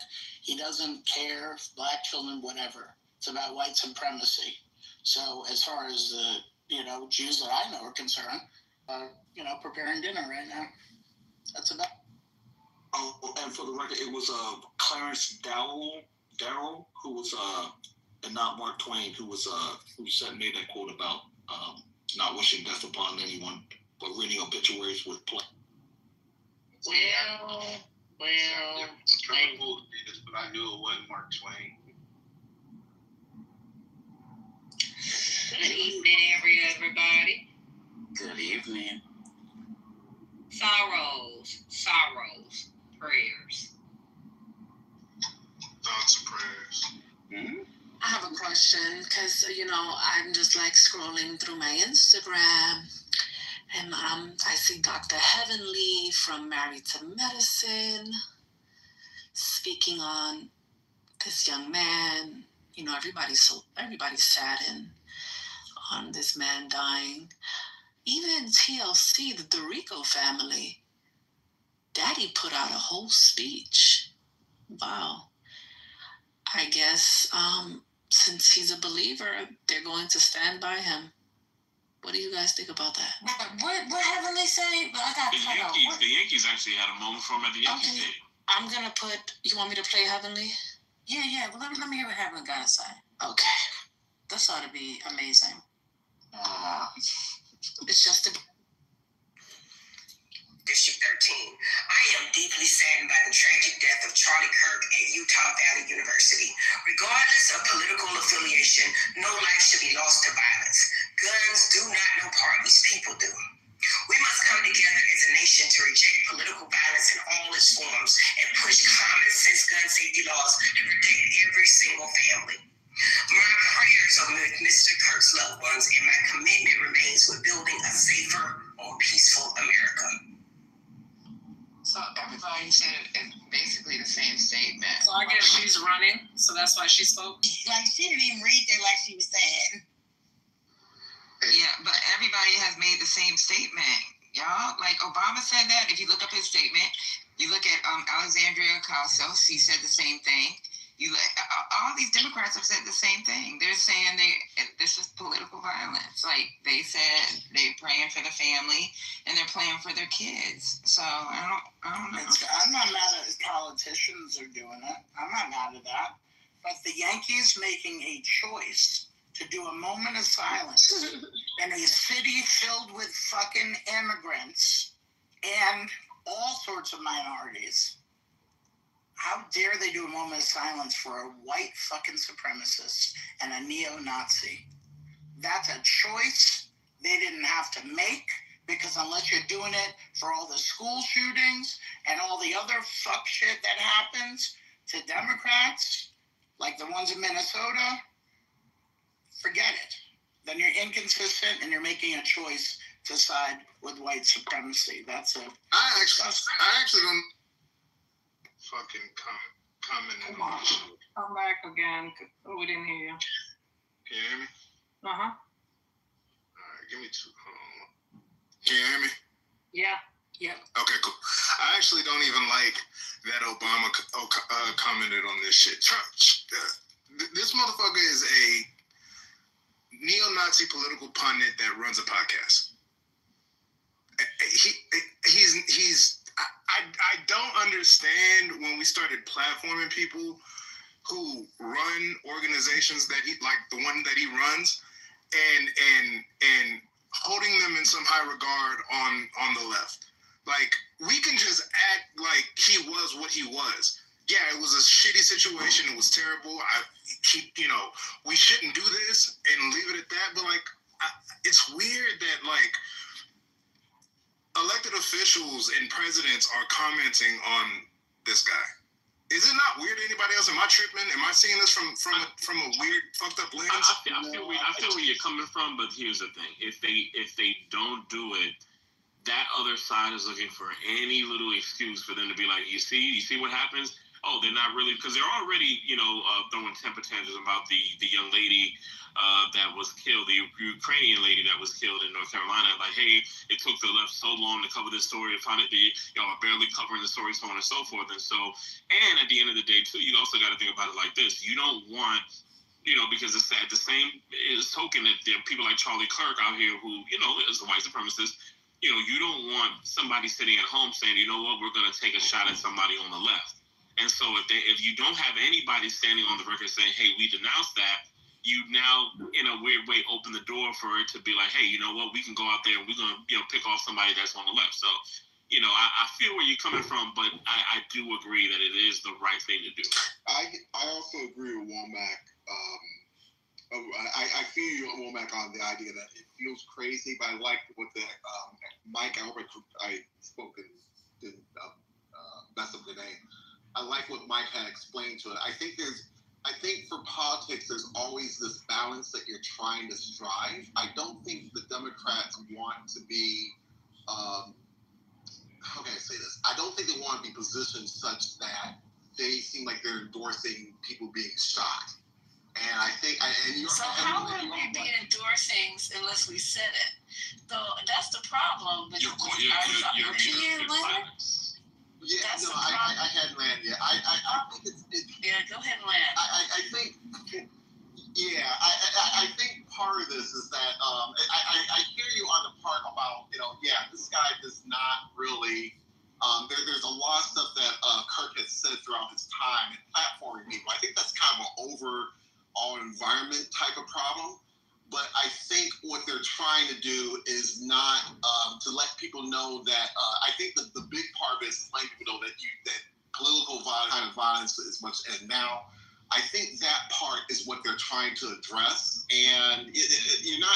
I don't think that you're crazy for calling it out. I think it just reflects what's going on in the environment. We're trying to kind of figure out how to respond to things when so many people have a platform that has access to certain things, and how do you respond to it such that you don't want people being shot, but you also don't want to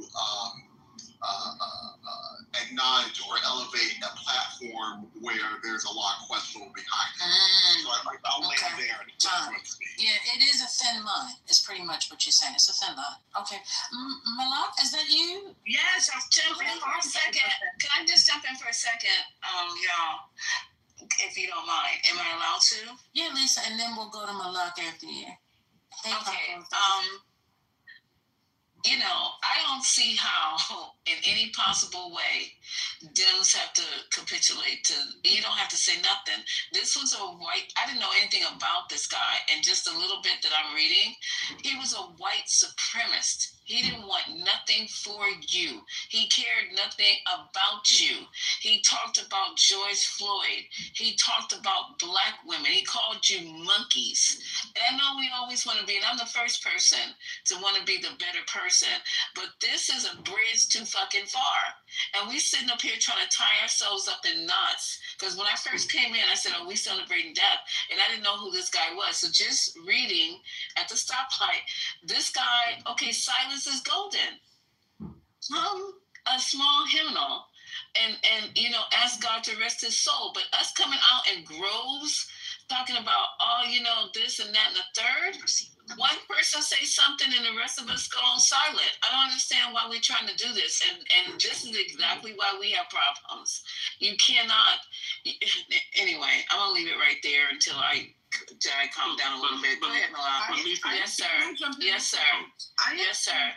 I actually agree with Pierre and Lisa, because I definitely think that I understand that political violence needs to be condemned, point blank, period, no matter who does it or who it's directed at. I believe that. But I think what also needs to be said is that political violence didn't start today. And political violence, the long spectrum, the beginning of political violence doesn't start with people getting shot. It starts with this kind of rhetoric that we've been seeing. It started years ago. It starts with all this fascist talk, all this talk of dehumanizing people. And when you start speaking the language of political violence and think that you're going to be able to wield that and to direct that, and that's never going to affect you, that's a complete fallacy. So if you want to condemn political violence, that's fine, but I think they need to condemn the entire thing and start to understand what is really the roots of this. And frankly, I've never seen, you could post it in the chat if I'm missing something, I haven't seen anyone on the left or Democrats advocating for this kind of violence and dehumanization of other people the way the right does so routinely. So this is what y'all have unleashed, and this is the world that we live in now. That's what needs to be condemned, just as wrong. Hold up, because we got a lot of people trying to speak here. Okay. So one, no worries. 1 second. because there's a lot of new speakers here. I just want to make sure that you guys understand it. You can jump in the conversation anytime. It's popcorn style. We don't have to start a queue if, in fact, everybody can be adults. And I think that's best. One thing, I do have a question. How do we know that it's political violence? I mean, I understand it makes sense to say it's political violence, but we don't know who the killer is, and we don't know why. His motive. Do we know his motive? Like, I mean, it could have been racial. It didn't necessarily have to be political. I mean, this person has said a lot of racial things. So we're pinning it on political and we're making it political, but I don't know that it really is. You're not sure because the person who they did say they brought in for interrogation and a person of interest was released because they the old white man who they had at first is saying who did it didn't. So the person is still at large. But I think just the fact is because of how his rhetoric has been and because, again, like you said, they don't know the exact cause of why this happened, that they're automatically going to pin it and say it's political violence. But I can say this. I totally agree with some of the speakers basically saying that they're trying to make him a martyr at this point. They really are. And I feel like they need to speak up. Yes, you can condemn him being shot because regardless of somebody's rhetoric, we do still have the freedom of speech here. However, it comes with consequences. And the things he have said, he should not be lifted up as no hero, as no God, and that he was doing this and that he just went down with the blaze of glory. No. He was a bigot. He spoke on every racial matter, every religious matter, and he said every fiery thing you could possibly say to harm people, and that does need to be spoken out against. And the one thing about the Democrats, even when it comes to different Republicans that have been shot over the years, or any different people, they've always spoken out. However, they need to speak truth to power in order to try to get an upper hand on what's going on, because now you have Nancy May saying that dependence on the Democrats. You don't know if the shooter was Democratic, Republican, who they were. But now this is being used. I feel like they need to use the Republican game plan on what they do any other time. How to not only say, no, this isn't right to do any political shooting if this is what this is. However, you need to dispel the things he said. This man has literally spoke on situations saying that, oh, well, you do need a few shootings in order to strengthen the Second Amendment. Look at you now. The things he has said has been ignorant. The things he has said has been just straight nauseating. However, we're going to see what the Democrats going to actually do, and if the Republicans going to actually stand on 10 about the things they say. Because I don't want because it's Charlie Kirk and he was this and he was so right that we're going to start changing rules. No, we want you to keep the same energy. Keep the same energy you did for those children. Keep the same energy you do for black violence. Keep the same energy you do in any other political realm. But now with somebody on your side, you need to keep the same energy. Yeah, I agree with you, but I'm usually I come in this room and I like to mix it up, but I'm not sure if the Democrats have that much power to do what you're saying. As I agree 100%. I think that, but part of the reason why I say that is we got to be real. The Democrats, for a very long time, when it came to the woke movement, even though there was some good things that they were saying, and even before that whole thing even came, there was a lot of conversation, a lot of talk about censorship, and the Democrats were a very big part of that. And what took place was that it got so beyond the pale, and it got so out of whack and got so crazy that and people were getting canceled, and people were being silenced, and if you said something or the comedy stuff, it just got so crazy. So now that other side got emboldened, and now they're doubling down, even though they were already saying a bunch of foolishness prior to that.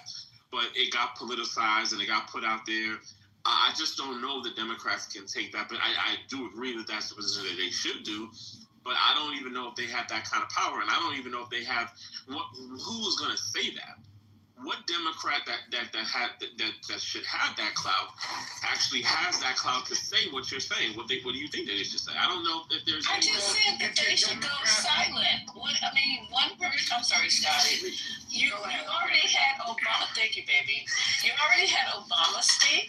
You've had Clinton speak. You have blah blah blah. I mean, come on. That's enough. This stuff that this guy that I'm reading here is ridiculous, and you want to promote him on any level? I mean, he passed away. God rest his soul. God forgive him for all the negative shit he said about other people, the hatred that's in his heart. But okay, he's gone. Lisa, and that's one of the best races on the planet. Said that some gun deaths are worth it. Wait a minute. To protect something. We got a lot going on. Dr. AG, are you trying to say something? Oh, my bad. Okay, no worries. Oh, wait. All right, so Malak is trying to get in. Spirit, I'm coming to you because you. Too. I got something to say too. No, Okay, it's okay. I made my point. Can I go or Malak? No, I'm gonna go to you. I'm good. Spire. Go ahead, Spire. Okay. All right. Thanks, ma'am. So I want to say two things. One thing to your point, Lisa. I think part of the equation for Democrats that are not even. I understand why a Democrat running would make a statement like we heard. I also understand why somebody like Obama or somebody in a high position that is not running would say that. And I think part of it may be in self-defense. Because if they don't say anything, people may put more of a target on his back. It just may be a self-defense, easy thing for them to say out of self-preservation. That's just my suspicion. If it turns out that this guy got a gun illegally and they could actually have a law that would have prevented this, have a gun control bill called the Charlie Kirk Gun Control Bill. But that's too savage for them. Yeah, I agree with that. Like, they gonna say something because they feel like targets. It's crazy that, we talk about school shootings all the time. Everybody's up in arms. And the topic that he got shot talking about was a school shooting. They asked him how many transgenders have carried out school shootings in the last 10 years. And he said, too many. And it was actually 5. And then he was asked subsequently how many school shootings there were in the last 10 years. And he said, or mass shootings rather. And then he asked, are we including or excluding gang violence? And those are his last words. So again, like, sensationalism is taking over. It's really crazy how that happens. But we see in Minnesota, we had politicians get wiped out at their house. It was almost 2 sets of them until they were able to call 911 to thwart the shooter. Door to condone it to continue. And that happened because what if it's somebody that we agree with? They get sniped, or maybe I did agree with this person, and so maybe 70% of the time, or 30%, or whatever. Like I didn't agree with my mom sometimes. You know what I mean? I'm not gonna ever agree with anybody 100% either way. So it's like when it gets to the point of you deserve to die because you think differently, we're opening up a box to where all of us can get it at any moment, even if it's I disagree that you fucked up on the road driving next to me, and now you get to shoot me in my head on the highway. You see what I'm saying? This is where we're going. I think that's what they